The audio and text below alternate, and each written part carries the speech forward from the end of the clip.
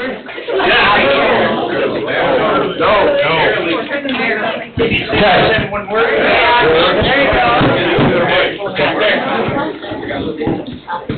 right, I'd like to call the Town of Cedar Lake Plan Commission public hearing of September 20th, 2023 to order. Please rise for the Pledge of Allegiance. To the flag of the United States of America and to the republic for which it stands, one nation, under God, indivisible, with liberty and justice for all.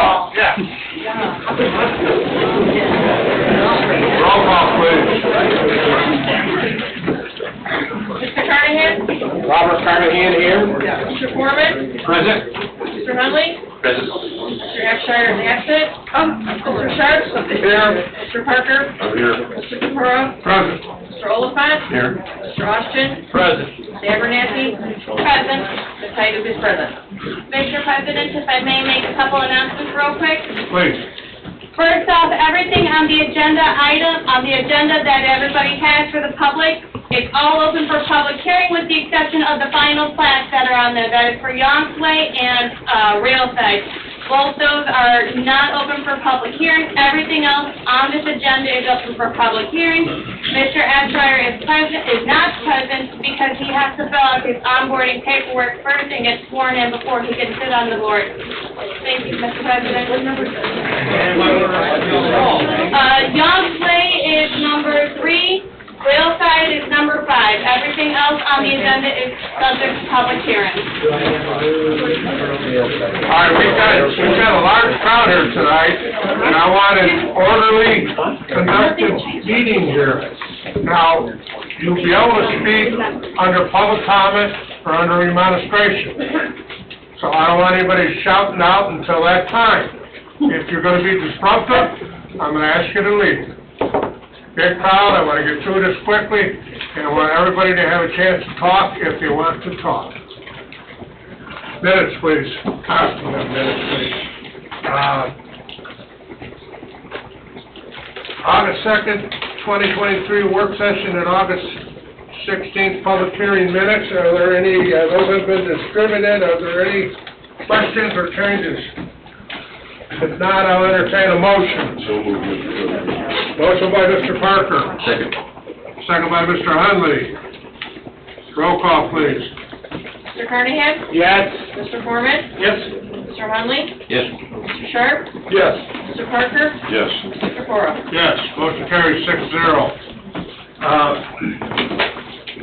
Just a quick note here, too. I watched the utility board meeting the other night, and according to what I heard there, and this email I got, which I'm going to read, find out where it starts.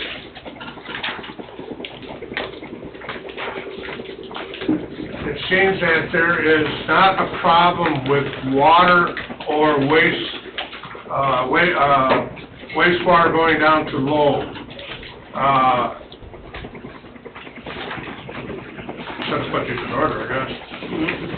For the east side water, once Paradise Cove is online, it is in the Shilling connection from Lakeside to the east side water main interceptor with 4 production wells at 200 gallons per minute, pumps each, with the largest calculated out of service. The firm production capacity is 864,000 gallons per day, as shown below. There's a sketch.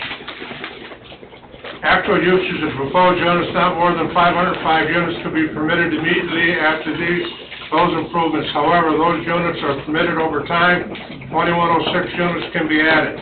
Once proposed, Brunt Farm, 1,000 gallons per minute wells, that's Founders Creek. That Pearl is working on and are online. Those unit numbers go up to 1747 and 7290 respectively.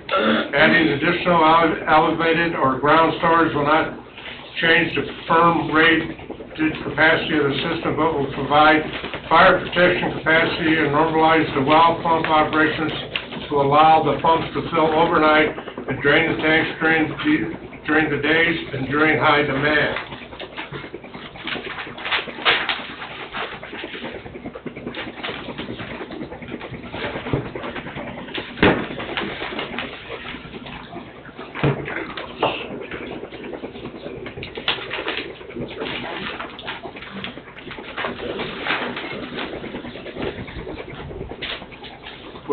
Westler, the Commonwealth letter from 2008 will be updated, but even without the update, we have 3.2 million gallons per day over the last 12 months versus the 2008 flow of 3.8 million gallons per day, which before adjustments gives each community an additional 2,000 units based on today's flows. That's wastewater. The numbers should be at, or possibly even higher after adjusting for rain days. I have Westler confirming the analysis of that calculation on a flow GP basis. There is sufficient capacity for the near term on a solids biological treatment basis. Westler is working on improvement projects for the JMOB to add capacity to the 6 million gallons per day with options for 10 million gallons per day from the existing 4 million gallons per day. So based on this information, and this is from Neil Simstead, the water engineer for the town or that we use. So I think this refers to all the developments that we have on the books right now to be approved or to be approved.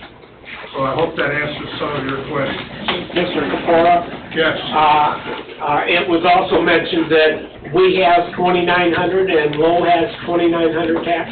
Correct, that's mentioned. Okay, thank you, Bob. Okay.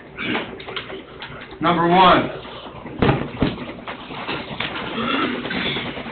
Lakeside South. Mr. Chairman, Yes. can I ask the attorney some first? Yes. Last night, one of our board members was removed from the board, and I believe, according to Indiana Code 3610-3-6, she never received any notice, any hearing, anything like that, and I think she should be sitting back up there.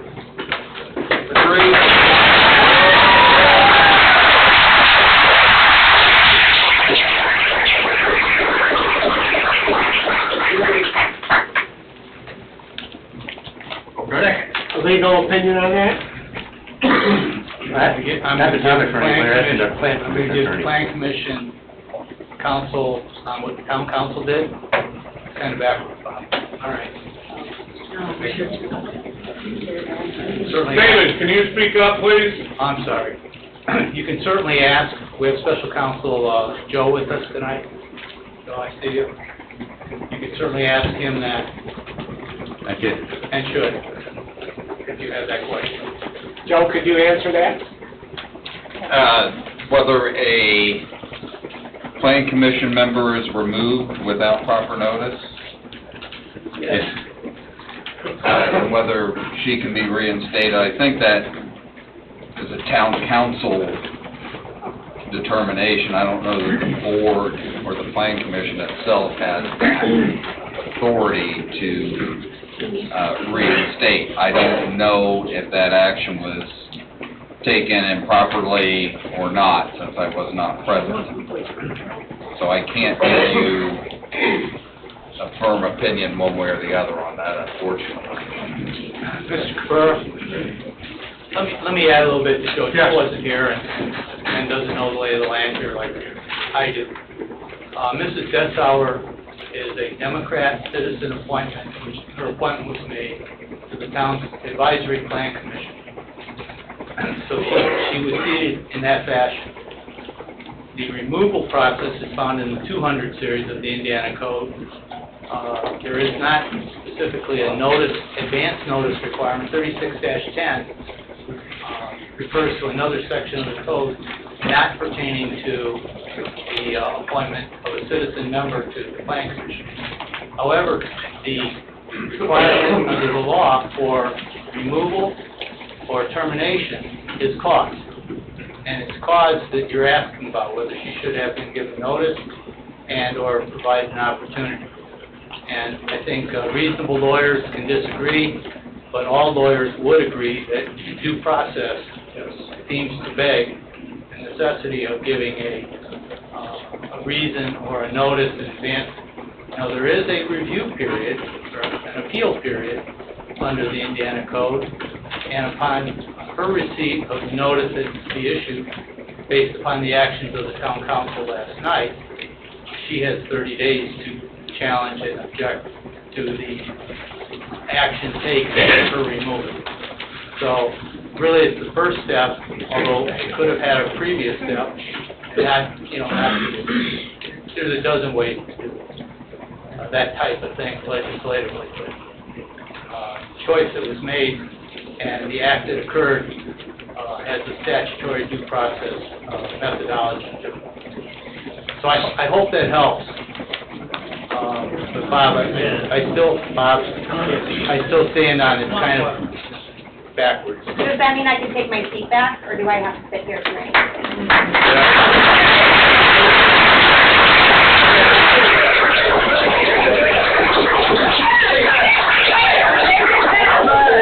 No left seat! So you're aware, Mr. Austin, I still haven't received notice. I know that. I'm aware. Why you sitting there?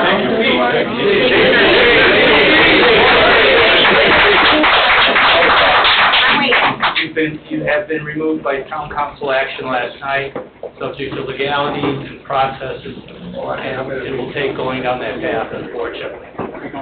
Due process is required. You may prevail, you may overcome, you may end up back there. I think the least that I'm owed at this point is 30 seconds to say one thing publicly. Absolutely. That's up to them, Heather. That's up to John. Would you give her the 30 seconds? Yes.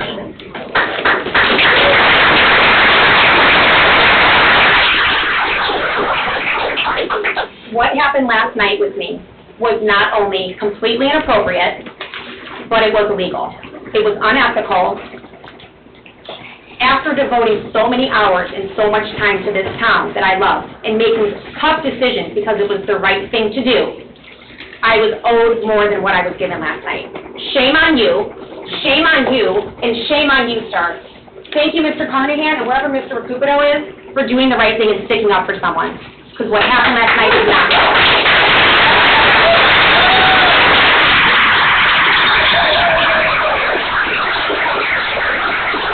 I should be sitting right there making votes tonight for the very important things that are happening in this community tonight. I should be up there, and I'm not, because you know what my vote is, and you know what my vote is, and you know what my vote is. That's why I'm not up there tonight. So this is not done. This is not done. You'll be hearing from my lawyers. Unfreaking believable what you did to me. You should all be ashamed. Not you, not you. You too, you. Ashamed.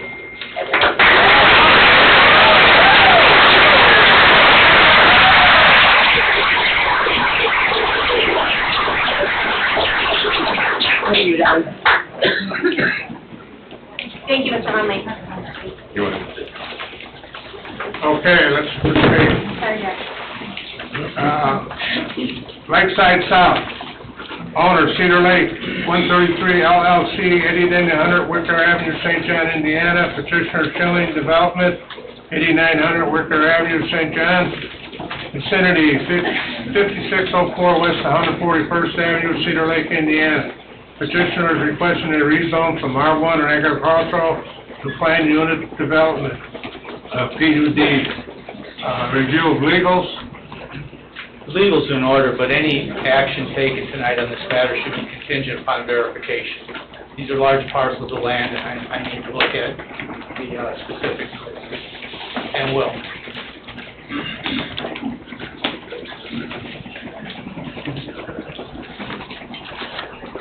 Okay, petitioner. Good evening, Jack Slager with Schilling Development, representing Cedar Lake 133, the developers of the Lakeside Subdivision. Since there's a lot of new faces here tonight, I wanted to introduce Schilling Development. For those that haven't been around, we've been developing land for over 100 years, primarily in St. John, but also Crown Point, Cedar Lake. Most recently, the Lakeside, Beacon Point, and Oak Brook subdivisions.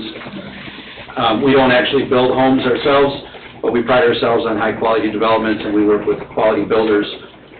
We require high standards for architecture and landscaping in all of our projects. As a bit of history on the Lakeside project, the original section of Lakeside was developed in 2016 and 2017. We ended up having to wait for more water supply.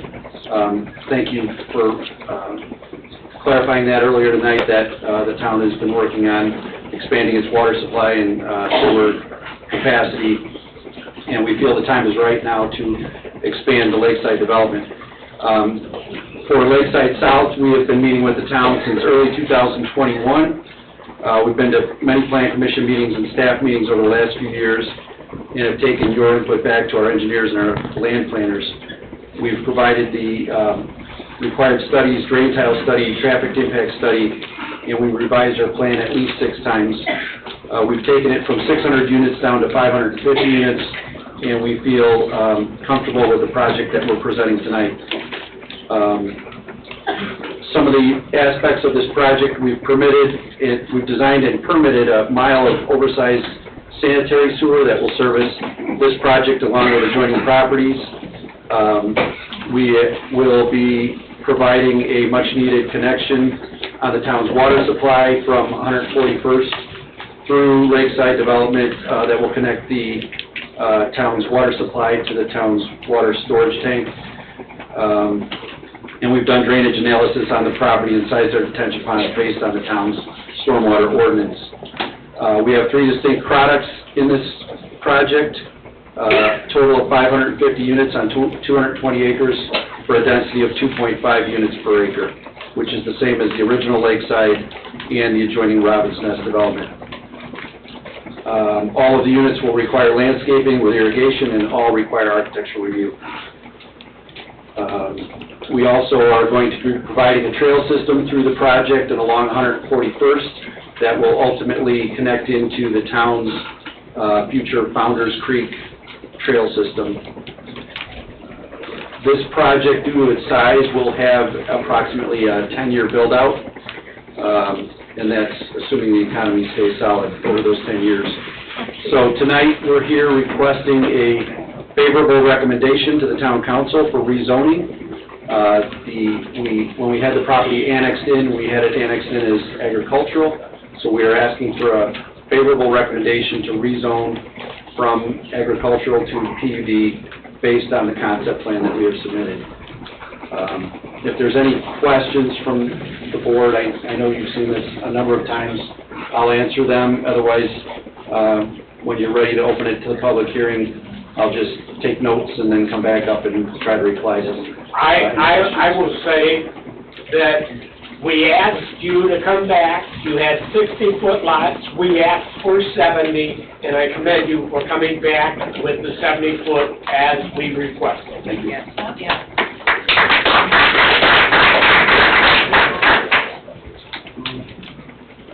Don, do you have anything?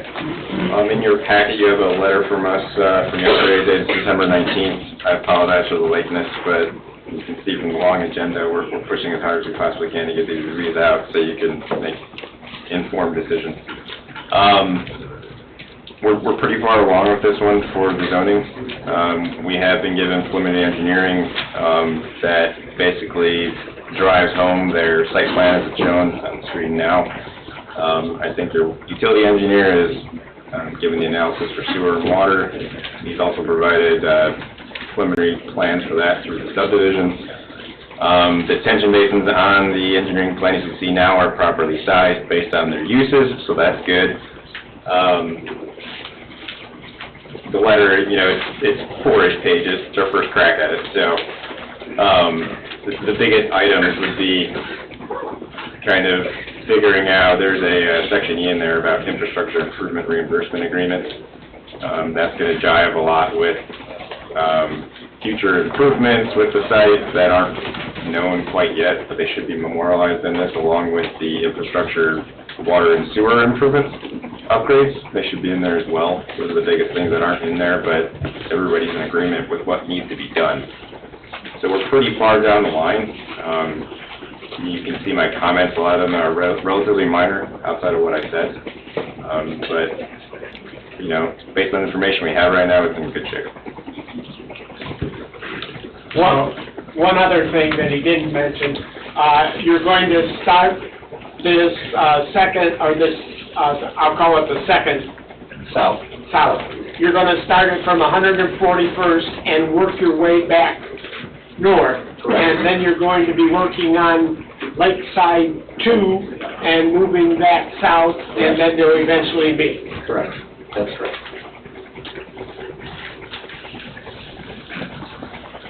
Tom, in your opinion, is this ready with contingencies, or, I know they've done an awful lot of work here, or should this item be deferred to another meeting?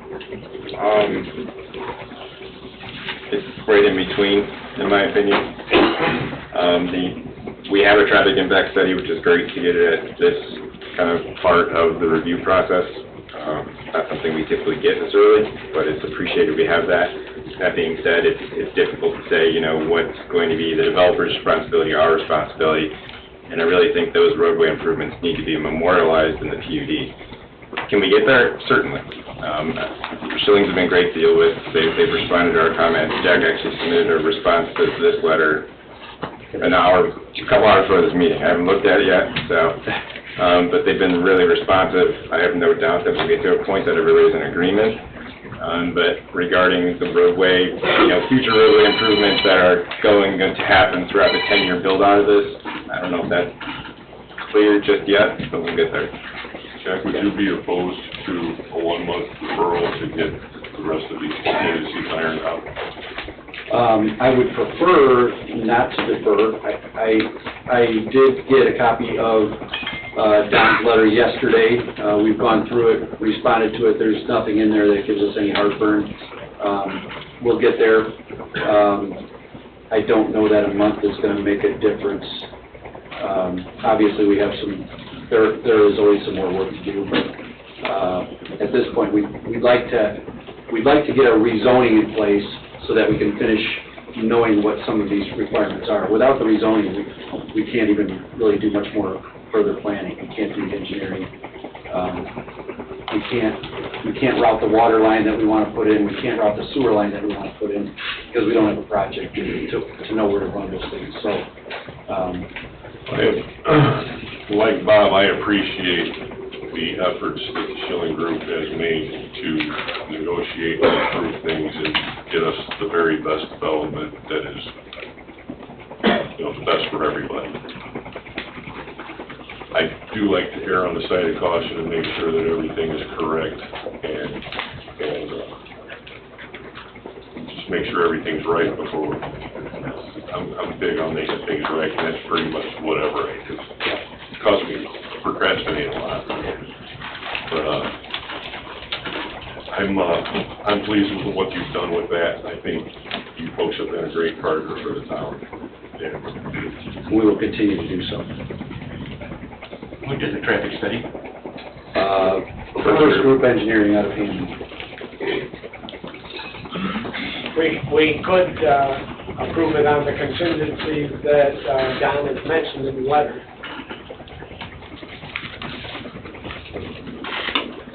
Does that work for you, Don? That's really up to you guys. I mean, it's in this letter. We know where we need to end up, so I really don't have any, you know, discussions about them not doing what we want. I'm going to make a motion to defer the item to the next public meeting.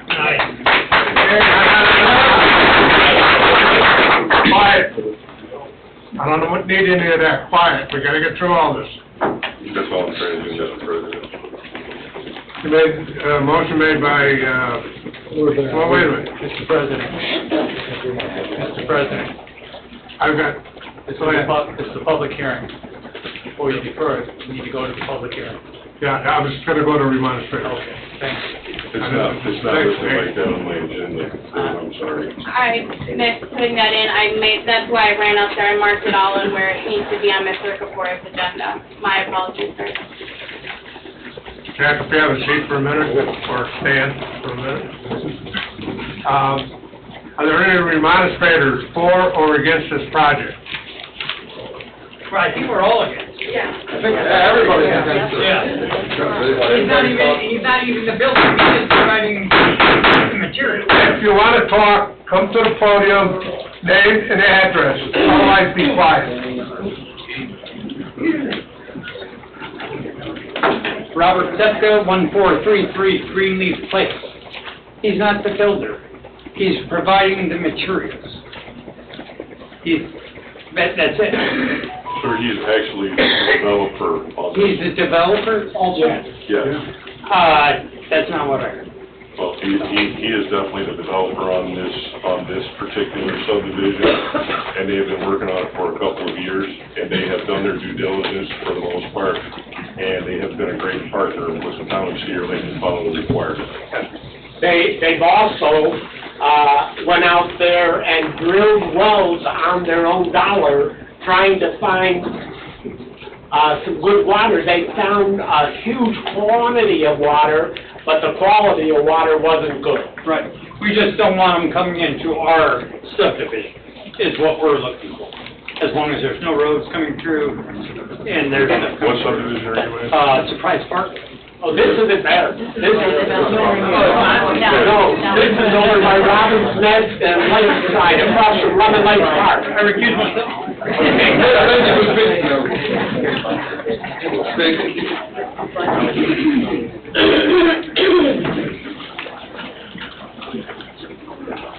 Tanner Lewis, 1161 West 161st Avenue, and I agree that we should defer this vote until we have new boards that we actually elected in. And that's pretty much it. That's pretty much it. We're already overpopulated. We cannot handle this. Tanner, this one is really close to meeting its approvals requirements. There's just a few engineering comments. They've done their due diligence on this particular item. There are others that are not ready, in my opinion, but this one is very close. I still believe our roads and our town can't handle any more new subdivisions. I understand. Thank you. Thank you. I'd like to ask a question. Please come up.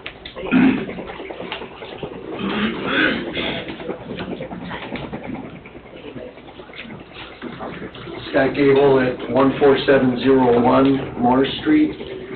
I'm just wondering, how many single-family homes out of the 550 units are there planned for the subdivision? 193. So 193, so over 350 units are multiple-family homes then?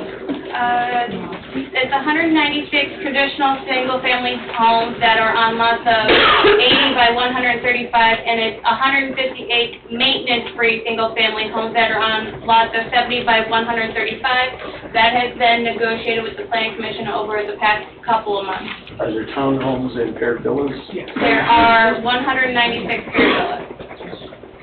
No townhomes. No townhomes, okay. And has there been any road studies done for the traffic impact? There has. Okay. And it's all favorable?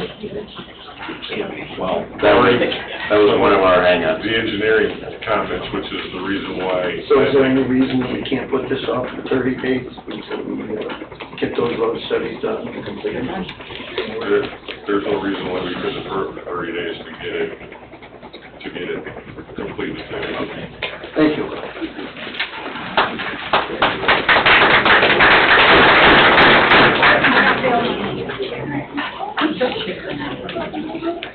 Any other remonstrators? Last call. That one back here.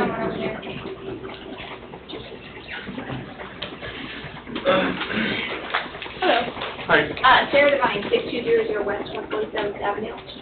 We are in Plat J of Chase, and I understand there are some blocks just to the south of us, undeveloped at the moment, but that we're seeking to open up Monastery Street, also known as Jerry Place, for public access. And I would just like to point out that this leads to 147th Avenue. That's the wrong, I think it's, that you're talking about Bay Bridge. Bay Bridge. Yeah. Okay, Bay Bridge. Different. Very Yeah. sorry. No problem. Any more remonstrators for Lakeside South? Yeah, one more. I think they are all high. No more remonstrators? There's One one. We're working on it. I'm Oh, okay.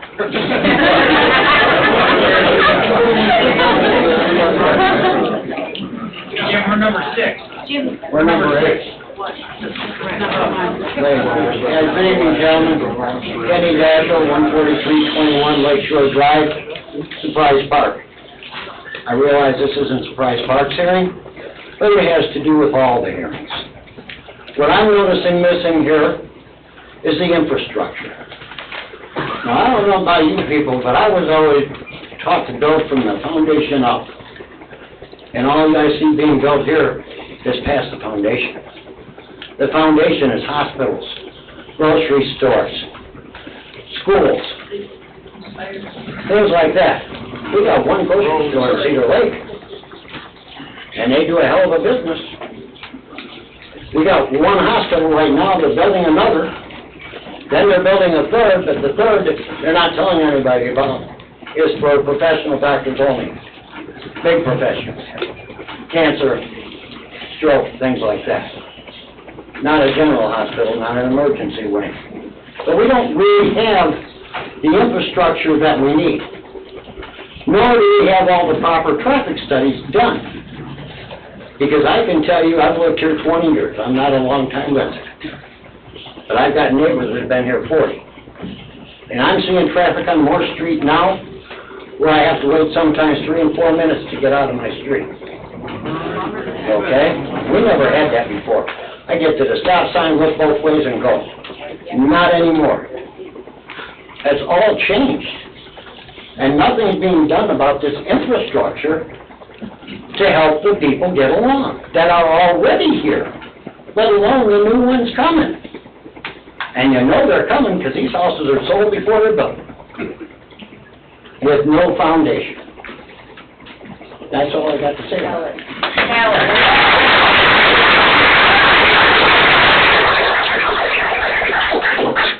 Mr. Chairman, can I make a comment? Yes. Kenny, point well taken. Recently, the state has passed a new state law called residential TIF, which in parallel to this particular subdivision, we are trying to work in unison for the residential TIF in order to capture some of these tax dollars and keep them from going perhaps to the north end of the county or where have you. So we can improve infrastructure, so we can improve the east side roads that have never had storm, curbs, et cetera. So we are, as a part of this, these entire packages, that is definitely on the forefront of this council, and I hope the next year's council as well, sir. Yeah, but Just to let you know. The problem we're still having is the houses are still being built. I understand. Work being done. I understand, and it's a 10-year build-out for this particular whether it's 10 years or 1 year. And interest rates will have a lot to do with that. Problems, and nothing can be done apparently automatically, but we should table some of this stuff until we've got something built to take care of what's coming. Thank you. I just want to make sure you.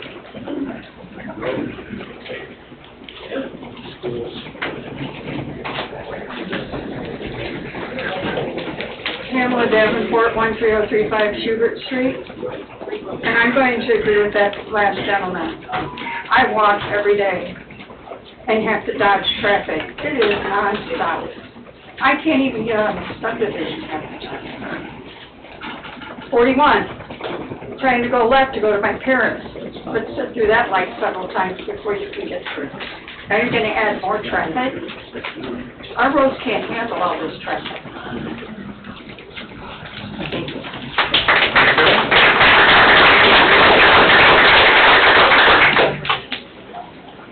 Good evening, gentlemen. My name's Frank Lewandowski. I live at 13701 Lowerman, Unit 50. Now, we did the Pledge of Allegiance, and hopefully everyone understands what it stands for and takes it to heart, what they actually pledged.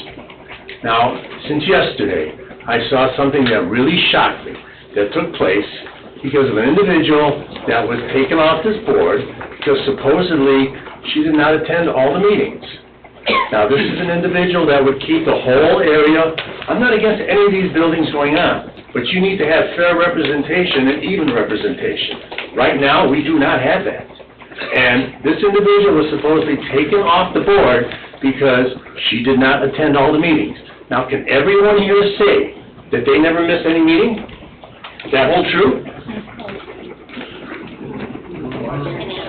Do I get an answer? I have missed a meeting. I have missed a meeting.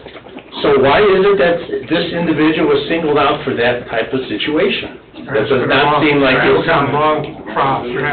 We didn't do it. You're asking the wrong, you have to ask town council if we didn't do But it. the downside to all this is that we are making a decision tonight based on who is here.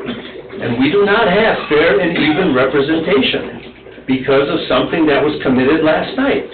So I think because of that, there should be a delay put in place until we do have, regardless of who that individual is, but fair and even representation. We do not have that. That's all I have to say.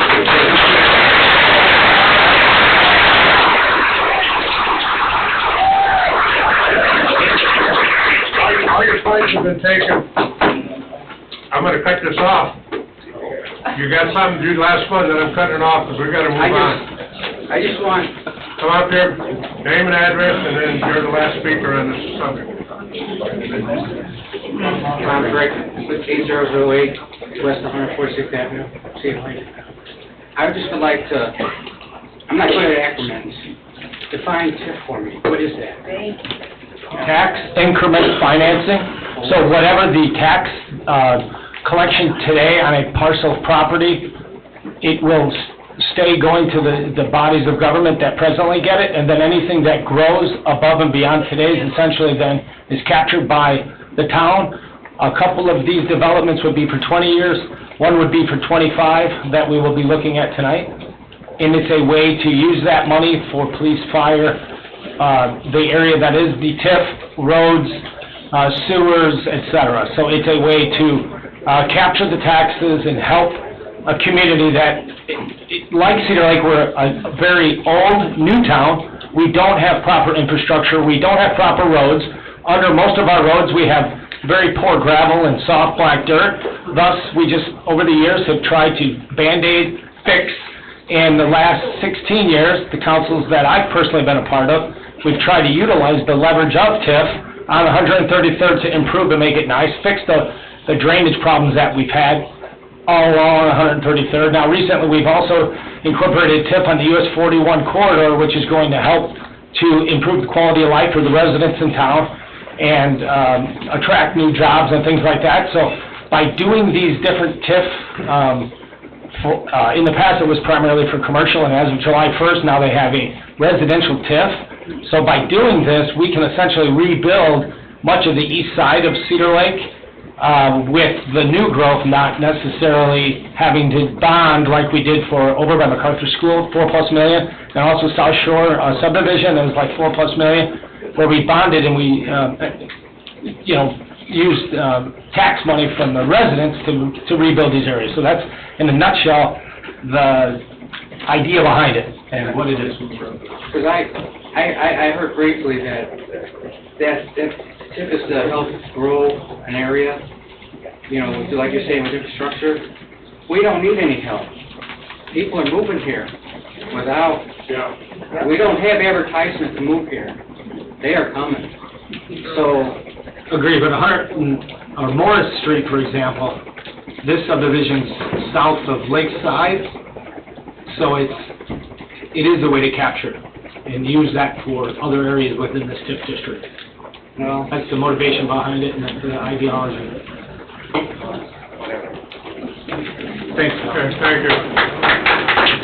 All right, I'm going to close the public comment on this section right now.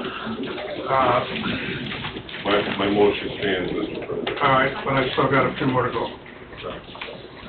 Building department. I have completed my review and gotten it back to Jack and Kevin over at Schilling. Mr. Auction is also in receipt of my comments and responses. They were not extensive in nature. Most of them were more policy decision calls, like asking for no trees and parkways. That's something that we've been working towards because trees and parkways, the root systems can grow out and it can actually damage and ruin infrastructure. So from the building department side, minor in nature, no major comments, no major concerns. Okay, thanks, Ashley. Commissioners, do we have any discussion? I've made a few statements tonight, Mr. Chairman. I do recall at the beginning of the meeting, the attorney did say it could be contingent on verification, and I understand it's September, and these are still just preliminary plans. So for a 10-year project, for them to be able to move forward with engineering does make some logical sense from that standpoint. That's all, sir. Okay. No other comments? Mr. Parker has a motion on the floor to defer this for, till the next public hearing. Yes, sir. We'll have a second.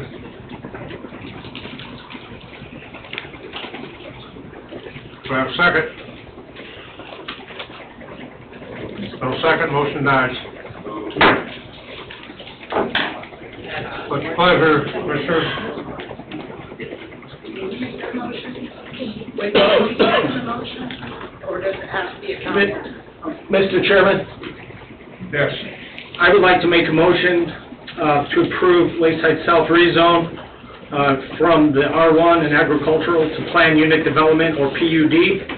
I would like to make that motion contingent upon verification of legal, as well as mentioned earlier, as well as the 9/19/23 letter from Christopher B. Burke Engineering. I have a motion by Mr. Favorable recommendation, sir. Motion by Mr. Foreman to send a favorable recommendation to the town council.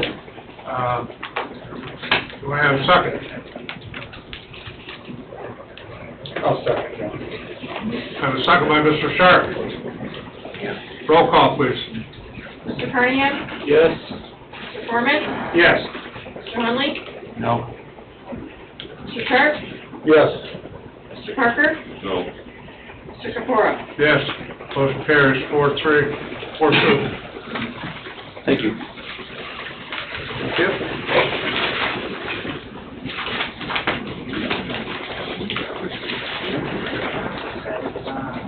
Just in time.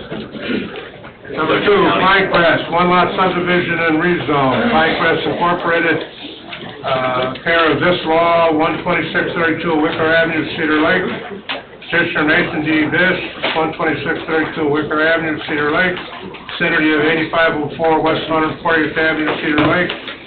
Petitioner is requesting a preliminary plat for one lot subdivision and a rezone for resorts to planned unit development, PUD. I just want to point out, Mr. President, that the agenda on this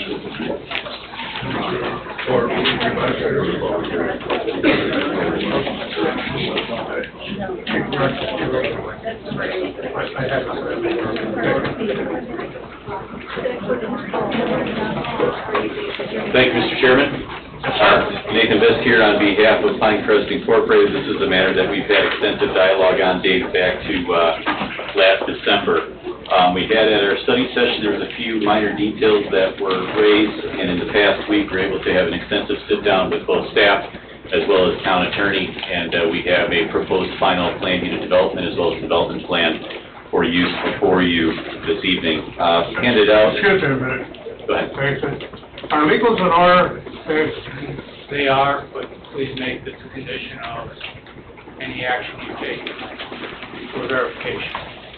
Okay, for verification. Similar to the last Right. time. Yep. No, we've got the packet of certifieds right here, and then the NWI legal was already sent over to Ashley last week verifying that. Thank you, Mr. Chairman. Thank you, legal.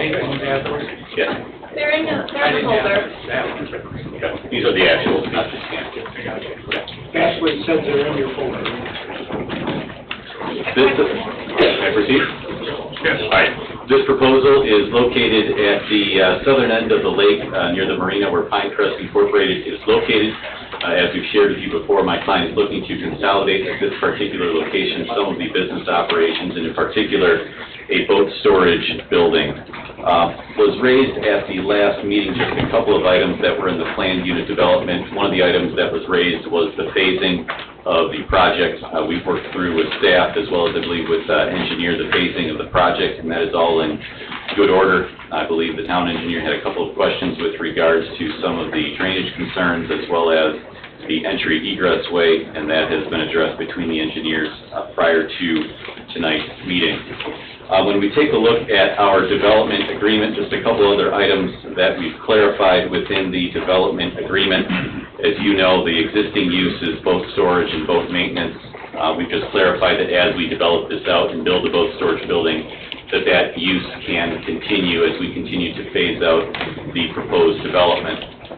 As well, we have a pretty specific final site plan that is before you this evening, and the town and engineer and staff is very familiar with the site plan of this project. So what we've also added and spoken with Ashley and staff is a request to waive any future site plan reviews before this board due to the specificity of what's in this particular body. It would not waive any continuing obligation to continue to work with Don and/or staff with any future site plan reviews that they deem would be necessary. That is absolutely still essential and a part of the process. We just wouldn't need to come back before you again for a site plan review, as that's part of what we're requesting this evening for the improvements.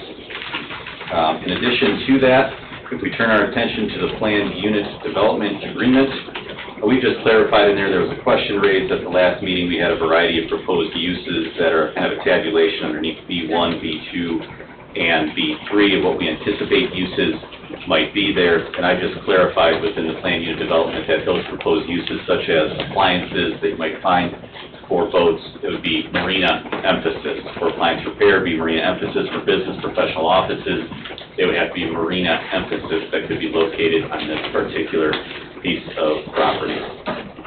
Beyond that, Mr. Chairman, the remainder of the red lines that we worked through with your attorney and with staff were minor and scrivener in nature, so we are requesting for subdivision approval this evening, as well as a rezone for the PUD as proposed. Okay. Don, do you have anything? As Nate stated, we did issue a letter on the 15th last Friday. Remaining comments are rather minor. I just want to reiterate some of the comments that I had at prior meetings for waivers the petitioner is asking for. No sidewalk to be installed, improvement of the public right-of-way and their frontage, and no public lighting improvements in the public right-of-way. I think it's primarily being asked for because this is a unique parcel and it's essentially space within their own right-of-way before it starts getting almost immediately into the marina itself. So any kind of anticipated improvements through there would be difficult, if not feasible.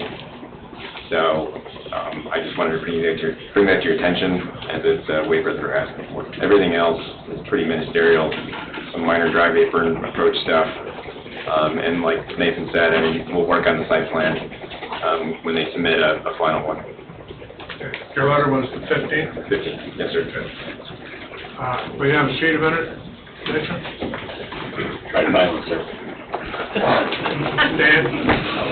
By the corner, Stan. Who said that? No?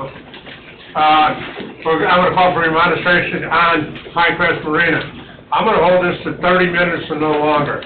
So if there's a lot of people, keep it short. We get your point across, definitely. So are there any remonstrators for Pinecrest Marina?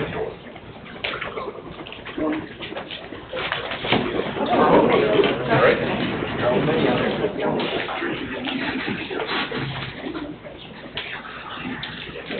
I was doing that earlier, Carl. Carl Spring, 7326, west of 143rd Avenue. The only concern I have is on this development, are there going to be houses, just buildings, or what are we looking at here? It is only a boat storage building with a future ability to create a small building kind of off the frontage. But that's it. It's primarily used for storage now. I know they want to kind of facilitate storage in a tighter space. I think the building is going to be, correct me if I'm wrong, Nathan, 40 feet? Correct. If you'd like to see it, sir, I've got it right here. My question would be, the rezoning is for what purpose, may I ask? Sure, I'll get them back up and talk about that. There you go, Carl. Well, we're asking to rezone it, but it's already zoned as a business. It's going to be utilized as a business. So why are we rezoning? I'm just kind of wondering. I think the petitioner can answer that. All right. My only concern was that corner, and Bob knows this, I mean, I've been here a long time. If we we don't want to add any safety issues as far as increasing the traffic into and out of that area with that curve, and create one hell of a safety issue depending on the traffic entering and leaving right at that main gate. Yeah. That's my concern. So, I mean, on that point, we've actually restricted it down. It's got more of a large frontage now, I guess, in a way, where you can kind of get out. It's restricted down to a smaller concrete apron now. And it's our understanding there won't be much traffic generated from this parcel, at least in the, you know, the boating storage capacity that they're asking for now. It'll be seasonal, I imagine, when boats are pulled in and pulled out of the lake. With the rezoning, do you anticipate this changing to a residential development? No. That would not be one of the uses approved in the agreement. Thank you.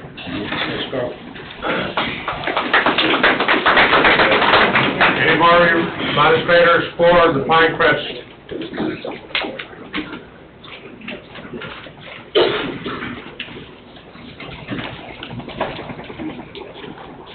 Robert Phillips, 14620 Hughesman Street, Cedar Lake. I don't understand why they have to have it rezoned for business when it is a business. Because what they're rezoning runs through my backyard. And I don't understand what the process is for them to do that. Well, they're not rezoning in your backyard. They're rezoning the right-of-way, right? The railroad right-of-way? He's rezoning the marina there, the old Tulip Marina. He's rezoning that piece of property. Okay. Thank you. Any more administrators? Seeing none, public portion is closed.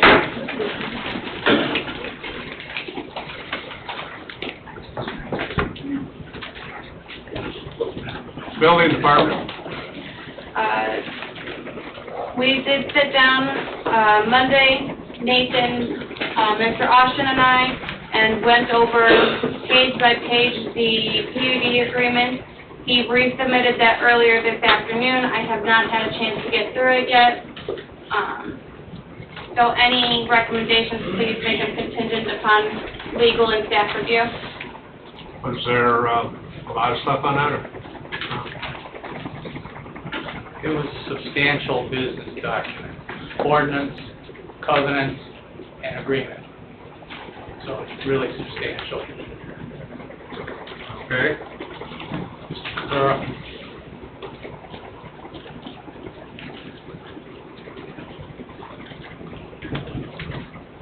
John? Yes.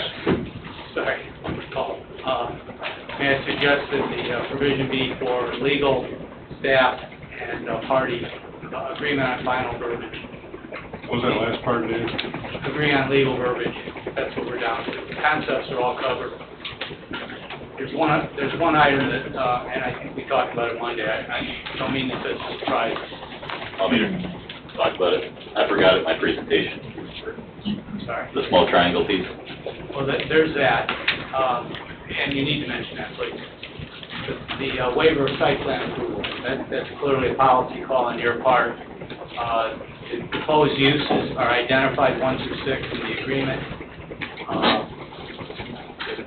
but the item of approval on a site plan has historically on a business improvement vested in you. That's all I'm saying. I'm identifying it. If you think it's appropriate not to, that's okay. But it's a waiver, pretty substantial waiver. I don't want to, and I know you don't want to see Jack Holtz come into the line of those going forward. Nathan, are you going to talk about that so it's in the record, and is it going to be contingent on that? No, just contingent on the finalizing of the ordinance and documents. If you make it contingent upon a change that deletes or adds to, we'll of course prepare that. Legal staff and legal verbiage is what we're looking for. Your legal review, staff review, and the legal verbiage understanding. Yes. Greg, I'd also make it contingent on our letter. Yeah, your letter is correspondence. I would add this, I told Nathan this Monday, it was a really quality meeting. We burned through hard the details, so this thing's been ground out pretty good. Very cooperative by Nathan.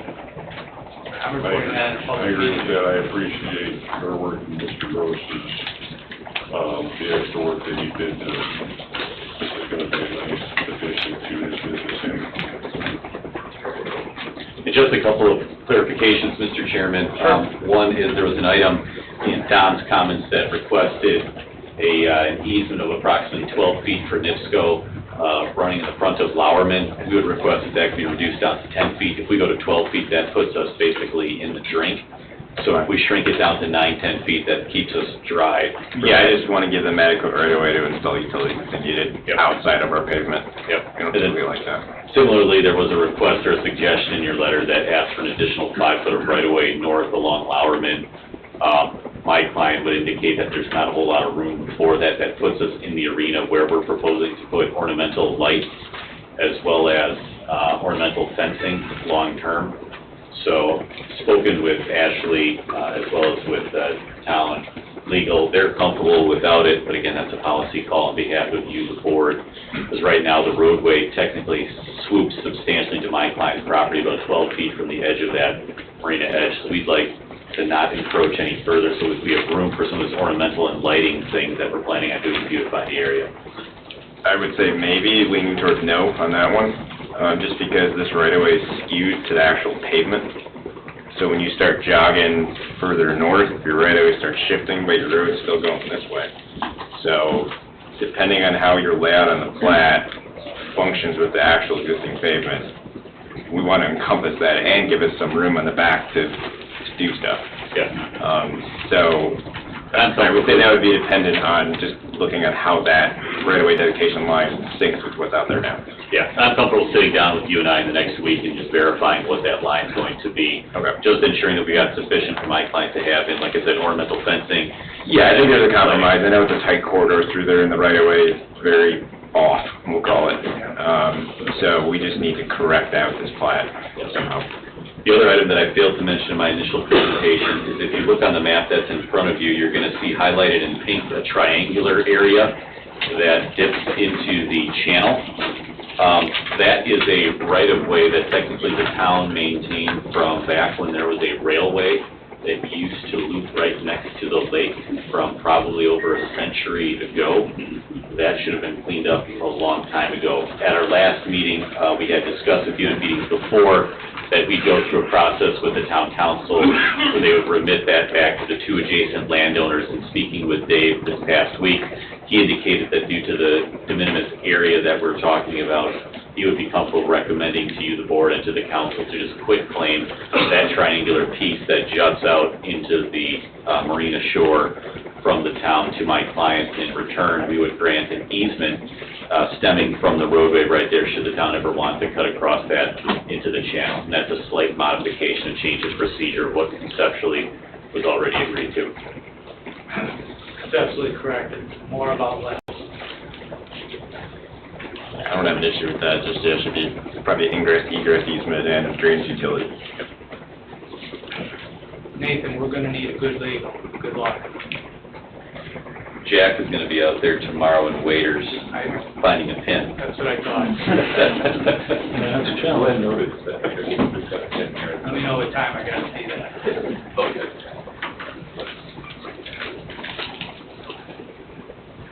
Okay, any commissioner discussion? Yes. Pinecrest has been a business in town for years. He's worked hard to help maintain the lake, and I don't see him doing anything bad to help a business that is needed in the town here. I agree with that. With that, I'll make a motion to approve his preliminary plat for 1 lot subdivision and rezone from resort to plan unit development, contingent on legal review, staff review, legal verbiage, Don's letter, and engineering comments and concerns. And recommending quit claim deed of the triangle parcel with an easement in return. A quick claim deed of the triangle parcel and easement in return. An easement in return. I have a motion by Mr. Parker, I second it. second by Mr. Hunley. Any questions? Yes, sir. Roll call. Mr. Carnahan? Yes. Mr. Foreman? Yes. Mr. Hunley? Yes. Mr. Sharp? Yes. Mr. Parker? Yes. Mr. Capuro? Yes, motion carries 6-0. Thank you. Thank you. Preliminary Preliminary plat in addition to that. Yeah, you and me. Did you say that in the Read them. motion, You Greg? I did. thought you did. I did. Yeah, you made those together, and I guess maybe we should ask the legal, do you want those Second separate? motion on there? We should have separate motions. I missed. Yeah, you had looped both of them together. There's a lot here tonight. Understood. So we need a motion to approve the preliminary plat. Basically, it's the same. Primary plan on the same as All right, I'll make a motion to approve the preliminary plat with the same contingencies as the PUD zone. So, Yeah, I'm good with that. Yeah. That'll work for everyone. I would second Greg's motion. Motion by Mr. Parker, second by Mr. Foreman. Roll call, please. 1 second. Are you still seeking a waiver of site plan approval for this body? Correct. That's built into the development It's agreement. built into the road agreement? Yes. Okay. Okay, no further questions, roll call, please. Mr. Carnahan? Yes. Mr. Foreman? Yes. Mr. Hunley? yes. Mr. Sharp? Yes. Mr. Parker? Yes. Mr. Capuro? Yes, motion carries 6-0. Thank you. Thanks, Nathan. Can everybody hear me when I talk? Okay, because I don't have the mic, I got a loud mouth. Oh, who said that? I did. Okay, number 3, Yonk Way, final plat. Owner petitioner, L&L Capital Assets, LLC, P.O. Box 2010, Cedar Lake, Indiana. Vicinity of 13310 West 133rd Avenue, Cedar Lake, Indiana. Petitioner is requesting the final plat for a 2-lot subdivision. Hi, Jack. Hello, Jack Halls from DVG, representing the petitioner this evening, 1155 Crumline, Indiana, with this address. This is a final plat request in front of you. Prior to hearing the final plat, though, we made a request at the work study session earlier this month regarding the surety, and we'd like to get a motion regarding that prior to motion regarding the final plat. Just to refresh memory, is he wants to put up a performance bond instead of a letter of credit, correct? For the same dollar amount That's what Mr. Chairman. John had. That was the request, and you dialogued it at the work study session. Just want to make the record that since 1989, the ordinances of this town have required letter of credit or cash. There's been reasons for that over the decades, most of which has to do with protecting the town. I understand why Jack's asking to explain it to his client. I get that. I want you to know it's a long-standing precedent and requirement. And it's not a surprise to anybody. You know it when you pick up our book. So, from your lawyer's perspective, the law is the law, and it's pretty black and white. It is your call to waive, however. You can if you determine it's appropriate. I would call out something specific, though, as to the reason why, so we can distinguish this action in the future. If Jack brings the next 3 projects and asks for the same thing, and we've had that discussion. Yep, so the ordinance does allow you to consider surety in another manner other than a letter of credit. So we're seeking relief from that ordinance and seeking you to consider the extenuating circumstances on this. This is not a large development. This is two single-family lots. As far as the construction is concerned, we're going into late winter time, so we're not going to be getting the opportunity to perform that work this year, but we'd like to record these lots, and bond is an economical way to do that. It also allows the developer to prepare his building plans and submit building permits. So that's the rationale regarding that. The ordinance is typically written for larger developments that we work with, where you're generally dealing with a couple $1 million in performance letters of credit. You want to make sure that the community is not at risk for substantial public improvements. That's not the case in this particular project. So that's why we're seeking that waiver for your consideration, and that's why we're asking for a separation of that from the final plat action this evening. Who's the surety on that? What was that? Who's the surety? Who's writing the bond? Westside Mutual. Westside Mutual? Oh. Just curious. Yeah. And I want to explain a little bit so the audience understands it's across from Smith Ready Mix, back up going to the trailer court. Up on the bank of the railroad there's a vacant lot there. That's the parcel that we're working on. Mr. Austin, I have a question. Yes, sir. May I, Mr. President? Yes. Mr. Terry did a small development as well, and was he required to provide, I'd just like to see a level playing field. I do, and I'm only reporting to you what's in the code, what's been in it for a long time, and that most developer property owners coming through here pay them, or tender it for sure. I just don't want to make exception for one small developer or another small developer, and I feel like everybody should play by the same set of rules. And I know he had a lot of challenges with his development, which turned out to be awesome. But I don't think that he was granted any waivers on anything that I heard. Well, several of you were part of the working group on the Planning Commission passed on the replacement zoning ordinance 1402. And this was a topic discussed in the study analysis made in compiling that replacement ordinance. So, again, for decades really it's been in place.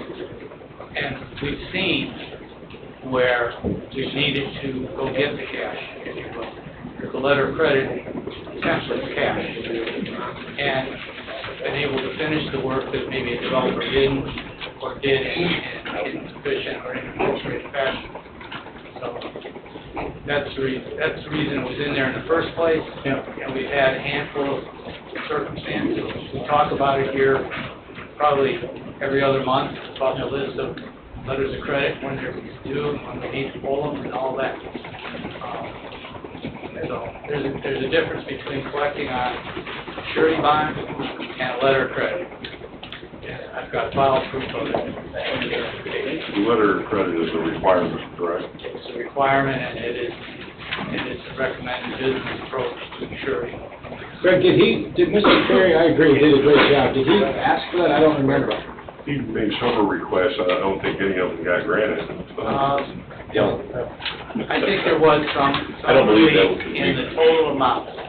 In the total amount? I think there was a relief against what There was a release to the minimum performance letter of credit, which is at 25. I think he was given 10%. I think that was the only waiver that I think I'd be okay with revisiting that when the time comes. I mean, that's fair, isn't it?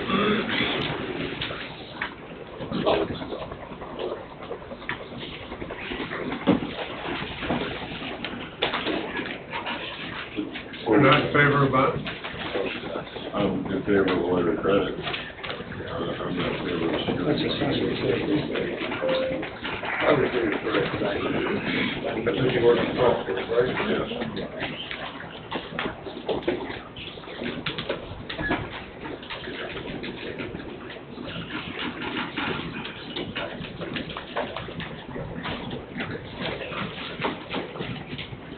Building department have anything on the bonds versus letter of credit?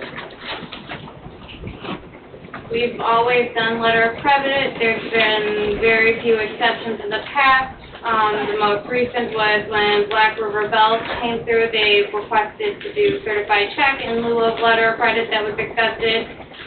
The other one in most recent history was tax credit union. They take cash in lieu of, they actually put the cash in. Everybody likes cash. I like cash. That's what the bank did instead. To my knowledge, in most recent history, and talking with people who have been here longer than I have, there have never been bonds accepted by the town. In our ordinance 498, that letter of credit are the standard. They can ask for a variance from that, a waiver from that, and do a different form of surety, but that is at the direction and approval of the Plan Commission. We've got a white elephant in the room. Let me remind you all of the Lennar Rose Garden Estates surety. It's in the form we wanted it in cash, right? Or it could have been a letter of credit. They could have done it. They did Old Republic or Old West Bank, California. Sent over a letter of credit in the correct amount. We're holding $9.5 million.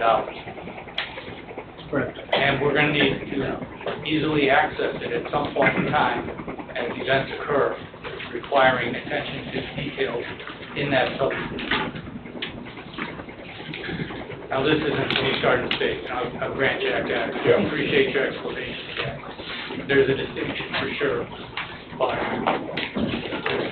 reason for distinction. Mr. Chairman, Yes. if there's no other comments, I'd be willing to make a motion. If there's no other comments, sure. With the discussion that took place, I'd like to make a, first on the surety bond, make a motion to allow the waiver of the performance bond and utilize the surety bond from the West Bend Mutual. I believe you asked for two motions, is that correct, Mr. Oshner? Yes, sir. Yes. And I would like to have them voted on it at separate times. Correct.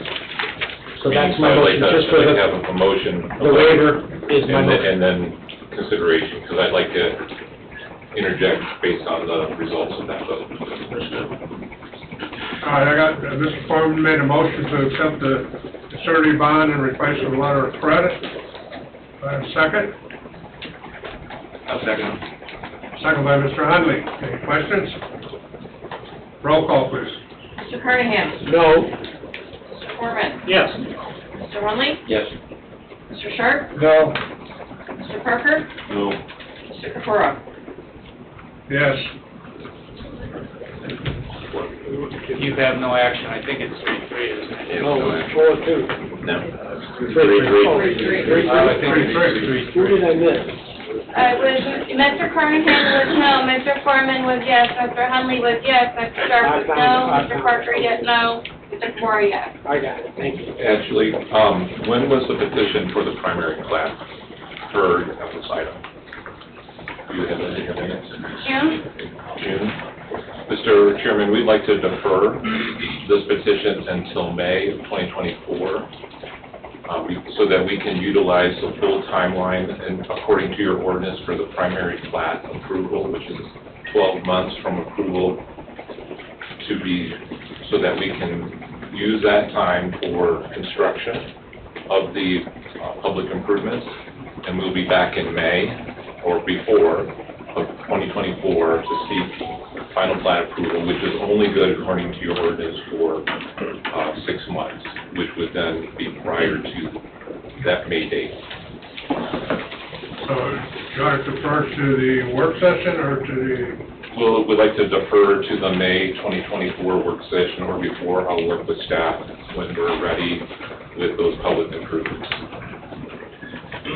Further, the item should be on the work study session in May 2024, followed by public meeting agenda included in the May meeting. Yeah. Final plat's not public hearing, but would like to be on the public meeting for May. Well, they do that. Oh, great, enough work session. Work session in May, we'll revisit this conversation and then, be here in May for approval. Mr. Chairman, I'll make a motion to defer, based on petitioner, the Yonk's Way final plat to the May 2024 work session. Motion by Mr. Foreman to defer to May 2024, seconded by Mr. Parker. Any questions? Roll call, please. Mr. Carnahan? Yes. Mr. Foreman? Yes. Mr. Hunley? Yes. Mr. Sharp? Yes. Mr. Parker? Yes. Mr. Pecora? Yes, motion carries 6-0. Thank you very much. You're welcome. Number 4, Monastery Woods, reinstatement of preliminary plat. Owner, New Century Development, 2036 West 81st Avenue, Suite B, Maryville, Indiana. Petitioner, Opak Homes, 8051 Wicker Avenue, Cedar Lake. Vicinity of 9727 West 129th Avenue, Cedar Lake. Petitioner is requesting the reinstatement of the preliminary plat for Monastery Woods North. Good evening. Hi, good evening. Again, we're here for primary plat renewal for Phase 3 of the Monastery Woods subdivision. I'll go ahead and give a bit of a summary on this since there's a few people here. So these are 88 lots that were previously platted in 2006 with the 322 lots in the entire Monastery Woods subdivision, both north and south. Property is currently zoned R2, and there's a detention area in the center. We've previously submitted an engineering update to Don on September 7th, but we have not heard back any formal comments at this time. Although Don did mention yesterday and this morning that he has begun his review and so far has found nothing major that needs to be fixed. An item that has come up previously from Mr. Foreman as well as some residents is adding a stub road. Hopefully the lot exhibit is included in your materials. Okay, I'll go ahead and explain that. So we're going to be designating lot 121 for the stub road. We'll be putting the full 60-foot right-of-way for future road connection out across the parcel to the east and to potentially connect to Parish Avenue. If someone else either acquires that land or acquires the right-of-way to install the road connection there. All the proper setbacks are still in place for both lots 120 and 122. There's over a 30-foot setback on either side there. The only thing that was restricted is the building envelope, but we can very easily accommodate that. We will just restrict which floor plans can be constructed on those two lots in particular. So view lot 121 is the best option because it still allows for usable space if that road goes all the way through on that parcel to the west, as well as having the proper distance between where this intersection would be and 127th Avenue, just over 200 feet, which is what the subdivision control ordinance states. And we also have more favorable grading conditions in that lot. There's only about a 2-foot drop between the front of the lot and then the rear of the lot. So all these conditions make that the most feasible lot to put this connection into. So we can either, there's two ways we can do that. We can either install the road improvements for that stub as conditions to this, or we can dedicate the right-of-way in the future for if somebody, again, does want to develop that parcel to the west or build out that road. So with all that said, we would like to ask for approval tonight with a contingency of updating the existing plat and engineering to reflect that road stub being in there, as well as any other changes that Don may have as he completes his review this week. So with that, myself or Jeff Gatso are here for any questions you might have. So, lot 121 is going to go to the east to Parish? Yes. And that will be for a potential future road if necessary? That's correct. Okay. Don, do you have any questions or comments? Kevin's right, we got a resubmittal on the 7th. I'm about 90% done with it. I was reviewing it up to 6 o'clock today, trying to get it done. I just didn't quite get there. So far, comments are minimal with our first review letter. I don't know if the stub road's in here or not. I don't think it is. He said Exhibit A, but I didn't see it. It Yeah. didn't make I it to a think pack. it went out in the packet, but it didn't get uploaded on the iPad. Okay. So just to give everybody a little more clarity, yeah, it's the best, if you're gonna stub out to that parcel to the east, it's the best location, both with grade separation from the southern intersection, it's the best location for it. I would recommend that the stub be put in now, along with water and sanitary stubs to the east property boundary, to facilitate any future development over there, so we can tap onto that. But yeah, like I said, I have a draft letter in my hand right now that hasn't made it out yet. I'm essentially reviewing their erosion control right now, and that'll be the last thing, and I hope to have it out tomorrow morning. That's where I'm at right now. Have a seat for a minute, please. I'm going to call for remonstrators for Monastery Woods. Here again, I'm going to limit to 30 minutes. So if you want to remonstrate for or against, please come up to the podium, give your name and address. Any remonstrators? Any remonstrators? Seeing none, the public portion is closed. Mr. President. Yes. Don, does this plat presentation and design that you've reviewed to date solve the town sewer concerns at 12546 and 12548 parish? It does. So they are providing. Let's see if I can make this thing work.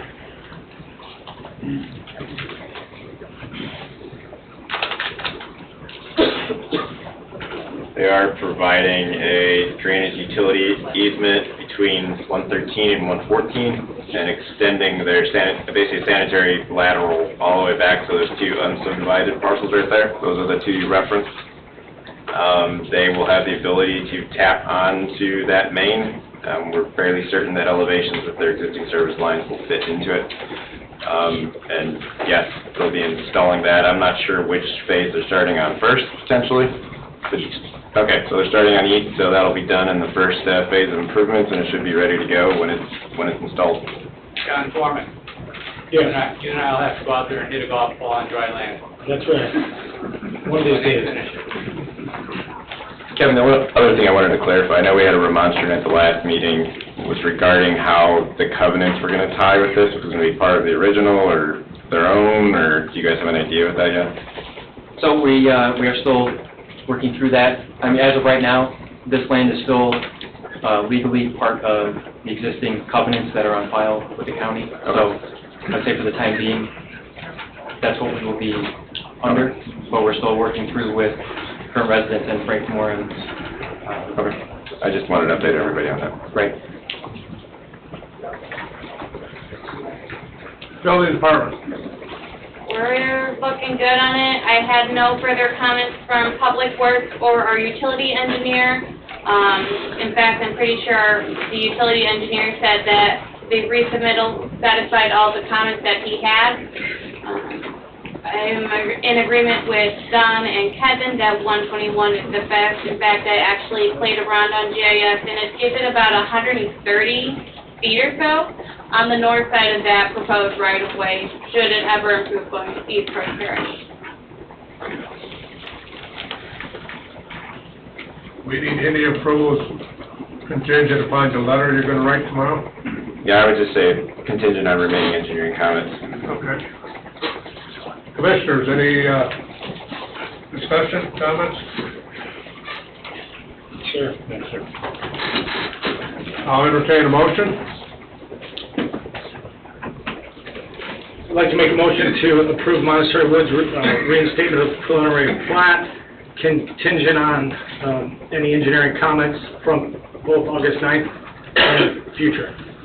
August 9th, CBOT letter and future. Motion by Mr. Foreman, second. Second by Mr. Sharp. Any questions? Roll call, please. Mr. Carnahan? Yes. Mr. Foreman? Yes. Mr. Hunley? Yes. Mr. Sharp? Yes. Mr. Parker? Yes. Mr. Capura. Yes, motion carries 6-0. Thank you.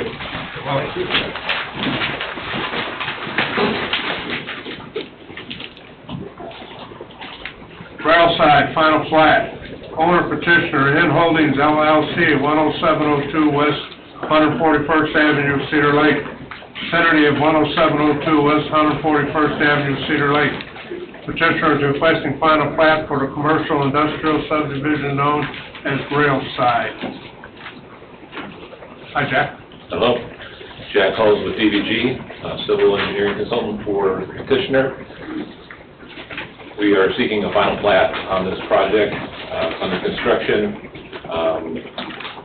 We're largely done with the underground and gearing up to install the roads in the next month.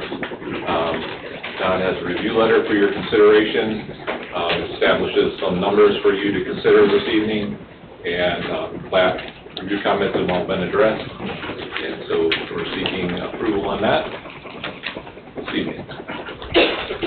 And it is, just for the audience, it's on 141st, across from the middle school, on the north side of the road.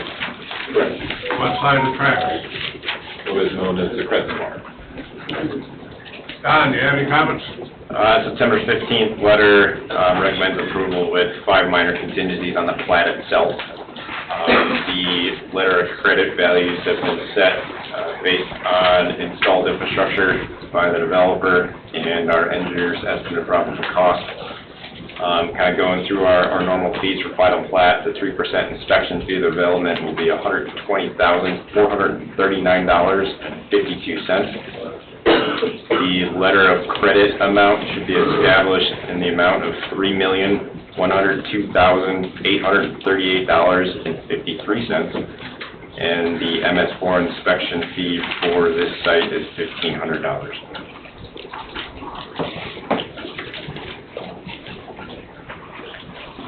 Okay. Building department. No comments, additional.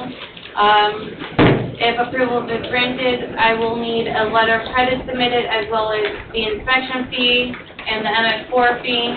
Once that letter of credit is submitted, then we can get Mylar signed. Any commissioner discussion? No, sir.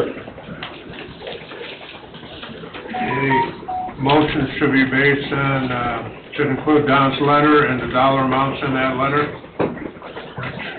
Way too long for me to say. I make a motion to approve the final plat for the commercial and industrial subdivision known as Railside, contingent on engineers' comments. That was $4,014, no, that's $4 million. Damn, that's a big number. That's four numbers. That's the total number that the actual plat of And credit that's a is. combined number, I got $3,102,838.53. That is for letter of credit. letter of credit and a $1,500 MS4 inspection fee. And what am I missing, Don? The 3% paragraph up. 3%, and that's, is that $120,439.52? Correct. And that's the inspection fee, right? Inspection fee. For the inspection fees. I'm sorry that I had to cobble that together. Oh, go ahead. That's a lot of stuff. It is. I would second Greg's motion, Mr. Chairman. Okay, motion moved by Mr. Parker, seconded by Mr. Foreman. Any questions? Roll call, please. Mr. Carnahan? Yes. Mr. Foreman? Yes. Mr. Hundley? Yes. Mr. Sharp? Yes. Mr. Parker? Yes. Mr. Capura? Yes, motion carries 6-0. Thank you very much.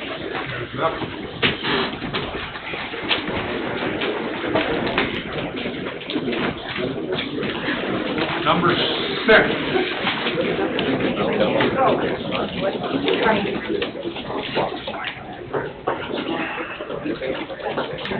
Bay Bridge, Rezone, owner petitioner, J3 LLC 14400 Lakeshore Drive, Cedar Lake, Indiana. Vicinity between 149th and Colfax to 153rd Avenue, Cedar Lake, Indiana. Petitioner is requesting a rezone from agricultural to planned unit development, PUD, and to amend the existing planned unit development, PUD zoning into one cohesive planned unit development, PUD. Review of legals. Legals? We have received them, they just need to be verified. We do have copies that were delivered tonight, so we'll, subject to verification, we have them. Okay, sounds good.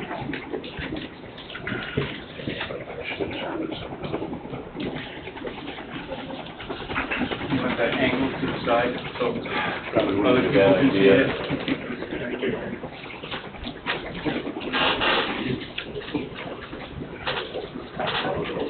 Sorry.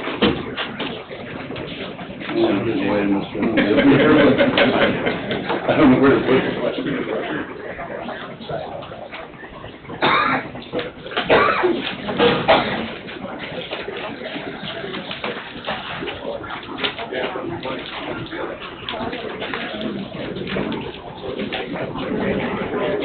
Mr. Kapura, thanks for having us tonight.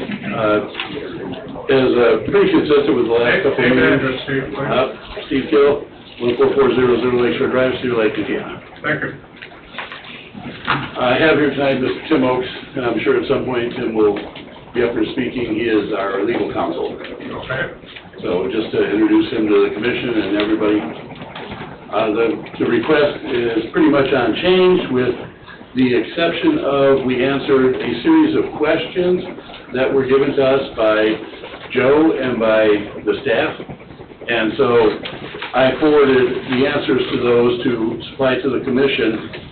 I want to say last Friday at about 11 a.m. I dropped them off. And it would be basically the PUD guidelines. Joe had some comments and things of that nature. I did get some comments from Don Alpont. However, there was no way I was going to answer those by the deadline of noon. So, and most of them were kind of planning related and things like that. So, I'm hoping everybody received the revised PUD guidelines with the comments that were addressed in red. And I know Joe mentioned that it was an attempt to tighten up the proposal. And just to remind everybody, and I don't know if you've had a chance to review the existing zoning, Bay Bridge is kind of unique in that we already have a planned unit development zoning on the project. The existing zoning on Bay Bridge, as far as units go, it basically allows you to build the same number of units that we're proposing right now. You'll notice there's 210 acres on the site. We have 110 acres of open space. Some different product types, but it already has, this is kind of unique in that it already has PUD zoning. So, and again, that was back from 2005, 2006. And we just think that this plan is a little bit better. John had requested a road cut to the north in that one area, not a problem. Chris wanted the easternmost drive to the north dedicated as a dedicated public road instead of a private road. That's not a problem. Things like that. There were certain requests made that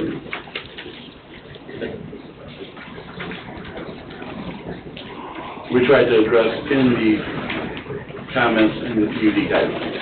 And I think we pretty much did that. So everybody's seen the project now for a couple months. So if you have any questions on the Bay Bridge project.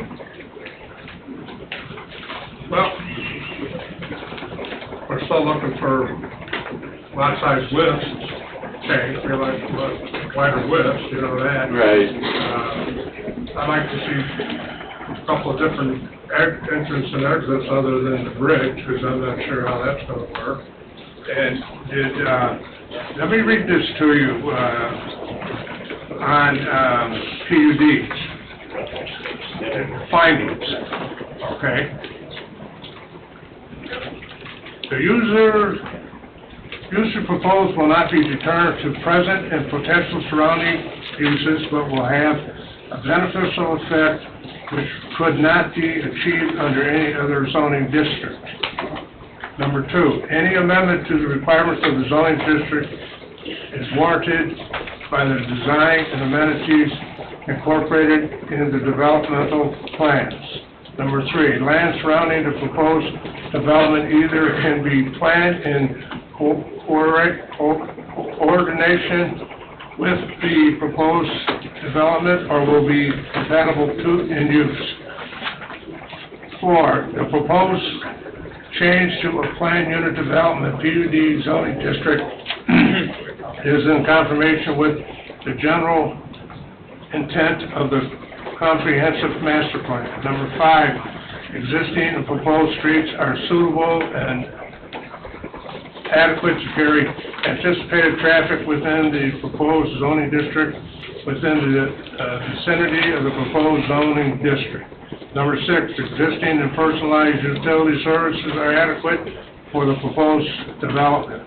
And number seven, each phase of the proposed development as it is proposed to be completed contained the required parking spaces, landscaping, and utility areas necessary for creating and sustaining a desirable and suitable environment.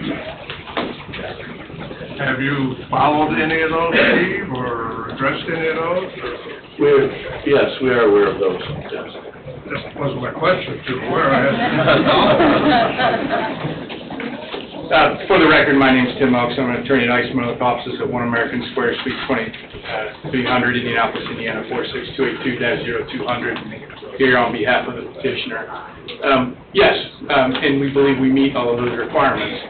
First of all, the requirements as you listed them are for rezoning initially to a PUD. We're not doing that here. What we're doing is amending an existing PUD, and that's a little bit different.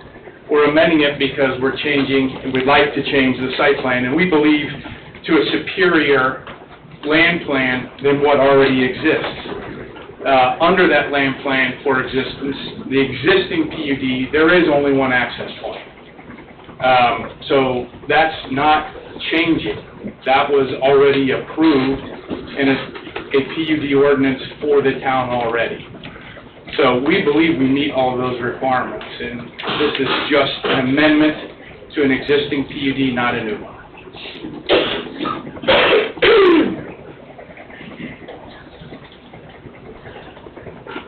That's it?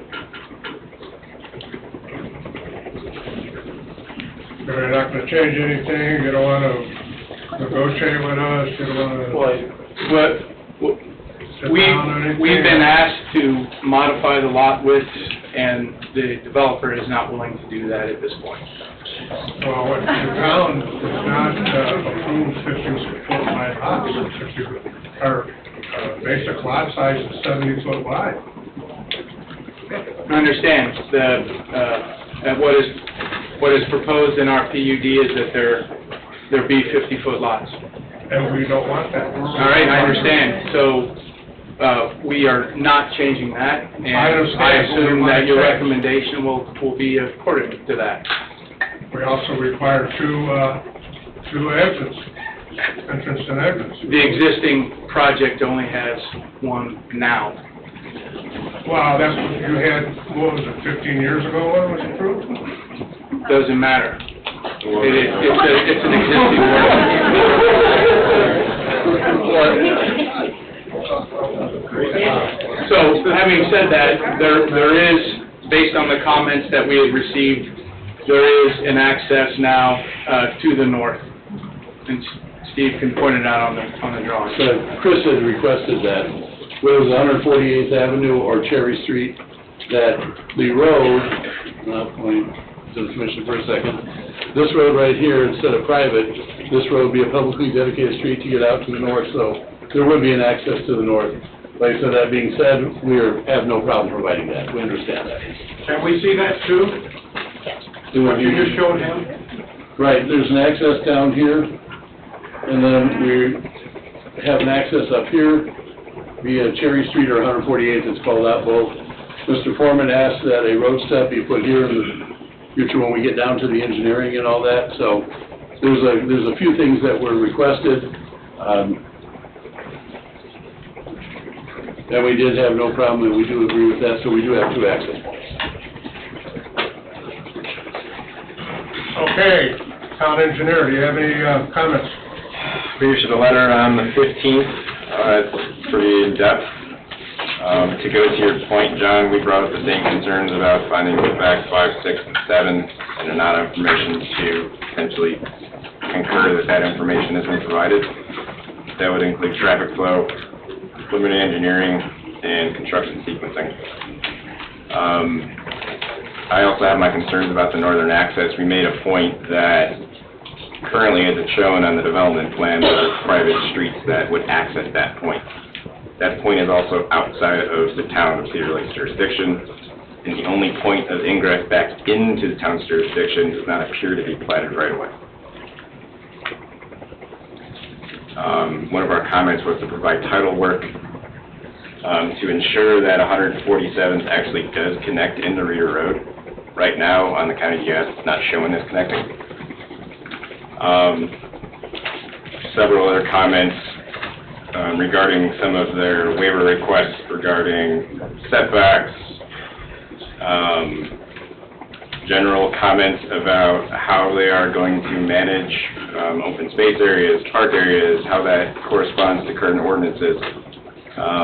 Several stuff, you noted the bridge, that is a pretty large variation from the originally approved PUD. There's no engineering or traffic studies to support that at this time either. You can read my letter, those are the biggest bullet points. But, yeah, it's missing some stuff that we normally see. What's the side yard width? 5 feet. 5 feet.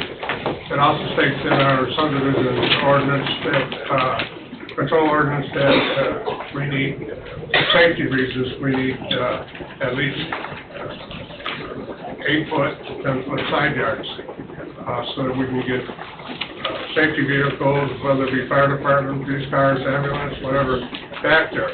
5 feet is not going to allow us to do that. Right, well, obviously 10 feet between buildings. No. We're talking one lot. Now, you could take it, you can throw an air conditioner up there, which is going to take up, what, 3 feet, 2 feet? Probably 3 feet of that 5 foot. All right, your neighbor throws up a fence. You're going to have, what, any guy running through there with a fire extinguisher? You know, we need, for safety reasons, this stuff is put in there for safety reasons. And we would like larger side yards.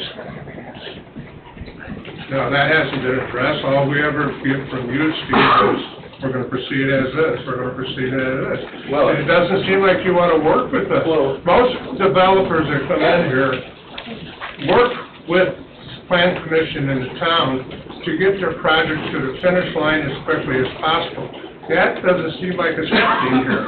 Well, John, I mean, if you allow me, the basic comments that were made was, unless you go 70-foot wide lots and get rid of all the townhouses, you really weren't interested in anything else. I mean, that's kind of what it was said. That wasn't a request on paper. I mean, and I actually did make the request of Mr. Lawton, what you asked, right? So I didn't try calling. That were on the other two. On the other two, but I'm just not saying. on this, So. not on this, But so I want to stick to this. But this project is, Tim Oakes has already said, is kind of unique in that there's already an existing zoning, there's an existing plan use development, and the project, as it is zoned right now, can support the same number of units, if not more, than what we're proposing here.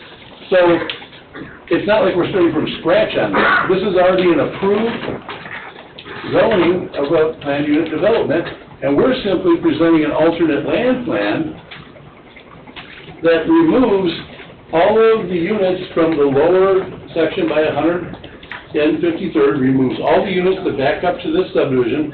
There were a bunch drawn in here before, we think that we have a far superior land plan to what's already approved for us. So it's kind of a little bit different. That's why I guess we would like to proceed kind of as we have drawn it, or else we have an existing approval that is in place. So, unless, Tim, if I'm incorrect, please. And I think that's kind of where we're at. And I think we have, and again, it doesn't mean, to Mr. Allison's point, when it was requested to spend $750,000 on engineering, when you don't even know if you have an approved land plan. Steve, I requested any engineering. Yeah, I mean, Any, not final. any engineering is gonna cost us a ton of money, Don, you know that. This is a very... Let me ask you this, Steve. You had engineering for that original PUD. Why can't that be relied on? Well, the only engineering that I've been able to get for that original PUD, which I believe there is probably none done, with the exception of that bridge. No, I think there was substantial engineering completed by B3 in 2008. If there's engineering, and the staff was kind enough to actually forward me the engineering, and it's only 4 sheets of paper. I imagine the petitioner paid for that engineering. Well, Don, I'm just telling you, I don't have it, so. Well, I mean, that's why our letter is stating the way it is. We don't have any engineering to make any decisions for that. Well, I guess in all due respect, we're not asking to plat it right now. I didn't say that, but a requirement of your PUD is to provide preliminary engineering to support the petition. Well, in addition to this, we gave you, I guess it would be, this could be the preliminary development plan, we gave you a development plan. It shows we have the contours, we have things like that, but we do not have that type of engineering you're looking for. It's simply to expect, I mean, it's not reasonable to expect that right now at this stage of the game. What's required? Well, I mean, it's just an awful big expense to bring that kind of project in here and present it to the plan commission, and everybody says, no, we don't like it, go back and redo it, spend another $1 million. I mean, if you look at it from our perspective, it seems, come on, I mean, we don't mind working with the town, but just to go out there and have an expense like that, just because You haven't started working with I mean, the shed. You haven't started working with the shed. With the what? I said you haven't started working with the shed. All you come in here is tell us what you're gonna do, and that's it. We're gonna proceed this way, that's all we're gonna do. You have very little to say other than that. Have you done a traffic study? We have not, no. No, well, we'd like to have a traffic study to see how much traffic is gonna be coming out that bridge onto, the 153rd Street Bridge. Again, if this were a new PUD from scratch, I might concede that point, but as Mr. Kill stated, the existing PUD allows as many or more units than what's shown already. So what's the point of a traffic study when the number of trips is not changing from the current entitlement to the property? So does it, from our perspective, that's just a waste of money. Is it Mr. Cook? Oaks. Mr. Oaks? Yes. A PUD like this will not get granted today in Cedar Lake. This PUD was approved in 2003 or 2004, and it stayed out there. No one ever did anything with it. They came in and got approval, and they sold a PUD development without a plat. So it was incomplete when it was approved. Why it got approved, I have no idea. But that would not happen in 2023 in this community. I appreciate that.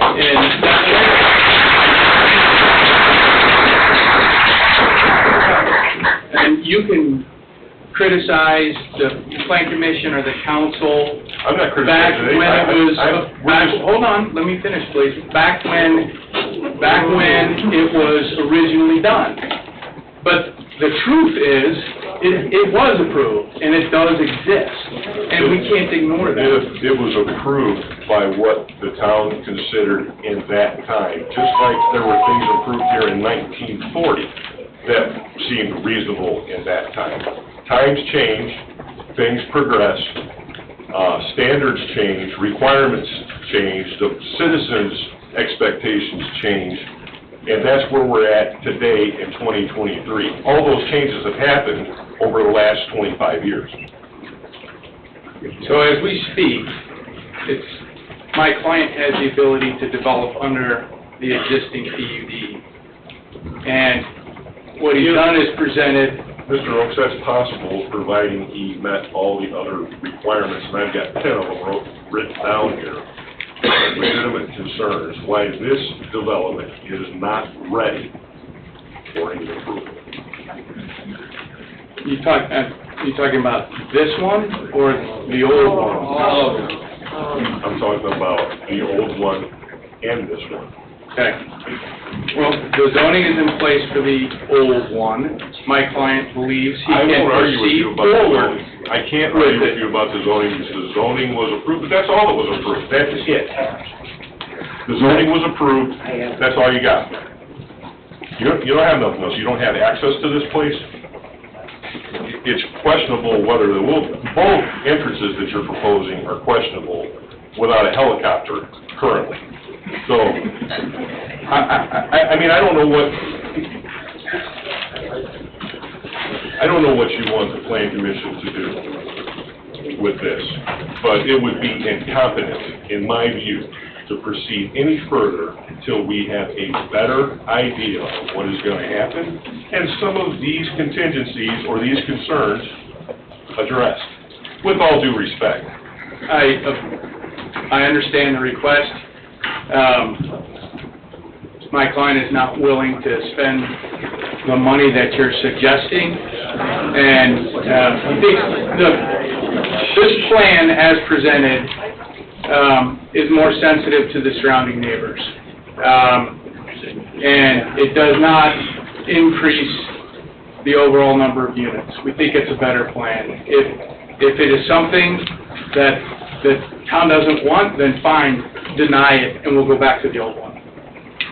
Let me interject, Mr. Oaks, Plan Commission members. Your ordinance in section C2 speaks to the expiration of a development plan, a final development plan, if it's not acted upon after a certain period of time, which clearly is not been the case here. So I am concerned about reliance on the old development plan. That doesn't take away an underlying ordinance that calls for something to be developed here, but I do not believe, based on your current ordinance, that the old development plan can be turned into a plat and building permits. Based on the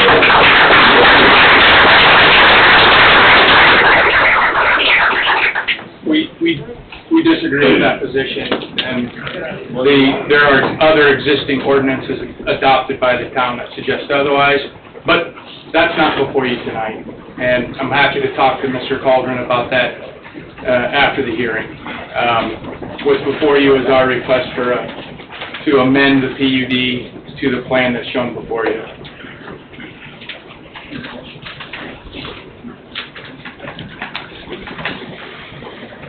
I certainly think it would be good for us to try to compromise on something other than what was initially presented, because it is, I would agree, more sensitive. I think the ability to widen the lot and some of the other things that are brought up would be beneficial as well. As we've stated the last couple of months since we've seen it, and I also understand the side from spending a lot of money on engineering, then you come back and it's not good, and you go back to the drawing board. I get both sides of the fence here from petitioner as well as on behalf of our community. So I feel like we should try to figure out a way to compromise. Someone is still there right now. John's got a letter here, et cetera. And so, it seems Mr. Foreman, I don't disagree that there might be some sort of compromise to this, but we're not gonna get there tonight. This is gonna take time and a significant amount of time. This 2-week cram down is crap, and everybody knows it.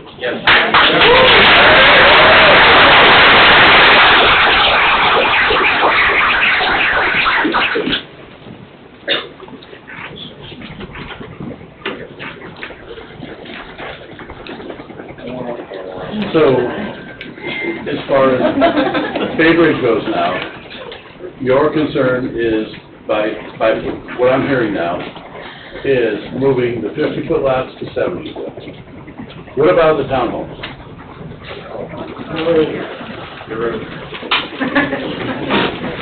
I mean, You mean what? we're zoned for it right now, so I guess I didn't know about the townhomes. What is the feeling about that? I am not a big fan of townhomes because they look like row houses, you know, I did my time in the service. That's my personal thought, okay, not the town per se, but mine, okay? We can't get everything we want, but, you know, that's what negotiating is. Take a little, give a little. Okay, all you want to do is take, you don't want to give anything. Okay, we can start with the 70-foot lots. We can talk about townhouses. How many units in a building on a townhouse? Well, John, there's various, it just depends on where it's at. Various, that's always your answer, various. There's some that are 4 units, but these are all ranches. There's some that are 2, because this is an age-restricted community. 55 and over. There's nothing other than a 1-story unit here. These are all single-story units. All the townhomes are 1 story. All the townhomes are 1 story, so it's really not A townhome. a townhome. They're single-story. It's all age-restricted, 55 and over. Single-story connected. Single-story connected, yes. We're calling them townhomes, they're just basically, you know, connected, single-family homes, but age-restricted, 55 and over. So it's not a townhome as you would, I guess, normally associate that term with, okay? So there's a series of, you know, we call them front-loaded townhomes, but in reality, they're single-story. They're really not a townhome because they're not 2 or 3 stories high. So if you look at that, and then we show duplexes, the only reason we differentiate between the two, because a duplex, we're calling that a solid 2 unit next to each other. A townhome, we're showing that can be, you know, 3, 4 units connected. There's varying sizes. What's the max? The max, I believe, is 4 that are connected. So, I mean, maybe we didn't make that clear enough from the beginning. I thought we had, because we're going strictly age-restricted, we said that from the beginning. And you know as well as I do, that type of product is not conducive to multi-floor, is not conducive to a lot of stairs. The clientele simply is not, that's not what they want. Well, we want, like you said, we want wider lots, and terminology of townhouse in this particular instance is misleading. And if you've got duplexes, why don't you make all the townhouses duplexes? Said you have some that just have 2 units in, your max is 4. Split those, make them duplexes. Come on, have to work with us here on this. We're trying to get this project across the finish line for you, but, you know, you want to stop at the back turn and not go any further. Now, that's not the way we want to do it. Well, when you said that I'm, like, this is a request of the Plan Commission. I mean, I can't sit up here and force anything upon you guys. I mean, so, that's all it's been, is a request from day one. And as soon as, you know, this is probably the best discussion we've had about Bay Bridge in almost 3 months. Okay, grab a seat, and now I'm going to call for your administrators, please. All right, I'm going to call for your administrators on Bay Bridge. I am going to keep this to 30 minutes also, So that means it's 9:30, this will be over. Come to the podium and name and address, please. Hi, Sarah Devine, 6200 West 147th Avenue. I understand the existing outlet we're speaking of is through 148, also known as Cherry. As far as I'm aware, this does not outlet to Rita Road. It goes to 147th Avenue, which is very tight. It is barely double lane. You have to pull over if you have oncoming traffic. We have a blind hill coming through there. We have neighbor kids who like to play on the blind hill, and it would be a dangerous situation if we allow access for me to this through 147th Avenue. You're talking about Bay Bridge? Yes. You need outlets on 147th or Reeder? I'm sorry. I beg your pardon? You said outlets on Reeder or 147th? So 148, as far I see 148, yeah. It works its way up there, that's what I was talking about. 13th Street, It goes 147th through Central. unincorporated subdivision and then goes back into the town, but I'm not even sure that stub, at least between the subdivisions, is even platted right away. And she makes me all concerned about right-of-way conditions, like roadway conditions and traffic loading and, yeah, width. None of those are improved to our standards. They're not even in the town. Furthermore, Montgomery Street, which they are seeking to open, is partially open north of the platted lot. It's a gravel road. It would have to be paved. The county would require that, I believe. And that also would outlet through 147th Avenue. We'd have the same problems. Okay. That was it mainly. Also, I don't know if y'all are familiar with the Lakeside Bridge area, but that is also extremely tight, that bridge. And there are fishermen there, and it's barely 2 lanes, but it is. It's barely a bridge. Yeah. So, yeah, it's just something to consider, but, yeah. Thank you. Okay, thank you.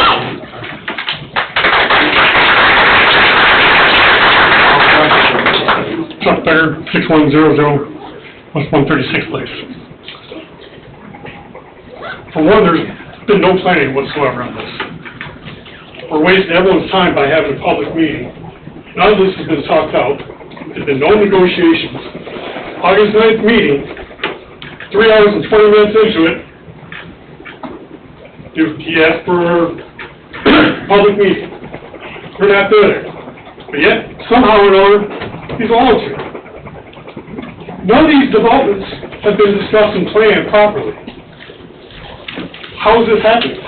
We're wasting everyone's time by doing it. We need details. And no matter what kind of planning goes on from now on, we need twilight clauses. He's bringing stuff from 18 years ago? I completely agree with you. And you can't even have proper planning with all this approved stuff that's hanging out there in the weeds that nobody ever builds. You can't plan for sewer, you can't plan for water, you can't plan for streets, firemen, police officers. You can't plan for anything when you've got this stuff laying out there in the weeds with no expiration date on it. Like you said, there's no, with one entrance on the original one, okay, well, times change, we need 2.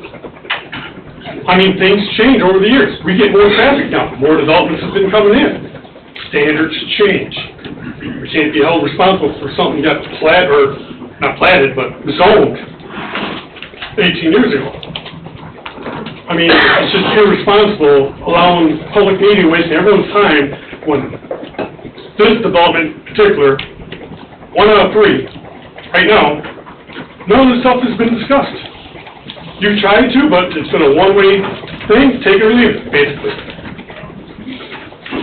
I don't see, heck, I think we should all move to high school, have the meeting in the high school for more people to be here, so not everyone's jam-packed. Why would he get planned in before January? He's not going to build any 3 developments before the end of the year. Why does it have to be right before January, trying to cram all these in? That's not even planned. Gee, it makes you wonder. That's all.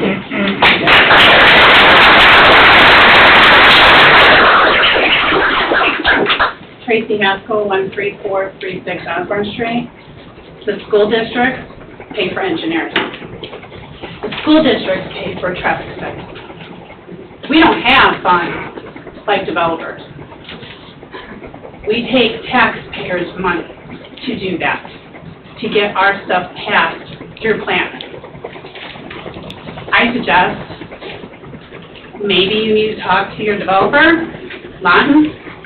And if schools can do it, he's got the money to do it.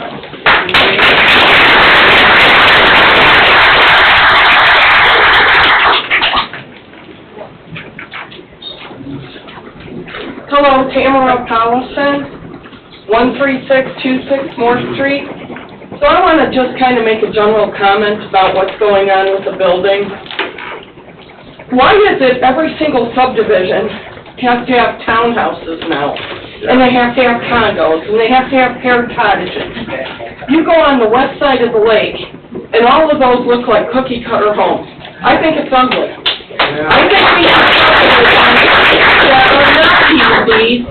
Can't somebody just build single-family homes? I think it's all greed. You know, they want to put more people, you know, let's stack them up. Let's build them cheap, stack them, put them on small lots, and get lots of money. And that's what I see. You know, I live on Morse, and I've lived in Cedar Lake 35 years. I've lived on Morse for 14 of those years. I can barely back out of my driveway now. The traffic has gotten so bad.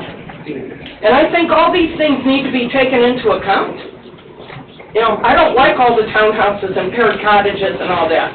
Forget the PUDs. Let's just do residential. Let's put regular houses in. That's all I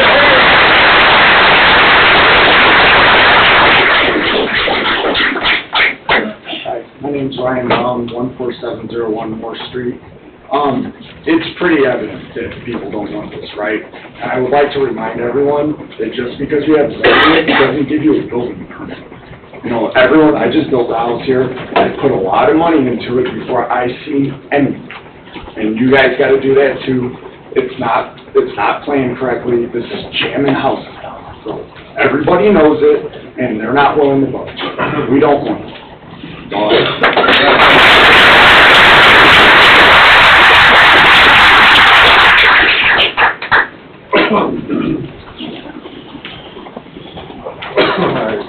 Ken Lewis again. I just asked you to please... Your address? 11601 West 126th Avenue. All right, thank you. I just want to say, please vote your conscience, because it's pretty obvious that these people are not willing to compromise. Please. Thank you.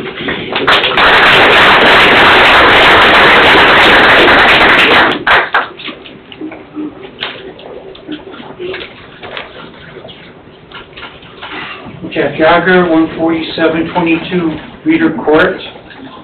I walk through there every day with my wife and dog. 147th Street, 2 cars can pass for maybe 2 blocks. Then it goes around a big tree, and it's maybe a car and a half for 2 blocks. And it's gravel, just gravel, 1 lane, all the way back into where the farm used to be back there. There's still a big barn back there. I don't know, it's not even in Cedar Lake, it's Crown Point, unincorporated. Cedar Lake has nothing to do with that. Who's going to develop that? I mean, are they going to be putting all the roads in to get back there? Reeder Road has no sidewalks. We walk strollers and dogs, and cars are 45 miles an hour. It says 30, but they're doing 45, 50 miles an hour through there. We risk our lives just living there.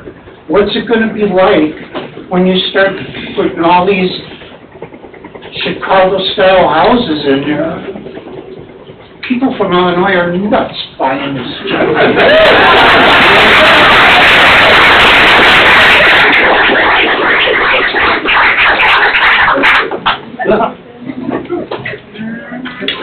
Any other reminders?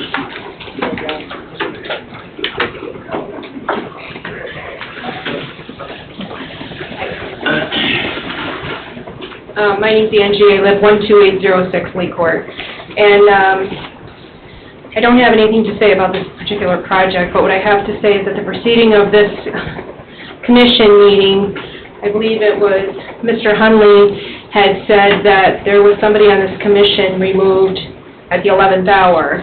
Ma'am, we would like to keep this to Bay Bridge. At the end of this meeting, we'll have public comment. You can come up and comment on that. Can I finish my one thought? I just want to know who David Abshire is. That's it. Thank you. Who what? Who the man missing tonight is. David Abshire, do you know? I don't know who it is. Oh, he's the one that's going to replace one of your commissioners. I guess, but I don't know. Okay, thank you.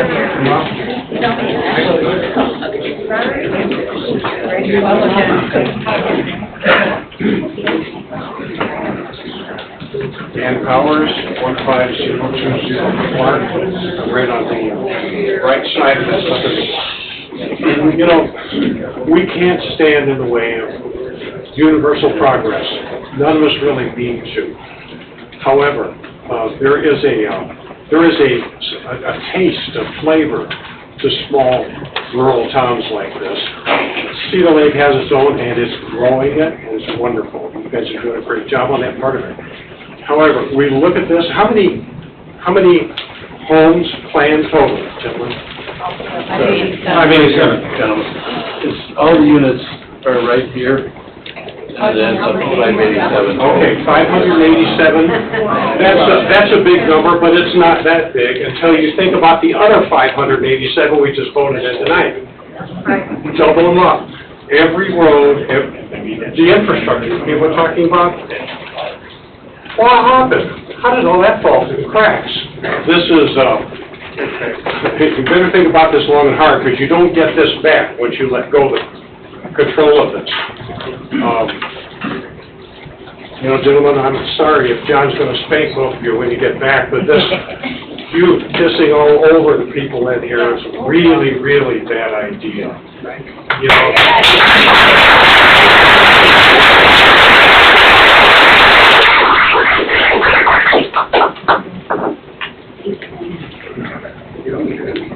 Any other remonstrators?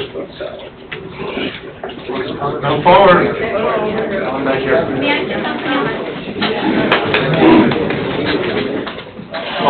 No, I already spoke.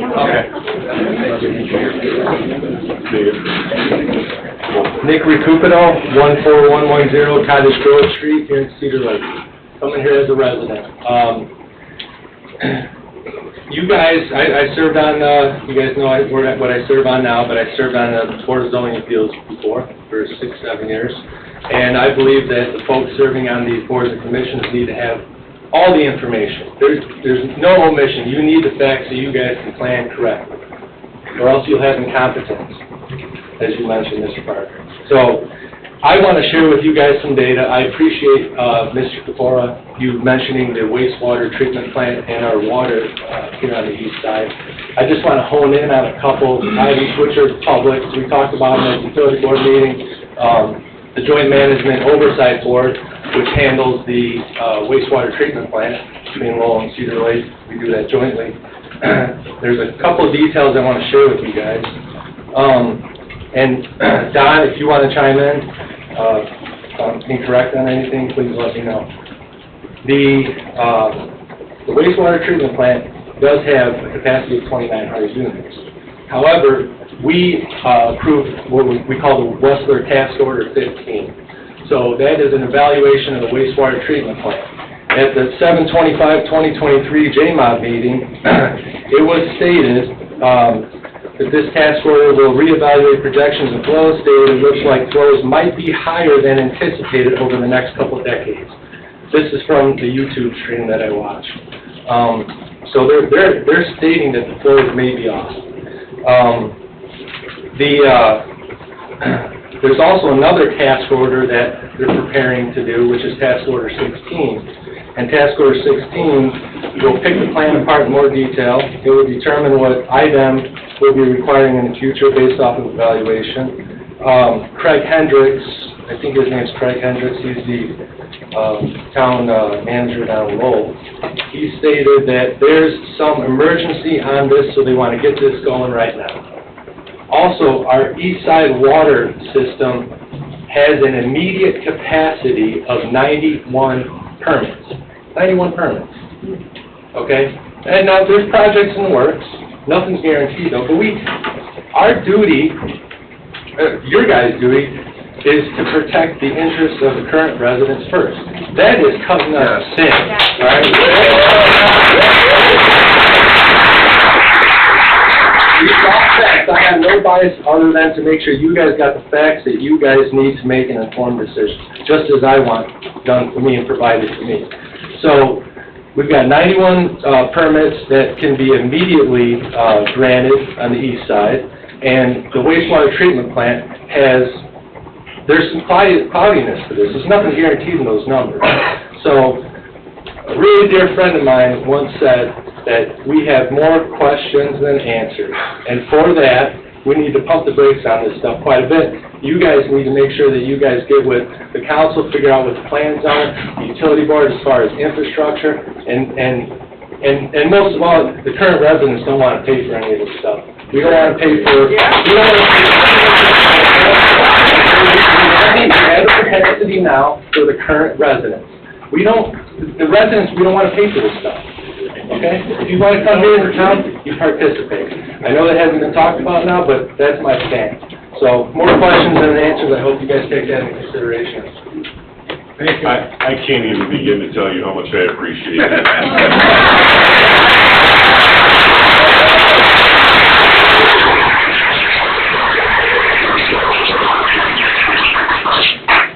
As a resident, I appreciate the handful of you guys that are vetting this stuff and working for the current residents here. From the bottom of my heart, it is. Here, here. Thank you. All right, thanks, guys. Appreciate it. Thanks for the time.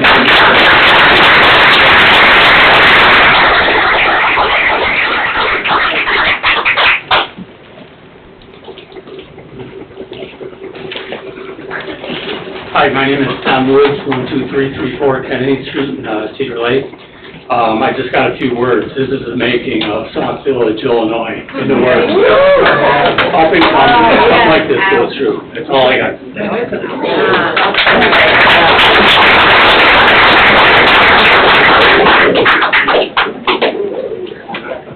Anybody else? Any administrators? Just please. May I say one more thing? Sarah Devine, 6200 47th Avenue. Yeah, it's, our neighborhood's been around for a while. My grandparents settled here like 50, 60 years ago. Very small, very quiet neighborhood. We really want to keep it that way.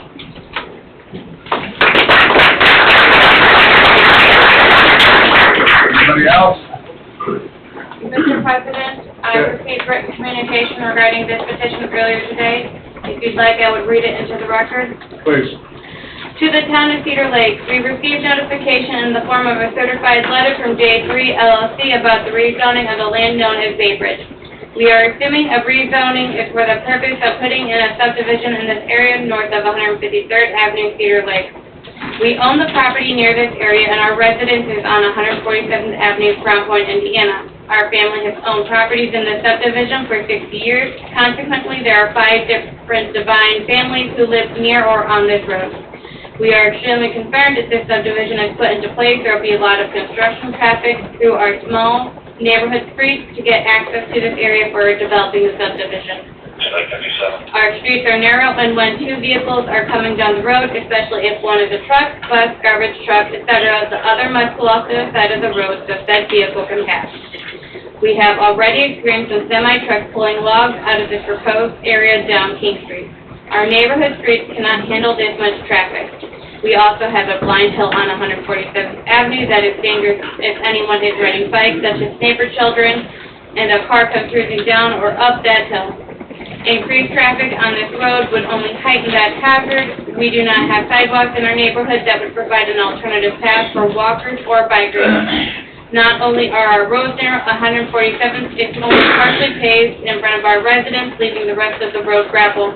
We were required to pave this road in front of our residents by the county when we built our home here in 1993. If this road is used for main access, it should be paved completely to the proposed property known as Bay Bridge. Has this been communicated to the developer? If this developer wishes to rezone the land for a subdivision, we will request to get access in the Lakeside area instead of the access roads off of 147th 147th Avenue, my apologies, and King Street in our neighborhood. As we see more and more subdivision added to Cedar Lake, consideration must be given to the extra traffic that puts on our roads and the frustration it brings to residents here. While the developing of Cedar Lake is a beautiful thing to behold, the added traffic is becoming quite the problem. At least in our quiet neighborhoods, we don't want continuous traffic or construction traffic up and down our streets all day. Respectfully, Urban Rhonda Devine.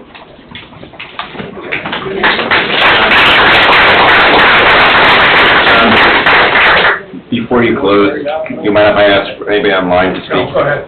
If anybody's online, I know there's 5 attendees. If you want to speak, please raise your hand and we'll allow you to talk.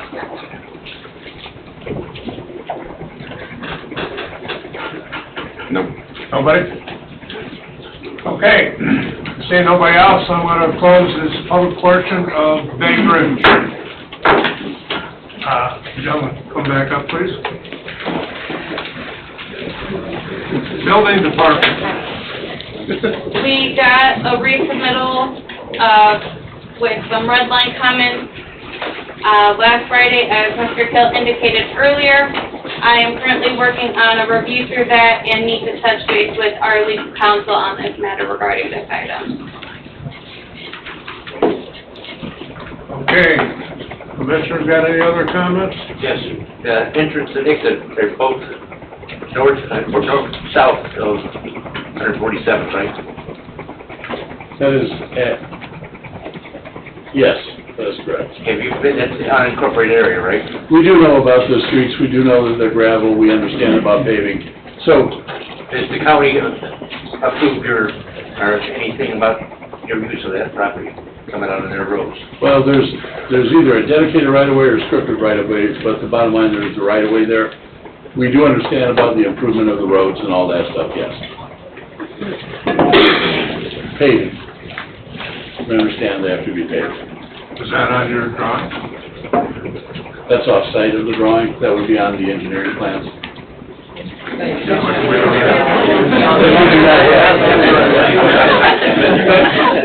There are steps to this project that must still occur after that, where those details would be shown. Okay, any other commissioners? No, again, like I mentioned last week, I know I was on the other side of this table 15 years ago, 18 years ago. None of us like it. The growth is coming. I'm glad we got a lot of remonstrators here. This is definitely unique. It's a area that was approved quite a while ago for PUD. East of here is I-65. Growth is coming down I-65, as we all know. Someday that lane, those roads will be much wider. Again, with the ability of capturing some residential TIF and coming up with some compromises, will, as hard as it is to swallow today, truly change our community for the better. We will be a reconstructed east side of the town, and today we don't have that. Most of our roads are not roads. We inherited goat paths, et cetera, and we're putting Band-Aids on them. But proper infrastructure is very important. I travel a lot with my job. I go to each and every community around the country for the most part throughout my career, and it's amazing when you go to different towns and cities and you see what's good and you see what's bad, and the things, based on where we're located in the economy, or the economic advantages of Indiana, both from a business as well as a residential standpoint. There are a lot of people trying to get here, so, I liken this project to essentially like the Gates of St. John, if you will.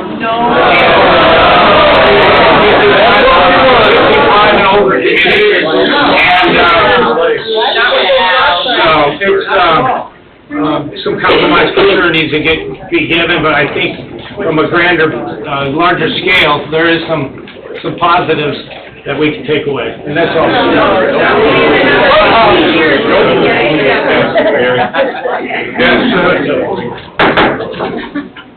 I jotted down 10 issues with this particular development, and that's not all.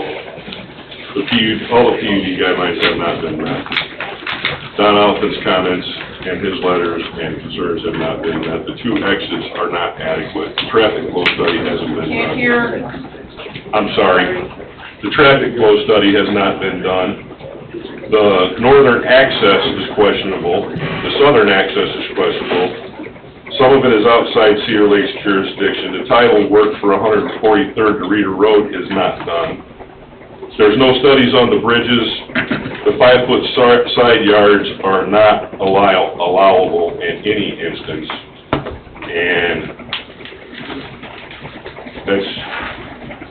And with that, I'm going to make a motion to table this item until such time that the work that needs to be done to it can get done to it. So this even is not embarrassing to have a public hearing for this community. I'll second that motion.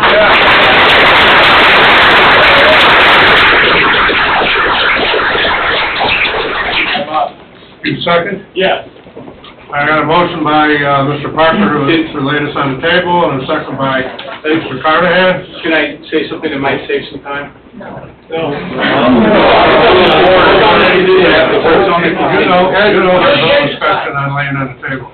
Well, we weren't given an opportunity, but look, my client is not, look, we could come back, work through 3 months, 4 months of work, spend lots of money. There's a couple things my client is not going to bend on. He's not going to bend on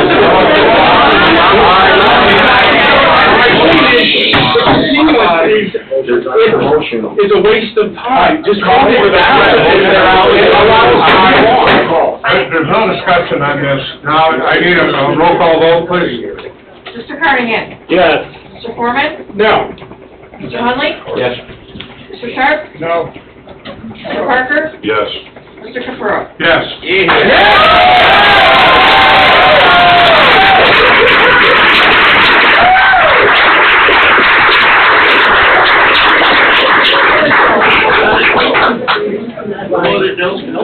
Thank you.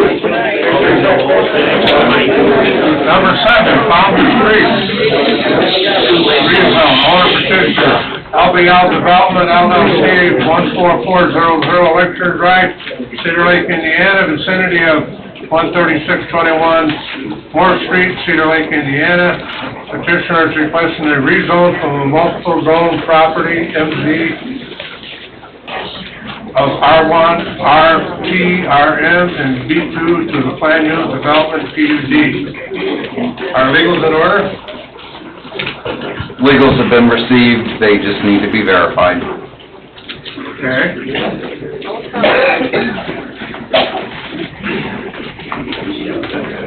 Bill? Yes, sir. Give your name and address again, please. 2414400 Lakeshore Drive, Cedar Lake.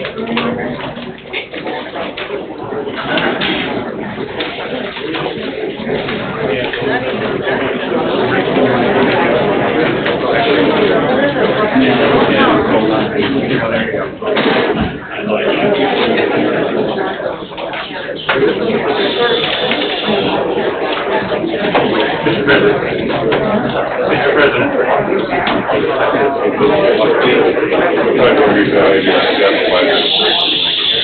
This has been a long time. I'm just suggesting. Steve, can we take a little break here? Sure. Yeah.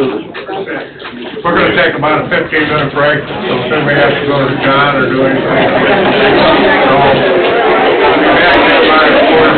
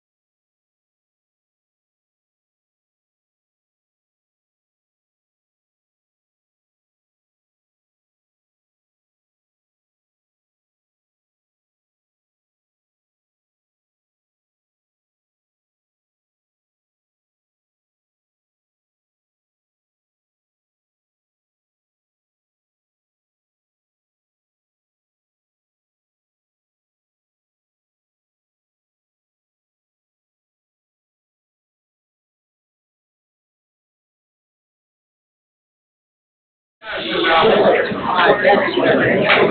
I'd like to make a comment. Our IT person is here, and he's trying to elevate the sound so you can hear us a lot better.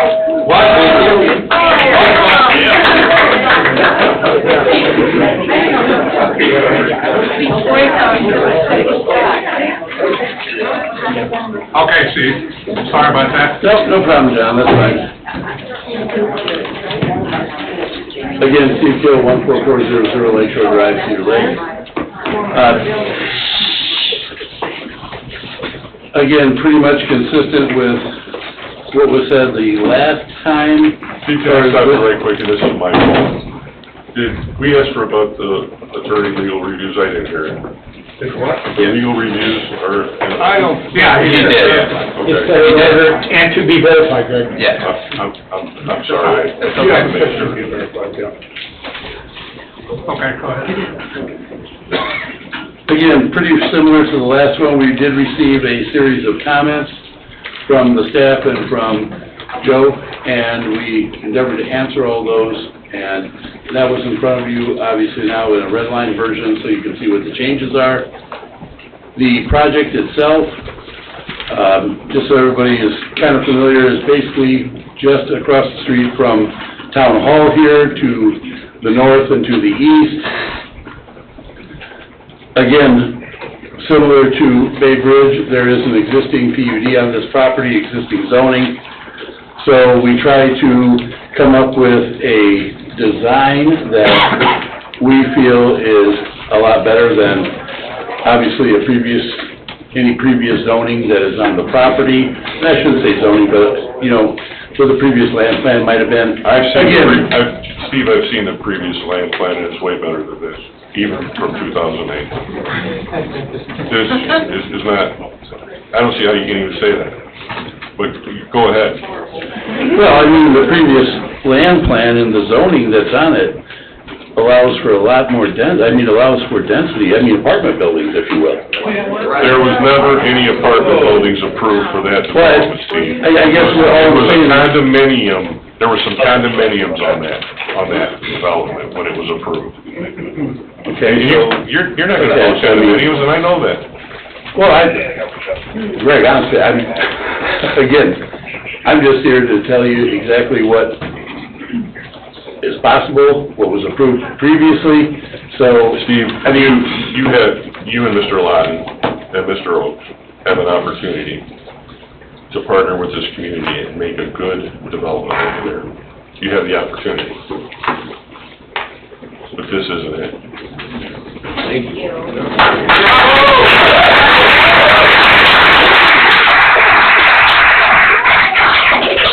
So I guess I would ask a question then at this point. What exactly do you want to see over here? I mean, you've been at businesses like, I know no townhouses, but if you don't want townhouses, then what is it? I've not heard any input, though. I made a statement at the last work session, what I'd like to see there. I mean, you weren't budging, I'm not budging either. I mean, there's 5 other commissioners as of tonight, but I'm not budging on that. You're not what? I said R1 PUD. You guys aren't budging, I'm not gonna budge. Oh, no, I did, and I actually did try to tell you that I did run that by, just as I told you I would. Well, and I know you called me Steve, and I mean no disrespect. I've known you for years, and I like you. I don't like this, but, I'm not in the habit of talking to any developer representatives outside of a work session or a public meeting. I was just gonna tell you that the R1 PUD, he's not agreeable to it. That's all I was gonna say. Not getting into this, outside of this forum. And you don't have the capability of changing any of this because he's directed you what to do, and you gotta do what he tells you because he's your boss.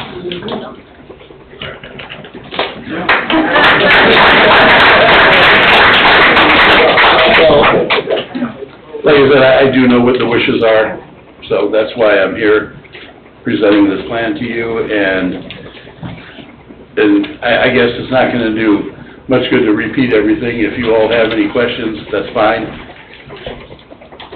Well, again, Mr. Chairman, I'd like to just state that, you know, in the future, we want to widen Morris. We have an opportunity to widen Morris.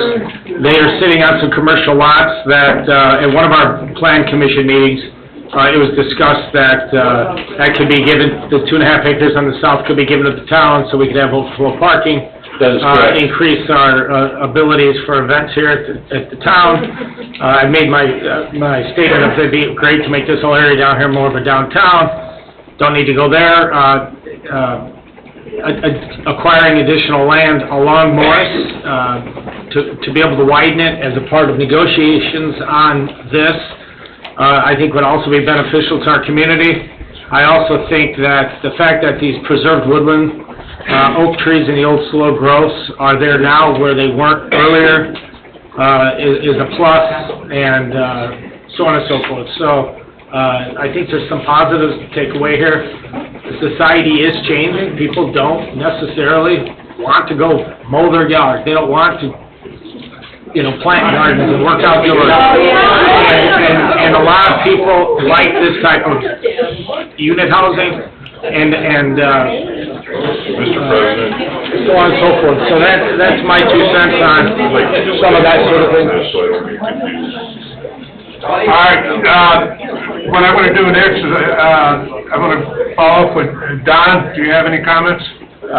Yeah, just a point of clarification, Ashley, this is not currently zoned as PUD, correct? It's multi-zoned, as noted on the agenda, correct? It is multi-zone, B2, R1, RT, and RM. I would have to verify with the current existing ordinances in my files in my office of what happened back in 2008.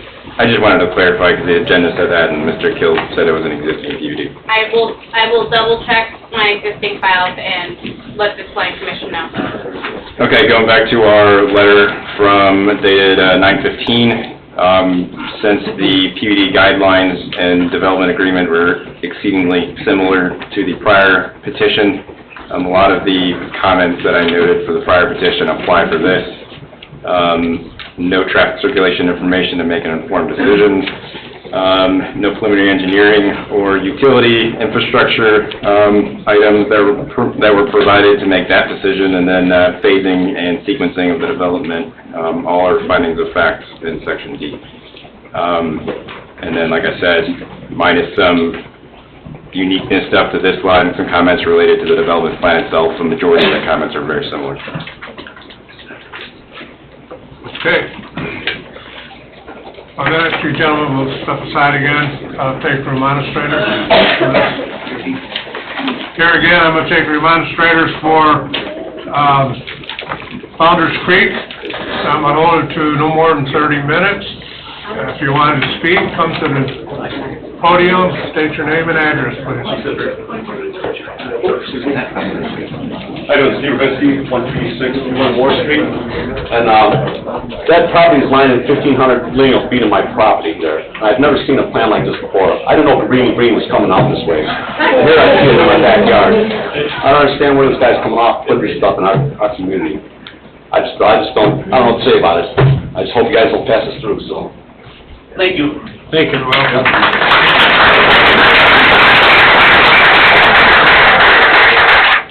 Ryan Fox, 7015 West 135th Avenue. What's there to be said that hasn't been said already, but I would like to go ahead and refer back to that Section D regarding, the town ordinance, regarding the requirements for zoning as PUD, because I believe he is correct. This is not currently zoned as PUD, so these requirements would need to be met in order to change that zoning. I'd specifically like to focus on point number 5. Existing and proposed streets are suitable and adequate to carry anticipated traffic within the proposed zoning district and within the vicinity of the proposed zoning district. My family moved here in 2017. Rush hour traffic, that's not even a thing that existed when we moved here. It's 2023 now, a short 6 years later, and now there is something called rush hour traffic here on this side of the lake. When you on any given Saturday in the summertime, or, any given rush hour coming home, 5 o'clock, the northbound Morse intersection with 133rd is a nightmare. The cars back up all the way to the AMVET and then some.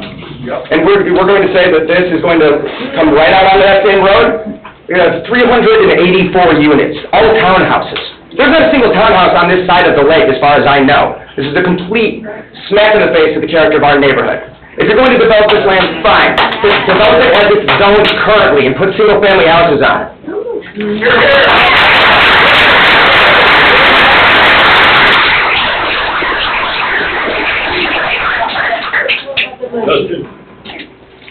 Justin Bush, 6913 West 135th Avenue, Cedar Lake, Indiana. So this is the second plan I've seen now that has all these townhomes in it and zoning in very small areas.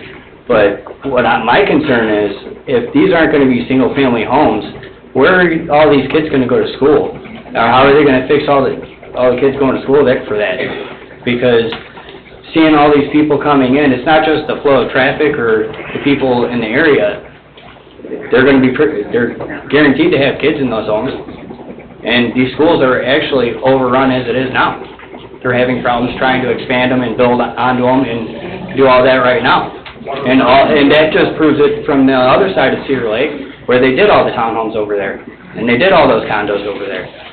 They had to rebuild Hanover. They had to expand Hanover to middle school. It's just absurd. I'm worried about the kids and the education. Thank you.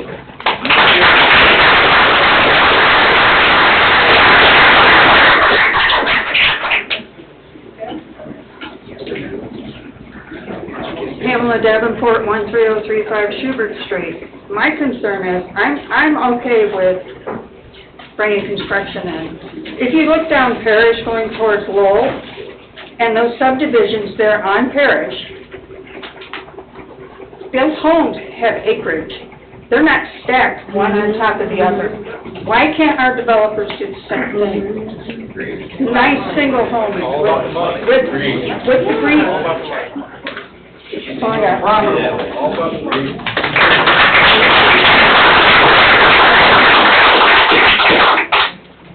Not about our town. Chuck Becker, 6100 West 136th Place. Again, we are in a public meeting. We don't have all the information. Building doesn't have all the information about all the zones yet. Here we are. How did this happen? Also, about the TIF. Got approved years ago, and then no one built it, there was no expiration clause on it, and that's why everything needs to start having twilight clause in there. Someone explain to me about the TIF, what's going on. Someone knows that they're saying, what about the TIF? Explain that. Because, after 20 years, if the property, or 25 years, the property improves the value, then the town gets a portion of it, but can't the builder, or it goes towards infrastructure? I don't know. You want to explain that? I will refer to the ChooseCarmelIN.com website that has videos, but the way that TIF works is that the tax is collected, and this will be residential, over 20 years can be captured by the TIF district to pay for infrastructure, and then after the 20 years span of time, it dissolves, and that taxing revenue goes to all of the government entities that normally receive the property taxes. Because what happened about the schools? Because right now, if the schools aren't going to get this money, or a lot of the money, it's still going to cost the taxpayers, because guess what? They're going to have another referendum. And everyone else's taxes are going to go up, and it's going to impact everybody. That's all.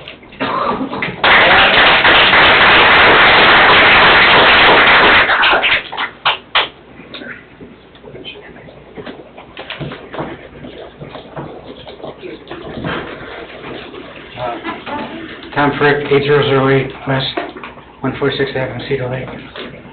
Excuse me. Where are the parks? Yes, thank you. What about parks? There's no parks. Where are the kids supposed to go? John mentioned about increasing the roads. I work for utility. I've been working in Lake County, from the lake all the way down.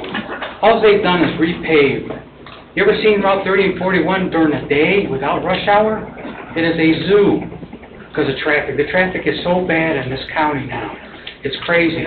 And now when you're coming southbound on 41 to 133rd, you might take 3 or 4 times to get through that light. And a lot of these people, they're still going. They're going south. They're passing Cedar Lake because they got to come through here because there's no alternate way to get south for people that say, screw this, we're going south, get away from this, what's going on here, and they got to deal with the traffic to get there. And I don't know, I like the idea of single-family homes. I think most of us in this room feel that way too. Because you're packing them in. This ain't no, what's the term? 3-minute city? You know, we already outgrown Strax. They can't even keep up with us. Schools, my daughter was in a trailer because we've already outgrown a brand new school. So, I don't know. We got to slow down because you're talking about infrastructure and we're the ones that are already here. We're the ones that are going to be suffering until everything gets straightened out. I don't know. I don't know. Thank you.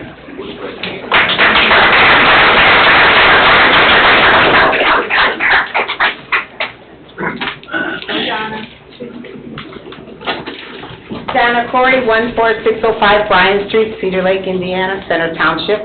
I just have one question for you.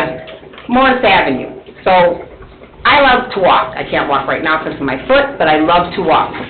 Where's the sidewalk? You said that we are budgeted to increase the size of Morris. Is there plans for sidewalks? Because I would walk to the town grounds from where I live. I love Progress. I think Cedar Lake's a wonderful place for Progress, but we just need single homes. Again, I'm following with everybody that's in this room, single homes. And Mr. Kill, I don't know you, I met you a couple of times on the lake. However, the arrogance of not even explaining these things to the people that they required shillings, or the other developers to require to get past for the development. It's just, are you just assuming this is going to happen? Because every single person in this room thinks it's assumed it's done. Rumors, rumors, rumors, rumors. I've heard rumors for the last 6 months, and so far, 5 out of 6 rumors are true. So the 6th rumor, I hope, is not true.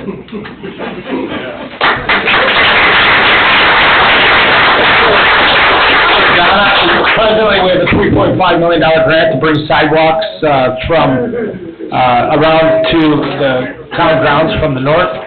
And the widening of Morris would, of course, then enable additional land to be able to put sidewalks and complete our dream of having the ability to jog around the entire lake, et cetera. But it takes money to do anything, so it's a catch-22. There's no question, folks. Tom Flam, 14505 Moore Street. I got the certified letter in the mail, but you'll have to excuse my legalese. I dropped out of law school the day I was born. I'm not sure what development this refers to, but you said something about Moore Street widening, and what are the plans for that? Is that something that is in the works? It'll be part of a residential TIF, if we're able to move forward with it. So no, it is the goal of the town council to pursue that, to widen that road. It absolutely needs to be a 3-lane road at least, at the very least. So a turn lane. It needs to be absolutely have a turn lane. All right, thanks. And I'll let you know one other thing. I serve on the Northwest Indiana Regional Planning Board as a representative for Cedar Lake. And they were supposed to have a turn lane on 41. The state was going to do that. They planned to have it done in 2022, but they have 160 parcels that they've got to acquire. And now their projected time frame is 2025 to get us the turn lane from 231, and they're going to try and take it to 135th, past 133rd. Thanks. Mr. Carnahan? Yes. I did receive a call from INDOT because I did inquire about that. Their projected start time is July 2025 at this point in time. So an actual date? They did not give me a date, they gave me a month and the year, Okay. July Well, 2025. 2025 is what they told me.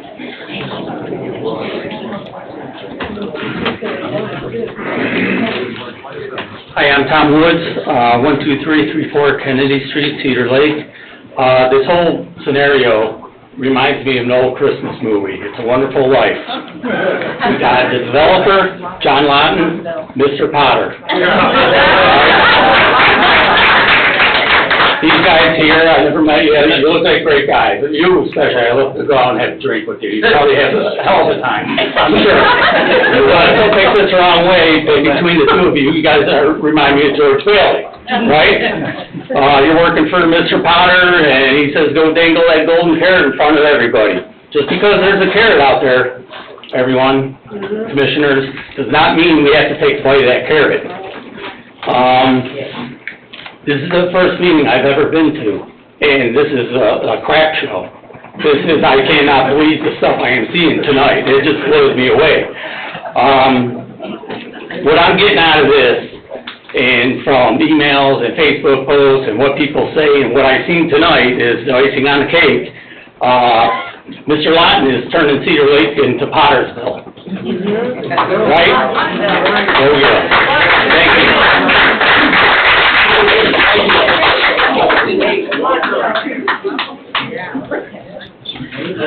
Cheryl Parker, 7227 West 136th Avenue. I have a question. Mr. Kill refers to when the traffic study expense and, what was the other one that we were talking about? Engineering. That Mr. Lawton doesn't care to pay for that. But, correct me if I'm wrong, but isn't that part of the developer's expenses to put the project together and look at those and present those for approval? Am I wrong? No, we will end up doing engineering, it's just difficult to start that and spend, like I said, $500,000, $750,000 or more, then bring a whole project to the community, then everybody looks at me and says, no, go back and redo it. Okay, so let me ask you this. There is a point in the development process where you have to do full-blown engineering, you're absolutely correct, yes. Okay, let me ask you this. Gates of St. John, you made reference to that. Did you do any traffic studies for Gates of St. John? Did you do engineering studies for Gates of St. John? Or did St. John, the town, just say, oh, go ahead and build? At the time of primary plat, yes. You did do studies? Okay, so we would expect that you would do that for any of these projects too? There's no objection at the time of primary plat, absolutely. There's no question about it. We routinely do those. Yeah, okay.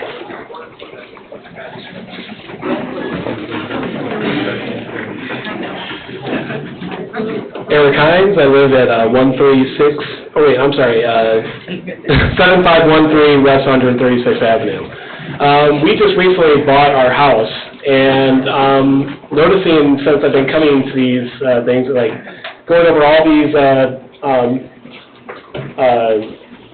plans and everything, what is this going to do to the wells and the well water? Are the wells going to dry up? Like, is something going to have to be done about that? Like, we're putting water towers, are we going to have to pay for that? Are there any plans or any studies done on that? I read a report before I started at the beginning of the meeting. I read a report telling you what the usage was and gallons and that, but the town is always looking for new water sources. And a lot of the time, they'll have the developer put a well in or find a well on their property. This project here, correct me if I'm wrong, Steve, but aren't you guys putting a well in or locating one? So, yeah, there's water. Yeah, we've already identified a well site and have dug a test well. It looks like it's going to be one of the most productive wells in town as right now. And the quality of it is okay? When you do a production well for a town, it's not, you can't consider it like your residential well. Your residential well is very shallow, it doesn't go down to the bedrock. When you're doing production wells for a town, you're going down 400 to 600 feet into the bedrock, and you're looking for the fractures that supply the water down there. So the water table you're going after and the aquifers are a lot deeper. And I've dug 8 of these already. And when you do if you see a well outside your house, it's about this big, right? You got a really small well, you got a small pump down there. The ones the town drills are like this. So you case all the way down where normal well would be, the casing goes down.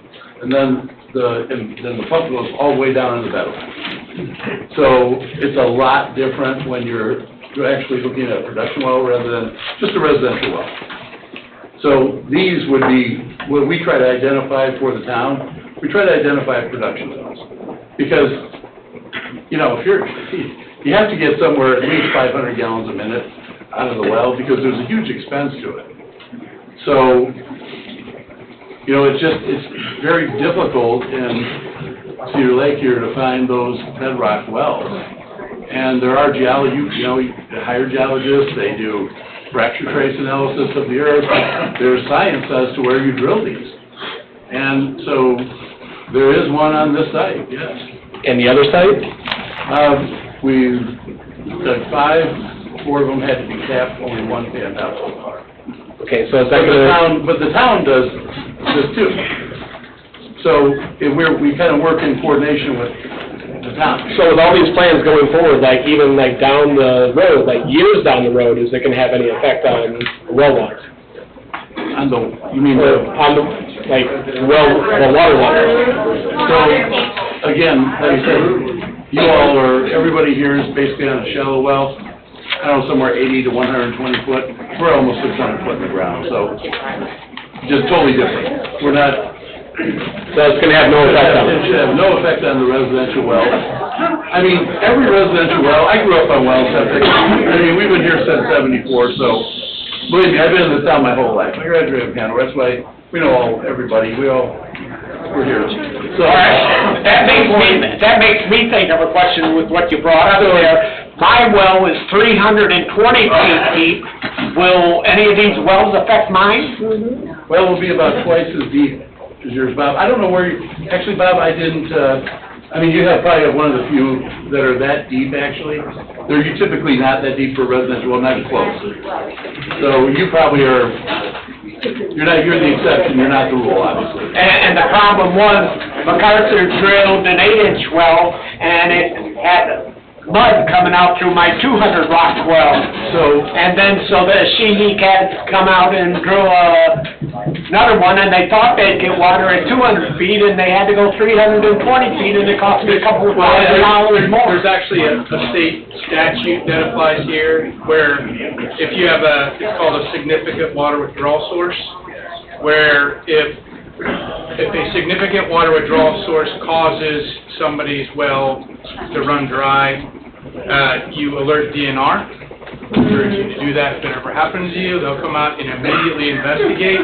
They can declare a groundwater emergency, and they can require the significant groundwater withdrawal source to arrange immediately to get potable water to the homes that are affected and fix the problem, either by drilling the well deeper or hooking them up to a city water supply. It's just the law. It's just telling you what it is. But to get back to any of the experience I've had with this, right at 231, between Parish and Klein, there are 2 giant production wells, both capable of 2,000 gallons a minute. That's each 4 million gallons a day. How many people? Well, those are just 2 production wells out of 8 for the town state chapter. But those are 2 really large wells. So to answer your question, give you an example, we hit them on at one time. The water operator really wanted to see what the system could do. Well, some of the farmers reported some problems. So what we did, and they have a little bit deeper wells, so the town at that point paid the well company to go out and lower some wells. Just to make sure that, to go to Tim's point, we knew what it was, so, hey, you can't run from it, just correct the problem. And we paid the lower wells, and everybody was good, so, but again, you're talking, these guys they're pretty big water users, obviously, a lot more than a home. So that would explain kind of why they were affected, and no home was, but most of the people there are on just town water anyway, so. That's one example of where, and it was corrected, it was identified, so. But in Cedar Lake, we're not blind to the fact that there's a lot of utility infrastructure that has to be done. We know that Moore Street wants to get widened. I used to ride my bike around it, I know, we had to dodge cars all the time, I get it. We understand all that, there's no question, I mean, especially me, who's been here my whole life. We know that there's a lot of utilities that need help, no question about it. So, these projects are designed to generate age-restricted TIF. These two projects, we would, I guess, propose a different type of residential TIF, where the town could capture the money that could be used it's a lot looser, let me just say, than perhaps an age-restricted TIF, where, in that this can be used for some public safety operating expenses and things of that nature. So there's two, and it's where the town captures all the tax money. It wouldn't go to the county. So if a town, let's say a house pays $3,000 a year, okay? The town will collect about $500 of that, round number. If you TIF it, the town will get all $3,000. And then the schools don't rely that much on tax money anymore.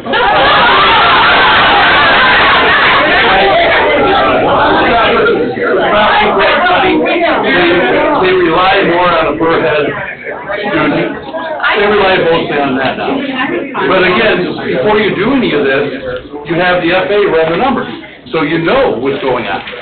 Sir, when it comes to the schools, just to give you an example of just Hanover, the state now pays book fees, but they only give $151 per kid. Doesn't cover the book. The school has to still take money, $400,000 plus, out of their operations fund to pay the balance. That's just book fees. Yes, we do depend on taxpayers' money to run our schools. We don't get that kind of funds from the state. Again, primarily.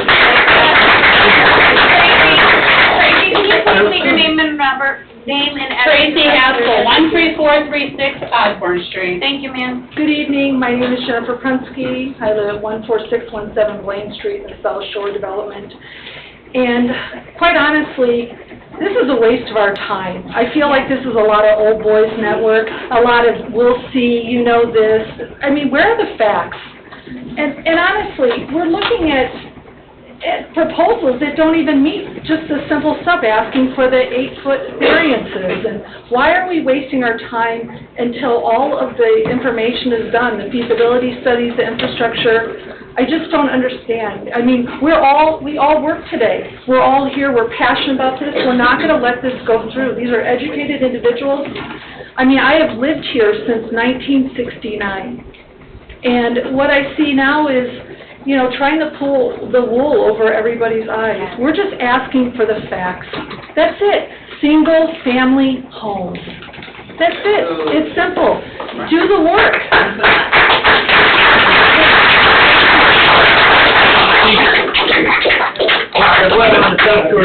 You'll be the last remonstrator. Ryan Brown, 14701 Warm Street. So this is another development that is just jamming townhouses and condos into our community. Again, this is Soft Village 2.0. I know TIF is just the greatest thing in the world because it's going to pay for everything, but it doesn't help us now, and it's going to harm the community. Every single time we have these meetings, more and more people are going to show up, and we need to start having them in a place that doesn't hold 150 people. Because 400 people have shown up to the last 2 meetings that we've had outside of here. So, again, they're not doing anything to budge on our side. We want single-family homes, obviously. We don't want these big, giant sloughs of people. We don't want slums in 20 years. And the HOAs go away. And South Village is gone. And now that community is destroyed. We don't want that here.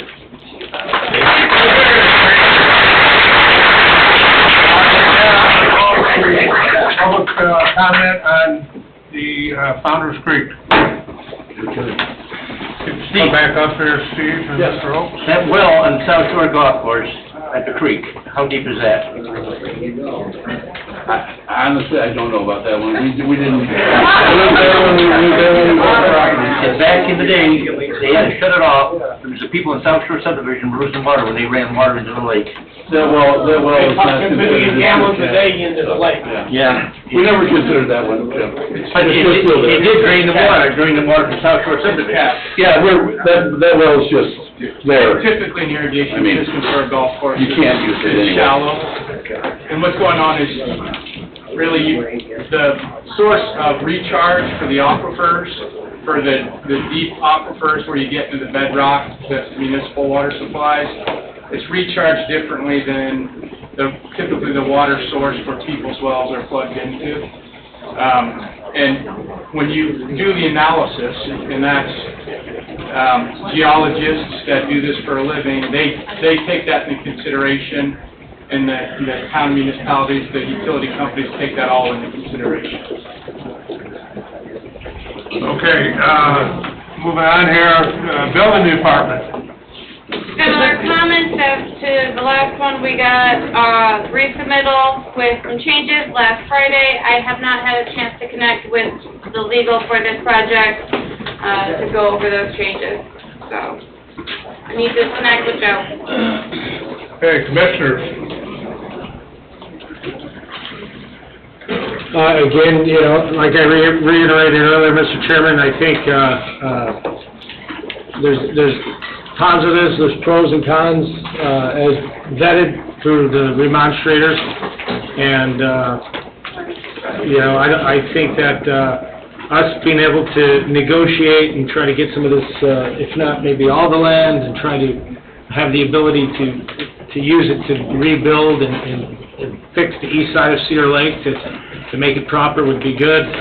Because Ashley just got some things and looking through Don's letter, for this, I'd like to make a motion to defer it to the next month's meeting, if you're okay with that, Mr. Kill, or think you would be able to incorporate some of the changes we've talked about? Yeah, John, that's the pleasure of the board. I mean, I'm not here trying to force anything down anybody's throat, so I mean, that's the pleasure of the board. So it'd be at a work session. That motion's a little premature, so we have to get out of commissioners' discussion. Okay, I'm sorry, Mr. Chairman, but that's what I brought up. Usually the planning commission president solicits for it. Yeah, but you did a motion, the first one, on the very first item before anyone else said anything, so it's same difference. Okay. Do the commissioners have any more comments? No, sir. All right, if not, then a motion is in order. Okay, so yeah, that makes a motion to defer back to a work session, so we can get the whole group readdressed, refocused, and figuring out, it's catty-corner from our town, it's already zoned something from years ago, let's really look at what that is, the R1, the R2, as well as the B1, as well as the, I think some... RT and RM, yeah. And RM theoretically could be apartments, there's no question. We understand that, and so we need to collectively, at a work session, try to come up with something that might just benefit, and it's a cool piece of property off to the east where it goes down by the Founder's Creek. There's gonna be a walking path to connect the town grounds to Lemon Lake. It would be a kind of like the other one overlooking Lake Dale. There'll be some cool views, that would be some cool views, but I think we have some things that we need to discuss still at a work session. Mr. President? Yes, that's my motion. We had 2 work sessions on this already, and we didn't do any negotiating. We didn't have, I mean, all we had was what, we got a presentation that everybody's unwilling to bend on. Why would we have another work session about that after this public hearing? It may be, Greg.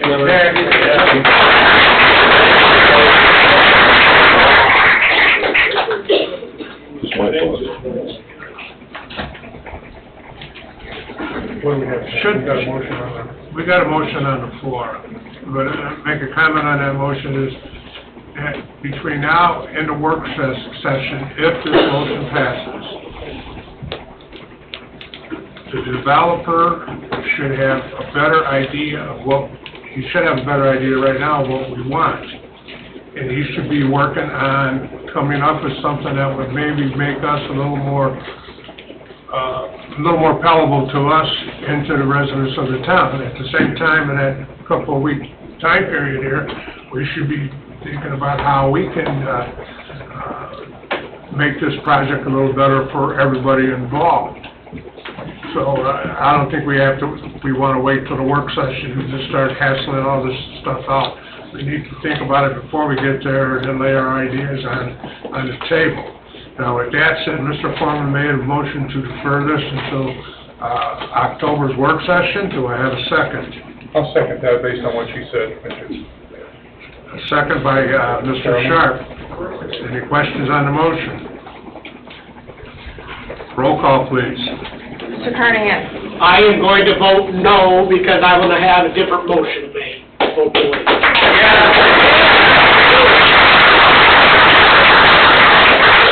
Mr. Foreman? Yes. Mr. Hunley? No. Mr. Sharp? Yes. Mr. Parker? No. Mr. Capora? No.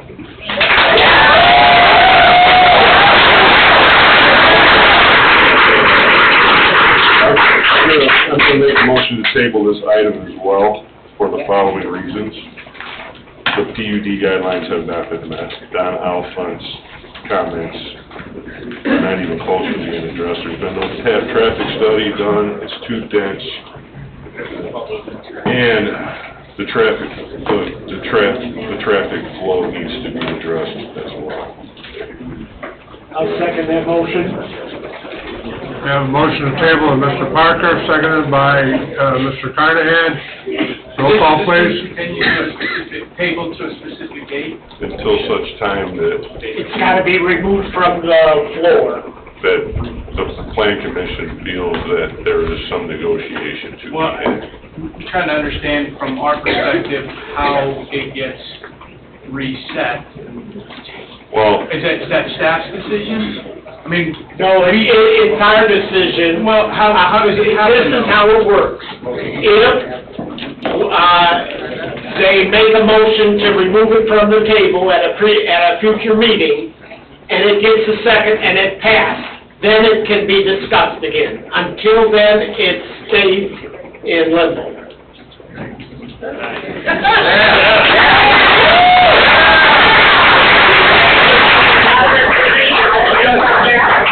Just for the record, Wait a minute, I need to object. I need to object to that. I'm asking my attorney something. Am I correct? About tabling, well, my view is that if you're gonna table, you have to give some direction to the applicant so that they have guidance on how to bring it back. And in my mind, that is for Mr. Oakes and I and Ashley and Mr. Kill to start working through their documents to a point where we can recommend to the Plan Commission that it's right to come back. that is exactly what I'd like to see happen. And I would add Mr. Calderon's comments to my motion.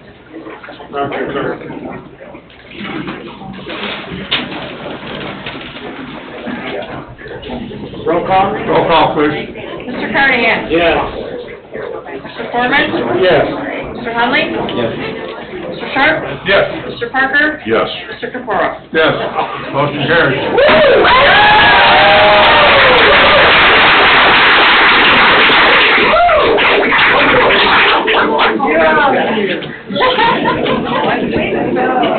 Red Cedars, Rezone, or petitioner, LBL Development LLC, 14400 Lakeshore Drive, Cedar Lake, Indiana. Vicinity of 14400 Lakeshore Drive, Cedar Lake, Indiana. Petitioner is requesting to rezone from wetlands and water course in R1 to a planned unit development PUD. Our legals in order. Legals have been received and just need to be verified. Legals need to be verified. Steve? Yeah, I guess I have personally, heard a lot about this, so if I could, I just want to walk through the plan for the benefit of everybody here, because there seems to be some confusion about this, just so everybody knows. Where these lots are at right here, obviously this is the lake, here's the lake shore. The current clubhouse sits right here. That's where we're at. So these will be large estate lots for, presumably Mr. Lawton and his family is what the plan is. So that's what he has slated for personal, for him and his kids. This right here, this building is where the old cart shacks are at. He wants his grandkids to be able to be there. Likely, this building will not be built. All of this property, everything else you see in here as is proposed to stay as is. The lakefront for Surprise Park is fine, it's not gonna be touched, it's not owned. Here is the property boundary, right here.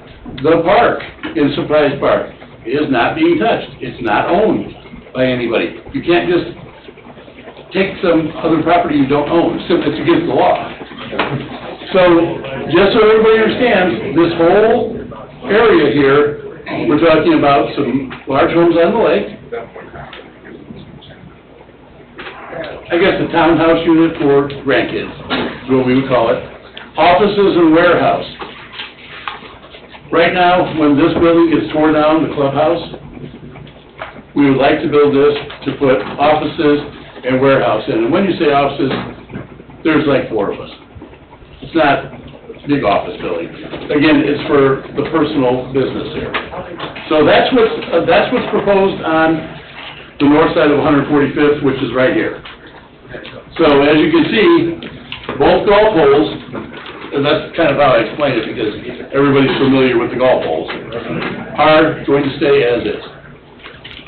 So almost this entire piece of property, all of this is included, and all of this would stay completely open space, untouched.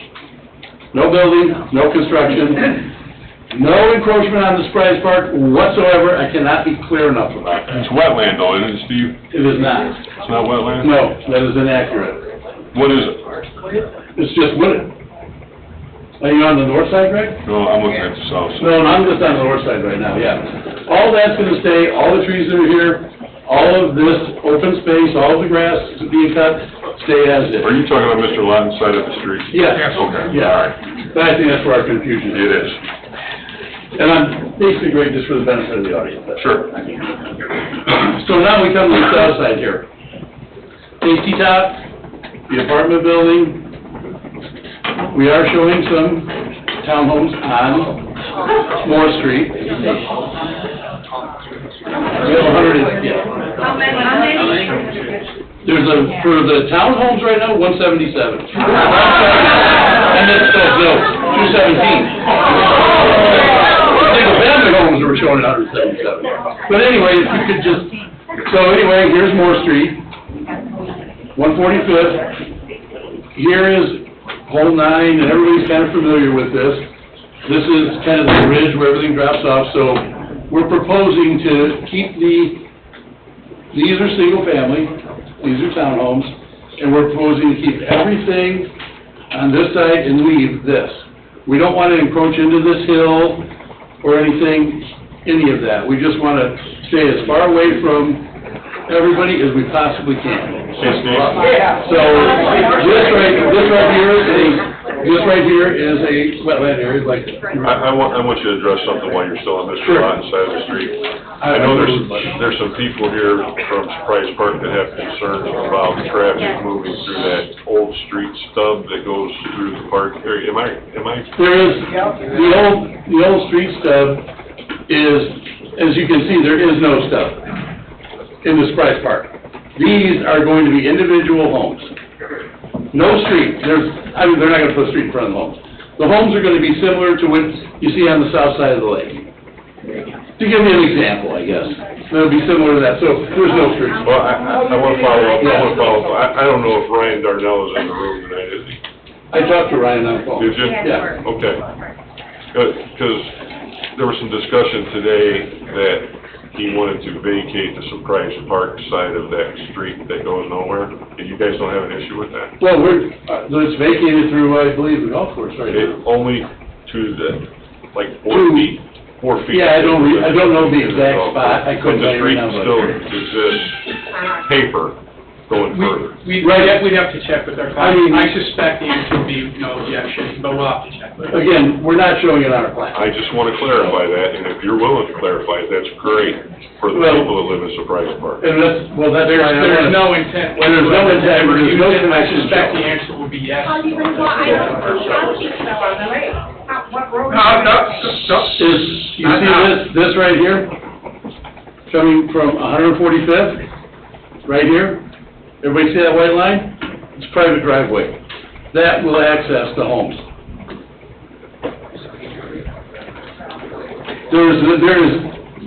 There's no intent, we're not coming this way. We're coming off 145th via private drive. This again would access where we would have offices. And so, as you can see, we're proposing an access off of Morse, right here, to come this way, and one off 145th, because they're all private driveways. Just to Because there's no development here other than private homes. Just to clarify, if you look on the GIS screen right now, there is a platted right-of-way that comes to the north portion of the parcel. It is vacated through the parcel, but it does come to the parcel. Yeah, that's what we were talking Yeah, Yeah, that's what I we're just wanted to give talking about. everybody an idea, it's easier to see it there. So you are not proposing on Mr. Lawton's side of the property to move any kind of traffic through Surprise Park, including the commercial and warehouse? We are not. That is correct. Andrew, that is correct. Well, that's correct. That's a rumor I want to get cleared up. No, I appreciate that. No, that's absolutely correct. But this is going to create a lot of traffic coming off of 145th and Morse. Well, again, I'm just going through, Bob, just want to explain the project right now, so. Obviously, 50 and 60-foot lots, we want to make sure that we keep the whole streetscape on Morse done. We're not putting any homes on Morse Street at all. This is, or I'm sorry, 145th, so this right here, this is all buildable property right here, chosen. Don't put any homes fronting on 145th. So everything would be internal to the subdivision. There would be an entrance at the very southern end here to the project onto Moore Street. And then we would have another entrance on 145th. And then, again, for everybody that lives in South Shore here, you can see everything around you. We're not putting houses up to anybody. Well, that is floodplain over there by Right South. down here it is, yeah. Yes. Yeah. Well, you couldn't build on it anyway. No, I'm talking about more of the north part, not the south part. I'm talking about the north part that's adjacent to South Shore Subdivision. Well, But none of that. we're not gonna come down to where the creek's at, and we're not even gonna come down the hill. You know what I'm saying? I mean, we're high and dry. I'm just trying to clarify what's. He's talking about 15 and 17. Well, and I think the nice thing is everybody can see the golf holes, so you kinda know where everything's gonna go. Because a lot of people are real familiar with it from home. So, that's what's nice when the golf holes are left in. But, so I just kinda hope that just dispels any kind of, all these rumors and all of the things I've been hearing, and all the phone calls. I mean, I've gotten a lot of phone calls from people in Surprise Park, I know a lot of them, so, said, hey, just give me a buzz, you're more than welcome to look at the plan we presented at a meeting, it's not a secret. Just take a look at it. Okay, Steve, Mr. Lawton's house is on the lakefront. What is the width of those pieces of land? Those pieces of property are going to be a minimum of 100 by 300. Those lots. I talked to Mr. Lawton about it. There's not an exact measurement yet, because they don't know what the houses are gonna look like. They're obviously gonna be custom homes, so to fit those homes, it depends on besides the home, John, but he said at least 100 by 300 is what we talked about today. Yeah, well, eventually we're gonna need that. But I know you asked me that last time, I said, I've gotta get back to him with an Because it answer. doesn't show, that's what I said. And then how's he gonna exit his commercial piece of property in the residential area? The commercial piece of property where it shows office warehouse will exit directly to Moore Street. That'll go straight out to Morse? Straight to Morse, yes. Okay, and here again, I don't see how we wanna put a commercial piece of property in a residential area with the townhouse. You still building those townhouses where Johnny's house is, where you live in? No, it's likely those will not be built. Those won't be built. So, the entrance to the office warehouse, and like I said, when you say office warehouse, when we talk about an office, there's like 3 of us there during the day. It really isn't a functioning, it's not this giant commercial office everybody thinks of. There's 3 or 4 of us there. And, we have a lot of, there's some equipment we would put in there, but it's for the business that we do. I understand that. It's So, commercial. yeah. It's commercial and residential. I don't care if you got 2 guys, 1 guy, 3 guys, or 30 guys. John, I'm not arguing that point. You are absolutely correct. You Yes, keep yes. telling me it's just 3 guys. I'm not happy with the commercial part and the residential. And again, we want to bring up lot widths and townhouses. So that's something. Yeah, the lot widths, as you can see, are planned at 50 and 60, and there's townhomes that are going to be. That, again, we answered questions from Joe and from staff. They've been submitted. It's, as Don said before, they're fundamentally the same list of questions that we answered for every single development, but that's obviously what's being proposed, so. I mean, The townhomes, what is the width of those? Bob, those range anywhere from 4 units each to, I think from 4 to 8, depending on the building. Per building, 1 unit per building. Now, I see you got 20 feet mentioned here, what does that mean? That's the width of an actual Unit? What about the additional parking? We brought that up, I think. One of the remonstrators at the last meeting said, hey, if people come over to watch football, there's nowhere to park. I thought at the last meeting it was discussed. Well, there's gonna be row houses.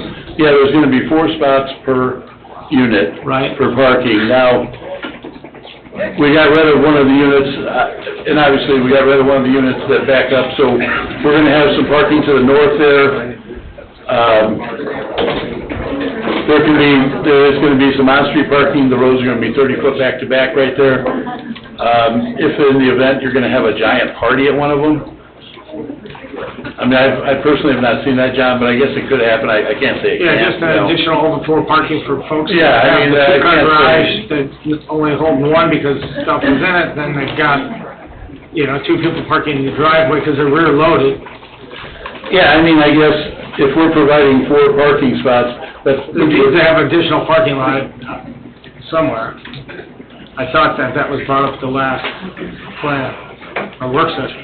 I thought we talked about the driveways and the curbing. I don't remember talking about all the additional Just some parking additional lots. Yeah. places for people that have visitors parked, because it becomes an issue, and one of the demonstrators brought it up at the last, and I thought it was a point well taken. Yeah, I mean, I definitely we'll take a look into that, and we'll take a look at it. I guess it's like a single-family home. If you've got a normal driveway in the subdivision, you have a party, people are gonna park on the street. Yeah. So it's kind of the same, but I will write it down and we'll take a look at that.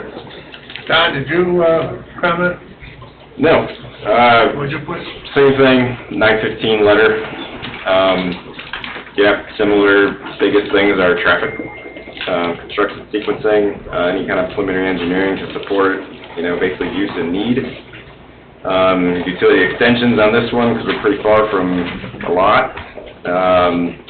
One of the bigger unique comments on this, the detention is shown on the south portion. That's just not going to work. That's not feasible. You can't get runoff to that detention basin with that creek there. So it's inevitably going to have to shift and take up some of the open space on whatever hole that used to be. So some of that goes away. And probably the biggest comment would be on their purpose and intent statement. Seeing as though the PUD guidelines restrict access to the northern partial north of 145th, I don't see the intent and purpose to me conflict. It's hard to call it open space when residents that potentially could live to the south don't have access to it. Yet you're saying it's your open space for the entire PUD. That doesn't jive in my head. I like when things do jive in your head. I got a text here from Mike Rice, and he wants to know, he says, I'm against any rezoning of any wetlands. Are we rezoning any wetlands?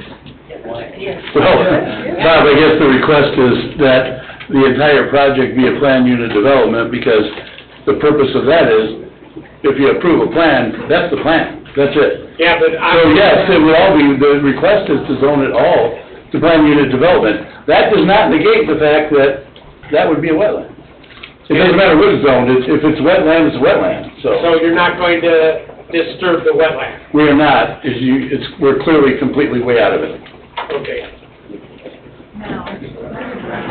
Okay, Steve, let me call for remonstrators on this. Yeah, sure. Get this show on the road. Here again, I'm going to call for remonstrators on the Red Cedar property. Let's do this until about 10 after 11. My name is Scott Gable. I live at 14701 Moore Street. And I want to say, I appreciate what Cedar Lake's trying to do, and I appreciate what the owner of this property is trying to do. My question is obviously, these homes here, these are going to be multi-million-dollar homes. Why doesn't he take these townhomes and put them over here in front of his property instead of putting them in front of our property?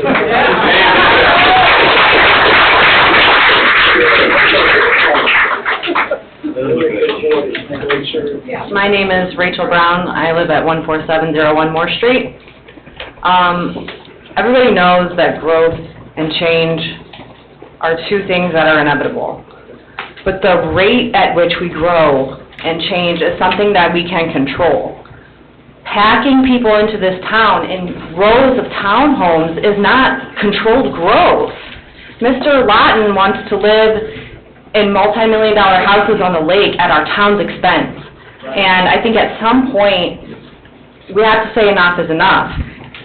We're not asking for the town to never change. We're just asking to do it in a way that makes sense to the people who live here, because these communities that you're building, these subdivisions, they're not for the people who are here in this room. No one here is going to move into these townhomes. They're for people from other states and other towns. And I get it. It's a beautiful place to live. We have great schools. And people want to live in a desirable area, but we can't do it this way. Our schools are so full. My kids are in classrooms. My kids go to Crown Point schools.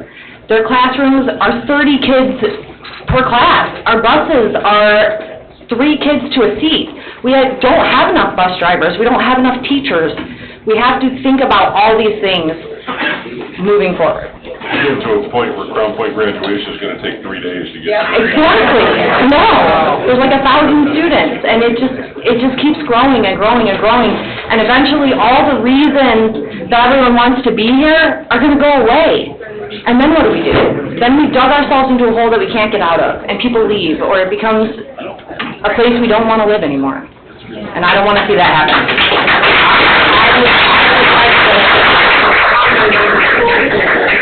My brother, Mike Carnahan, was the head custodian at MacArthur. He retired, and now he's a substitute teacher, and he's almost working a full-time job. I believe it. I just got my license to be a sub, so they need them. Hi, my name's Mary Gallo. I'm at 7210 West 134th Place. My question is regarding basically all 3 of yours almost, or well, 2 of them. when they do go to do Morse and to expand Morse, is this gonna be done before or after these projects? And then, for that most, let's ask this question, will the east side of Morse or the west side, where you will be building, or will it be the people who are already established there that the property gets taken from to expand that? We would ask for the center of the road, let's say 50 feet to the west from them. That way we wouldn't disturb anyone on the center line to the east. So the east side would stay, That would be the ask and then we it would would most come... likely make, yes. They would dedicate the land now, even though we don't have the money to do a road widening project, and that would be negotiated, if you will, so that in the future, we don't have to then turn around and go try to buy land from said developer or other side of the road. So then- We're gonna dedicate a 50-foot right-of-way from 145th to the edge of our property. That was a recommendation. So from here to here, you're referencing? Yeah. No, we want to know from the townhomes to... Well, that's as far as we own, yes. So I'm saying, like here you're talking. No, on Morris right there, yeah. From Moore Street to townhomes, what is the feet? Oh, on 145th? No, Moore Street to the townhomes. How far back, and they said, off the road. Oh, that's a different question, I'm sorry, I thought you were still talking about right-of-way. They will be a minimum of 20 foot from the 20 foot from the right-of-way, but there's also gonna be a big walking path that's gonna lie between the road and the front yards too. We haven't even had a chance to really discuss that. So it's 20 feet from the road to the first townhome. Mr. Right. President? And that setback is from For clean record, I do the, ask that after the anybody who dedication. comments please get back. I can't hear If you. you follow me. I ask for a clean record so my reporting secretary can effectively do her job. If anybody is commenting or asking questions, can you please get up, state your name and address for the record, and speak into the microphone? I need her to be able to do her job effectively so she can give good minutes to the board. Did you miss, did somebody get missed? Somebody was talking that I don't know who it even was in the audience. I'm sorry. Right there. That was mine. No, my bad. You want my name and address? Yes, please, ma'am. Meg Gailey, 14819 Moore Street. Thank you, ma'am. I apologize. And the last was Mary Gallo. I got her. Oh, okay. Thank you, sir. Brenda Roberts, 15008 Moore Street. A lot has been said, excuse me, now about this area. This is my area down here. This property down here belongs to me, Reunity Development. I was born here in the White House, just south of the devastation there, and have lived in Germany most of my life because of my profession. So I wasn't really sure about the protocol here for the public hearing. I'm against every one of these PUDs, and Amen. Yes. every one of them, and especially this one. First of all, the maps, I asked for the maps at the last Plan Commission meeting, because they weren't online, and I believe, Ashley, excuse me, you said, oh, you hadn't had time. Well, that was 60 days that you'd known about these developments, and we did not have any plans, so that I did not know what this was going to be. Now, I see maps that are so vague, I can't really know what is going on. I mean, how many feet are you from my property? You can't even tell that, it doesn't even say. And according to Indiana code, let me look it up, I think it's 32-26, you have to be 10 to 15 feet away from my property. And you also have to ask the existing property owner if you may build there. Nothing like that has happened. I don't know how far away you are, but I don't think your setback is far enough. And I would like to know that. And also the fact that maybe you don't know this, you have to build a fence to my property so that I am fenced off from you and don't have all these people here. You may not realize it, let me tell you what this property is. This is the border to our wildlife sanctuary. The property, more than 140 acres, belonged to my family for over 100 years. And when I became trustee, it was my joy to sell to Lake County Parks and Heritage Foundation to preserve the marsh area, the wooded lands, and an eagle's nest that was on the property. Now, Mr. Lawton, in October 7th, 2021, made an offer to buy my property, the 10.5 acres, the poor little 10.5 acres you see here. And I refused him because his attorney, I have this in email, so I'm not making it up, mentioned that he was going to be doing a development. And I didn't know what that was going to be, and I didn't want to sell to him, so I didn't. Now, he's encroaching on my border here, and I don't believe in coincidences in life. November of 2022, Lawton cut down all the trees on the golf course, and my eagles abandoned their nest. Now, I don't believe in, they're down here, eagles, down here. I don't believe in coincidence. November. That is what you say in the States, a red flag. I've lived in Germany most of my life. They moved then a little bit further away, just over the water of the marsh, built a second nest, and abandoned that on April 1st of this year. Now, we're having bad problems with wildlife. You don't have enough setback from my property. And let's look at this Moore Street. You're going to make an intersection here. This is my property right here. What is that going to do to me and my property? What's it going to do to Moore Street? We're talking about highways. We're talking about wells. We're talking about sewers. Nothing is right here. And that is definitely wrong. Eagles are federally protected. Perhaps you don't know that.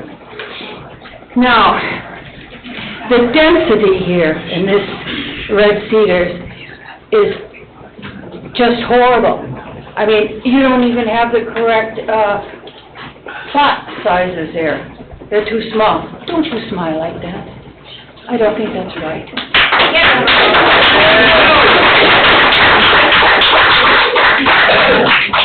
okay, all right. Well, I suppose I have said most everything. I really haven't, but I've said the most important things. This town was historically a beautiful vacation area, something that everyone was proud of. I know, you're not interested. It'll go in one ear and out the other. But we are. I grew up here, I am. And we are, but I've been here longer than you have, probably. We the people. Thank you. All right, thank you, bye-bye. A lot more people want to talk, thank you. Well, if they can talk as well as I can, I'll let them. Yeah, but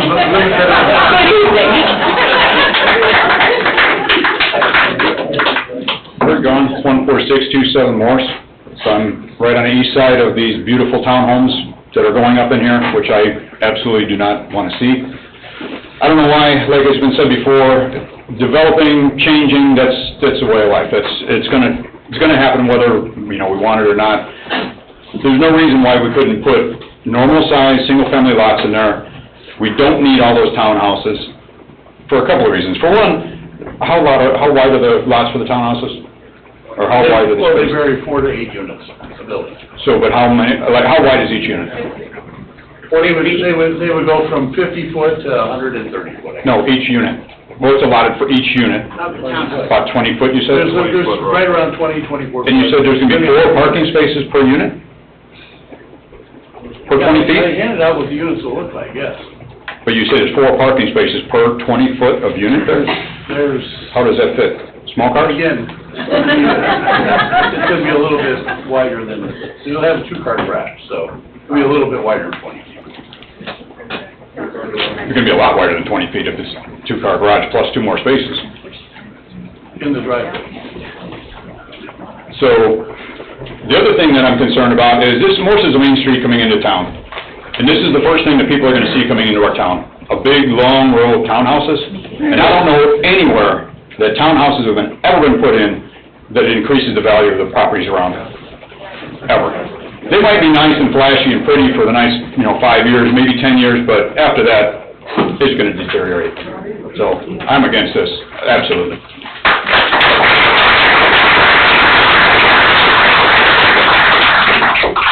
Kevin Dasher, 14321 Lakeshore Drive. Hello again, gentlemen. You can come clean now, we know this is a Halloween joke. Anyhow, I'm gonna start off with zoning ordinances. From what I've heard here tonight, what I've seen here tonight, they're in violation of 3 and 5 in Section D. 3 is any amendment to the requirements of the zoning district. I'm sorry, that was 2. Land surrounding the proposed development either can be planned in coordination with the proposed development or will be compatible in use. Townhouses are not compatible. They're nowhere in Cedar Lake. Number 5 says existing and proposed streets are suitable and adequate to carry anticipated traffic within proposed zoning district and within the vicinity of the proposed zoning district. It isn't already, and they haven't built the homes yet. By the homes that are already built, we've got traffic up the way in Morris that Morris can't handle it. What are we gonna do when we build this? Where are all these cars gonna go? You're talking 48 units? That's 48 families. Most families have 2 cars, we're talking 16 cars. Now double that up for all these units. How many cars are they gonna have in there? I don't even see a parking lot in there. And I also don't see a park in there. Okay, well, there is a park, I take that back, where the detention pond is. But once this is all built, we'll build mansions around that and cut off everybody's view. I know how that works too. That's the way it's been working. Okay, that takes care of the zoning. Then I want to commend the town of Cedar Lake people for how they handle things so quickly. This morning, a neighbor and I went in and we tried to block an easement to that road that Steve says that isn't going to be used. And within 20 minutes, they took our check and they took our vacation application.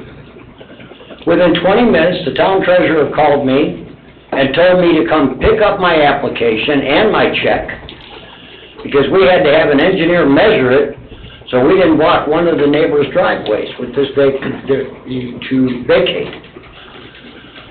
Within 20 minutes. I've never known the town of Cedar Lake to move that fast in my life. I've been here 20 years and I've never seen that happen. So what are they trying to tell me here? That somebody hasn't figured this out already? Something's wrong with this. Then we come to the golden oldie, and I think the town lawyers will probably have a ball with this. I have in my possession, from one of my neighbors, a deed in trust. A quit deed. Number 190101.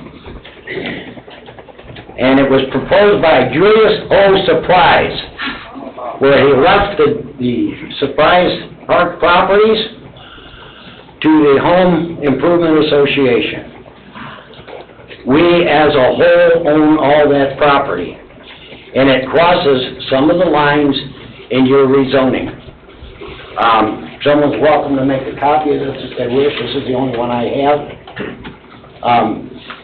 If you'd like to look at it, I'll let you look at it, but I can't let you keep it. Would you like to look at it? I mean, it follows most of the measurements you have in the letters that you sent to my people on 143rd. It's within some of those in the split deed. By the way, the split deed is for 99 years.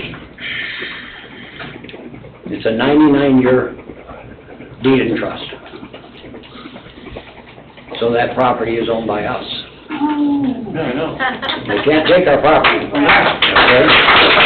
And the road, I don't understand why they wouldn't let me take the easement out if they're not gonna touch it, Steve. I didn't say a word about it. No, I'm telling you, town... Oh, I don't know. The town would not allow me to take the easement out. We're not touching the park. We're not taking the property. Okay.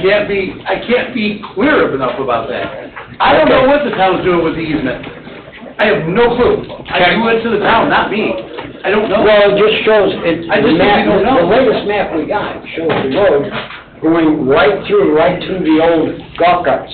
Right, Kenny, in Cedar Lake, we have a bunch of old unimproved platted roads that are not improved, so therefore on like a GIS or top view, if you will, from the county, it'll show a road there. And in order to vacate that road, both sides of the property owners on both sides of that road that is unimproved must agree to vacate. And earlier, I thought it was asked by one of the folks that they asked Mr. Lott if he would deed them his half of the road so that you guys could end up vacating the entire width of whatever the width is. So that, and I spoke to Scott Darrence about this earlier today. Yeah, and Scott's forum that we were talking to. Yes. We need to, it was just a security deal for Surprise Park. Yeah, and make it's sure hard to do. that they weren't gonna make a road going into that subdivision through our beach, They're not. Oh, no. okay? Because we'd have to ask for variances and everything else, we'd have to put up an 8-foot fence. We're not. Okay? But as far as the rest of it, I'm in agreement to all of it except for the townhouses. I moved into the country out of the suburbs. I didn't move into the country to have it become the suburbs. I don't mind the houses. I mind the townhouses. I've seen what the townhouses bring, and it's not the rich clientele that we want in Cedar Lake, I know that. Wait till it's 5 or 6 years old and see what happens. I saw it happen in Alton, and we got out. That was 20 years ago. Think how quick it's gonna happen now. Thank you for your time.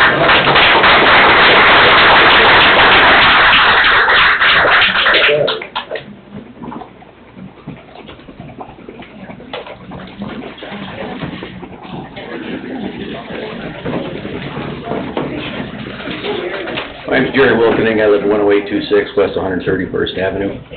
As many times as we've all been in this room, some of us a lot, some of us not so much, I've heard the phrase quite recently, trust the professionals, trust the engineers.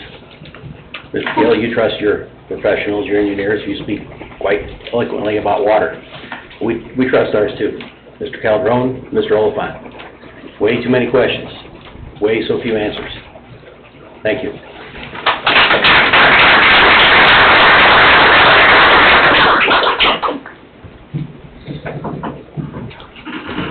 Ryan Brown, 14701 Morse Street. Again, there's no reason to rezone some large tracts of property for people that are not, they do not have our community's interest at heart. I know he's got a mansion and a 70-acre backyard, and that's great, but there's thousands of people that have to move into our town to pay for it, and we don't want it. And we're going to come to every single meeting, and we're going to vote every single time. I suggest you table this till next year.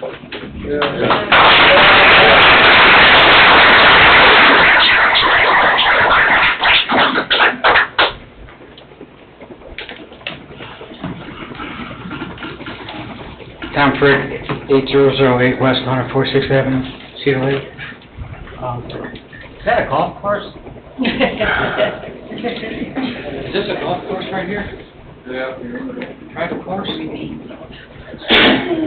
I'm just wondering, you got all these people moving in here, how are they getting lake access? Where's their lake access at? I mean, they're gonna be living right there. You'd think they're expecting to have some kind of access to the house. I'm sure the Lottons ain't gonna wanna share their beachfront, their lakefront property. I don't know about the South Shore. I don't think they're gonna wanna share it. Surprise Park, I don't think they're gonna wanna share it. So, what are they gonna swim in a detention pond? It's wrong. I'll bet you, whoever buys in that subdivision is gonna assume that they're gonna be able to have access to the lake. A lot of people do. And it ain't gonna happen. There's no way. I don't know. It all looks good on paper, but gotta think it through. I mean, we can erase it, but that's all I have to say. Thank you.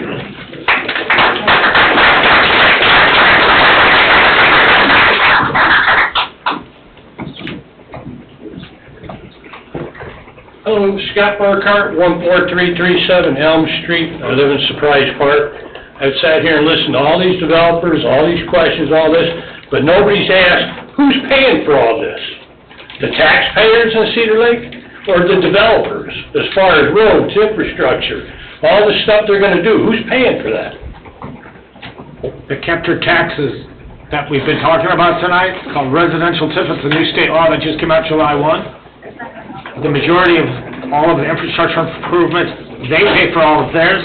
All the other added benefits to the side roads off of Morris that have never been done, all the new infrastructure there is all being done with someday. But how about inside all the developments, all their roads? 10 or 15 years out, right? Are the developers paying for all their roads inside? They have to, of course.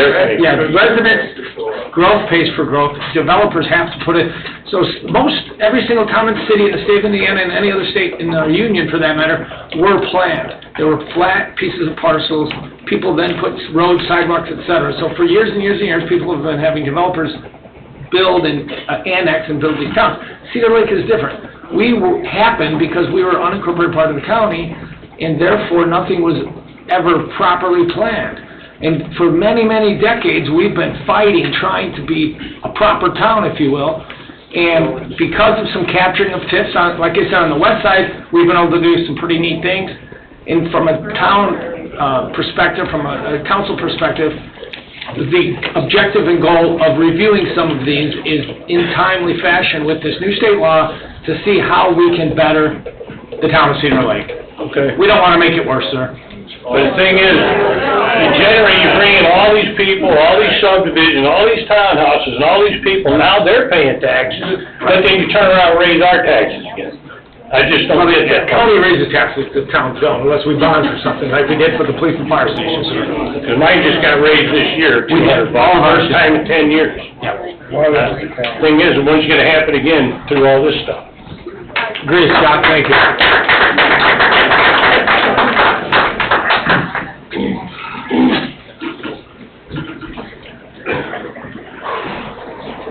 Good evening, Terry Brothers, 14513 Morris.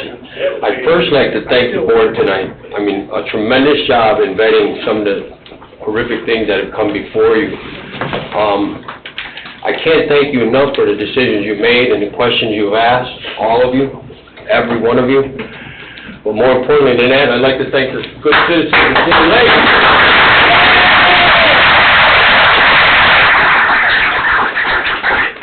When I showed up here about a year and a half ago, I was the only guy in here, the only guy in orange. But there's been a lot that's happened in a year and a half. Some things I thought were just going to go and never be even questioned or even asked about. But tonight has proven me one thing, that the town has a voice. The people on this board spoke, and their voice was heard clearly. Now, I know there's one more here to hopefully table, But I think we still have the same amount of ammunition on this one to table this one too. So please, we'd appreciate that same decision-making power on this particular one. Thank you.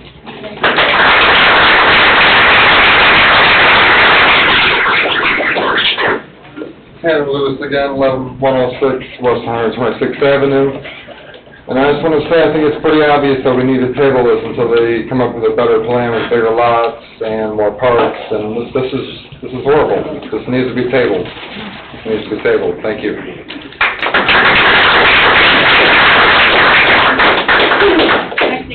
I'll be quick. Meg Yaley, 14819 Moore Street.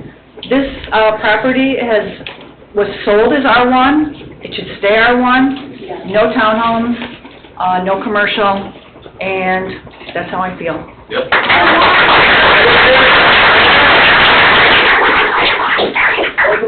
Chuck Becker, 6100 West 136th Place. Where are we getting the water for this one? I haven't heard that one discussed for this subdivision. Where is the water coming from? And then, you were talking earlier before about the massive wells, how it's got potential. Hey, Don, can you answer me? Lakeside, a few years ago, didn't Schilling drill a well out there? It had good volume, but the quality was not so good? Yeah, I think that was mentioned earlier today. Yeah, I Good volume, mentioned that. bad quality. And then, so until we get results for these wells, how can we base anything on it? Because look what happened to Lakeside. They thought for sure they had that water, and all of a sudden they had to stop pulp. That's something we can get approved, and that was sick, because if we don't have proper utilities from engineering and water, you can't do anything with it. So it is what it is. So don't prove it until you have the proper water. Yes.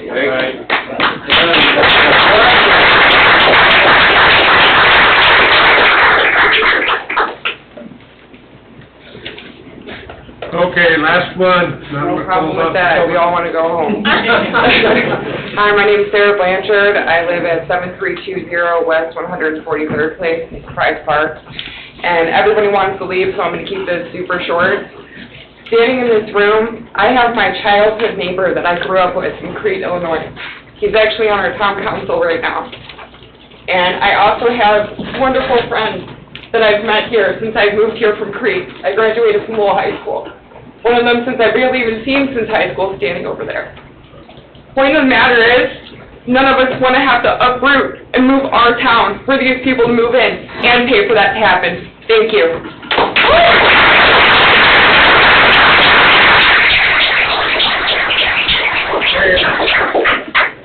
This public question, it's coming now. I forgot what it was.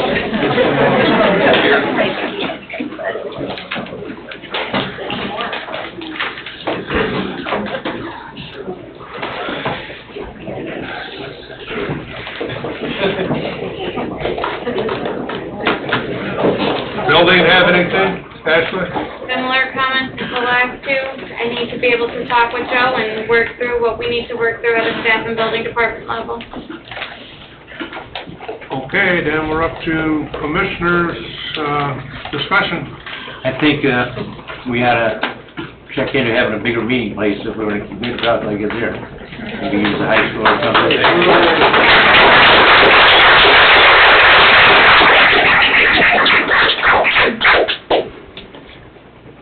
So many people had to leave.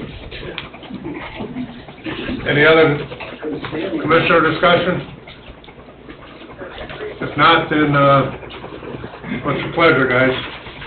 I'd like to make a motion to table this item as well for the following concerns. I got some good news on this one, though. I'm okay with Mr. Ryan's 100 by 300 lot. That I'm good with on this side. It's zoned R1 currently. I don't see any reason to rezone it. I might be amenable to R1 PUD, like I suggested before, depending on how that's going to lay out, but it would have to be all single family for me to consider that. The commercial use in the R1 zoning, I'm not in favor of. The 915 letter needs to be addressed. The traffic study needs to be done. Pre-engineering needs to take place. The utility extension concerns need to be addressed. Don says the detention won't work, I would like to see that addressed. PUD guidelines have definitely not been met, and the intent and the purpose for the open space is a concern that needs to be explained, and the overall density is not acceptable. So, for those reasons, I would like to table this item until such time that we can start getting to a point where we can work on it and negotiate good faith to get this. Here, here. Motion to table, lay on the table by, Mr. Parker, seconded by Mr. Carnahan. Roll call, please. Mr. Carnahan? Yes. Mr. Foreman? Yes. Mr. Hunley? Yes. Mr. Sharp? Yes. Mr. Parker? Yes. Mr. Capora? Yes, motion carries.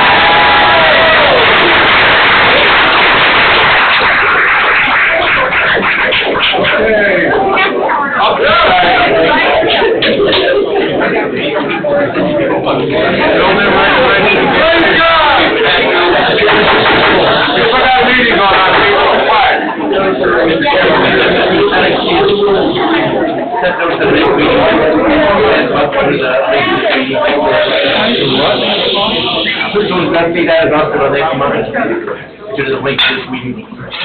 What, the update? Yes, save the update till next month. No.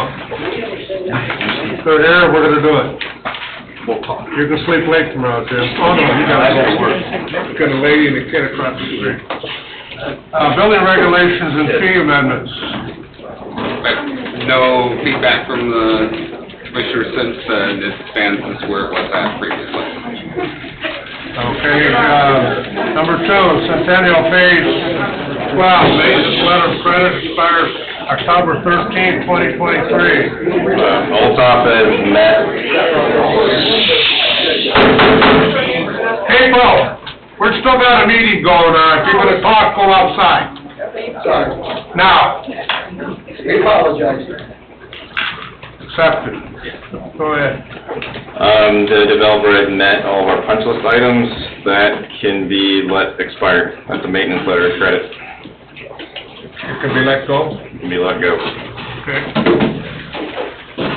Number 3, Rose Garden Estates, Unit 1, performance letter of credit expires October 14, 2023. I need to request that the Plan Commission amend their agenda to act on the letter of credit extension that I received a couple weeks ago. They are asking to extend Unit 1 for an additional year with no reduction. You want that right now? Yes, please, sir, because it'll expire before our next meeting, that's October 18th. I make a motion to amend the agenda to consider another item. What's the motion? To amend the agenda to consider another item. Second that. Got a motion to amend the item by Mr. Parker, seconded by Mr. Carnahan. Okay, we want to address the, Now we gotta vote on it. yeah. Roll call, please. Mr. Carnahan? Yes. Mr. Foreman? Yes. Mr. Hunley? Yes. Mr. Sharp? Yes. Mr. Parker? Yes. Mr. Capora? Yes, motion carries. Make the motion. What do you need a motion for, Ashley, to extend They- the letter of credit? Correct. They submitted an extension request for an additional year from the October 14, 2023. I don't have that number off the top of my head, but I know it is $6 million and upwards. 6 and change. I would just say to the current amount. I make a motion to extend the letter of credit for the $6 million in change. I would say the current amount. Current amount. The current amount, which is $6 million. Is that for a year? For 1 year, Correct. yes. Yeah. Till October of 2024. Correct. Got a motion made by Mr. Parker. Second. What's that second? Second. Second by, Mr. Foreman. Roll call, please. Mr. Carnahan? Yes. Mr. Foreman? Yes. Mr. Hunley? Yes. Mr. Sharp? Yes. Mr. Parker? Yes. Mr. Capora? Yes, motion carries. Number 4, Beacon Point East, Unit 3, performance letter of credit expires November 5th, 2023. The developer has our punch list in hand. He has to address those items before he can put final asphalt down. Once he does that, he may be able to rotate into maintenance come before his expiration date on November 5th, but we'll see how that goes as we progress forward. Okay. Number 5, Rose Garden Estates, line, Unit 2, performance letter of credit expires December 9, 2023. I anticipate sometime within the month I will receive another letter of credit extension request. Just an update for the subdivision as a whole, they did finally provide units 2 and 3 as-built last week. So, that's good news. We're gonna start a review of those. We are also doing a complete re-inspection of the entire subdivision, seeing as though they're pretty close to built out. So, we're going to update our original Phase 1 punch list, which is roughly 2+ years old now. And then we will update our punch list from earlier this year on units for Phases 2 and 3. And they should have that shortly. It's ongoing as we speak. Okay. Number 6, Ledstone, performance letter of credit expires December 7, 2023. We completed our, it's actually that's another typo, it's a maintenance letter of credit expiration. So we are completing our inspections right now. Public Works has been released to complete theirs. I believe Storm is completed. We're waiting on sewer and water. And then we are actually completing our surface inspections, I think, yesterday. So that punch list from us should go out probably next week sometime, too. Okay, sounds good. Number 7, Summer Winds, Unit 2, performance letter of credit expires December 20th, 2023. I can take them both, 7 and 8. There's been little response from the current developer who is holding the letter, or who has issued the letter of credits about what their plans are. They don't meet our 80% build-out yet to final surface to get this into maintenance. Even before that, he has binder repairs he needs to do in the subdivision before he even is allowed to surface. So that one's kind of just hanging out in the wind, trying to figure out what the developer's intent is. What percent are they now, Don, do you know?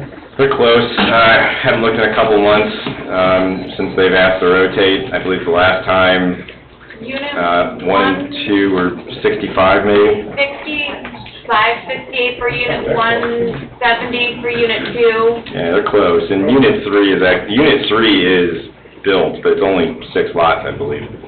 And no, the roadway infrastructure was included in Unit 2. So those were strict lots, and they got platted. So it doesn't really matter. Okay. Anybody want to talk anymore? All the comments.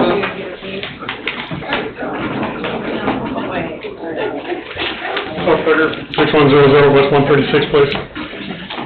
This has to do with last night. What happened last night, removing planning commission member, last minute, was total BS.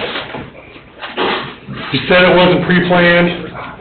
Gee, but you had the person's name right there. Turn around and ask Ashley, what days did she have? Boom, boom, boom, boom, boom. That wasn't pre-planned. I don't know what is. Isn't it amazing how the person that's supposed to take her spot lives right up against Lawton's property, right along the creek down the street from Colleen. Owns all their property from the house all the way to the road, creek's right in the backyard. Wasn't that convenient? Disgusting. Wow, yeah. How you doing? John Dessauer, 13941 Lakeview Point Road. Since yesterday, I've been, I guess I'm Heather Dessauer's husband, basically. That's the title I get. But I just want to bring a couple things to mind here. You know, I respect the board here. I respect the town council. I respect Dave Austin. I'm not sure if he's here. No, he had to leave because of a conflict of interest. Okay, understood. And I know how hard you guys work. I also understand that it's a lot of times a thankless position. I also understand to the developers coming in, you know, that with the public and their wants. But one of the things that I think should be brought up here in this setting is what went on last night. As I look at John Foreman, I've known this guy for 35, 40 years. Go way back with this guy. And as I look beyond John, I see the American flag there. And one of the things that's interesting as I look at that, and the reason that we put different people on boards here, we have appointees that are Republican, we have appointees that are Democrats, we have citizen members on the board. The reason that we do that is because we have different viewpoints on things. You see, the more diverse we are in these boards, the more difference we have, we get different viewpoints. If we have all of the same on every single board, it's going to make for a very bad town and a very bad municipality here. I don't want that. I don't want that for my kids. I know you guys don't want that for yours. But Dave Washington said something about notice. That's not why I'm upset. I'm upset with this guy for a couple of reasons because, number one, we're friends. And I felt like you handled that unprofessionally. As a matter of fact, I think your whole group handled that unprofessionally. Dave Washington said that removal of appointees are different than removal of citizens members on the board. He's absolutely correct. Removal of appointees under statute 36-7-4-218, number 3, says under statutes governing members' removal from local planning and zoning commissions and boards of zoning appeals, an appointee removable for cause may be removed only for acts or omissions that diminish the appointee's ability or fitness to perform the duties of the appointment. Such cause must be sufficient under law and not merely any reason that the removing authority in the exercise of unlimited discretion may deem sufficient. That came from case law Waller versus the City of Madison. What that means is this has to be extraordinary. This has to be above and beyond. And your reason that you gave, your cause that you gave last night, John, was missed absences from the Planning Commission meeting. As I've looked at all the meeting minutes, and I've looked at who has missed those meetings, did you know that Heather has missed maybe one more than you, John Foreman? And do you know, Mr. Sharp, that she's missed maybe one more than you, sir? And there's others as well. I could bring up other examples. But there was a reason that my wife, Heather Dessauer, missed the meeting, the last meeting, is because you told her not to come to that meeting.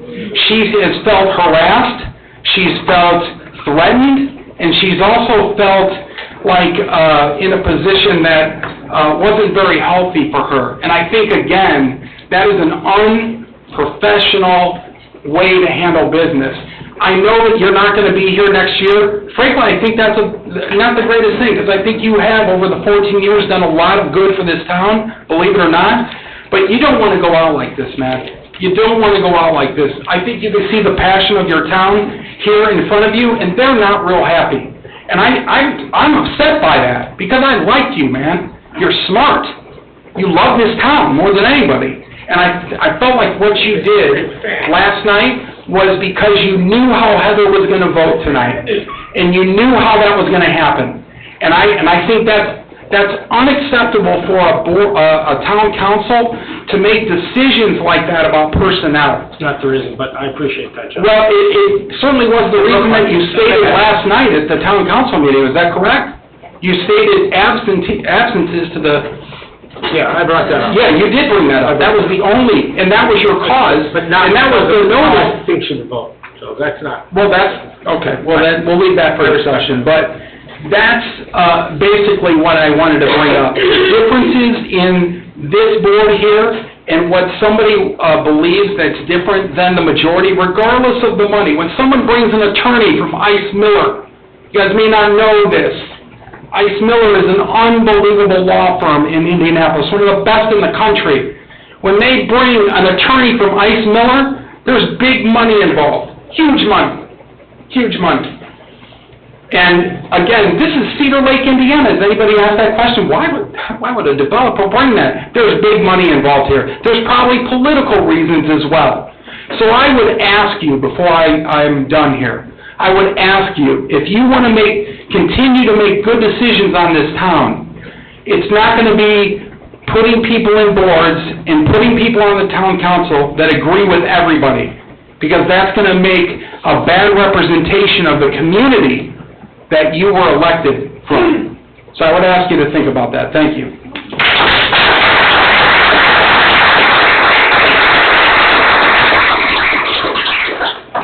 Tracy Haskell, 13436 Osborne Street.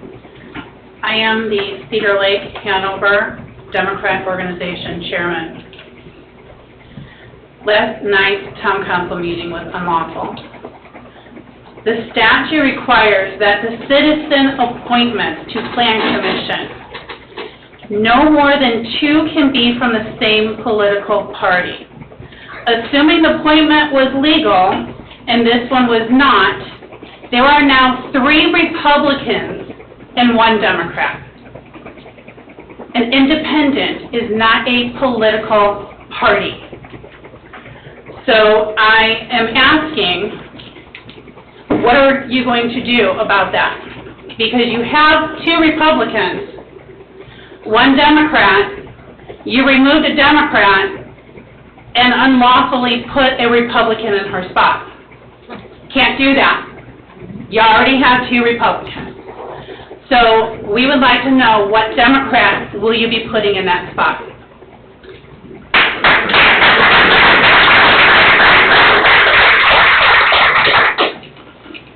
Tanner Lewis, 11106 West 126th Avenue.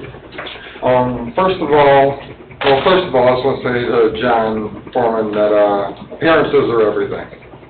But I want to thank you guys for the way you voted tonight, and I want to reiterate that we do need a larger space. We need a larger space for these meetings. Because there were so many people in the hallways. I know people who couldn't get in. People had to leave just because they couldn't make it in this room. And now their voice isn't heard. So we need to figure that out. High school, whatever it is, it needs to be addressed. Thank you.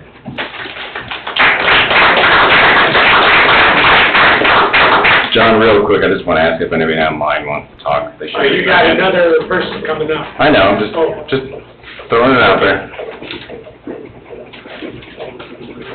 Good evening. Carl Springs, 7326, west 142. You all voted the right way this evening.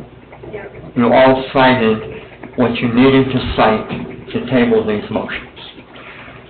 The one thing that, as you move forward, that really needs to be looked at is if you are going to approve these housing developments moving forward, the one thing that really has to be looked at are the lot sizes. There's no one in this room that doesn't want development. We all want development. I have no problem with development. When I built my home, I had to make sure I was 10 feet from my neighbor's property. I had to ensure I had a 50-foot setback from the road. I had to make sure I had definite criteria where my house sat on my lot to make sure I met all those zoning and planning requirements. We want development. Development is wonderful. But what we need to make sure of is that the development suits the nature of the community that we've all grown up to. John doesn't live on a 50 by 100 foot lot. He's got a beautiful home. And that's fine. I commend him for that. He earned it. When you put people in a 50 by 100 foot lot, it doesn't bode well for the future on how these neighbors interact with one another, side by side, year after year after year. You have to have space between people so that their interactions do not impede on the interactions of their neighbors. To allow development with a 50 or 60 foot lot line, I don't care how deep it is, I can care less.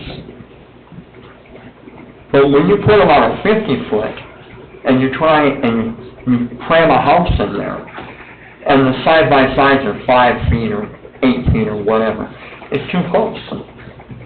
Everyone in this room would like development, but what we really would like is that you stay within the guidelines that you've all created for many, many years. Those guidelines specify minimum lot sizes. And that's all everyone here wants, that we stay within the guidelines so that the next developer doesn't come in here and say, hey, you let this gentleman have it, so I want it. You let this gentleman have it over here, so I want it. Every time you give a variance, every time you change the rules, you open up yourself to a whole lot of others who want to do the same thing, and you cannot refuse them. Do the development, that's fine. But let's do the development so that it makes sense and that people can live in harmony. That's all I have.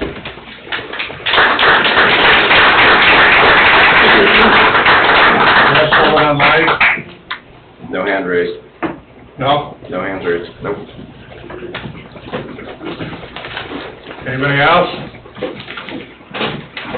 Seeing none?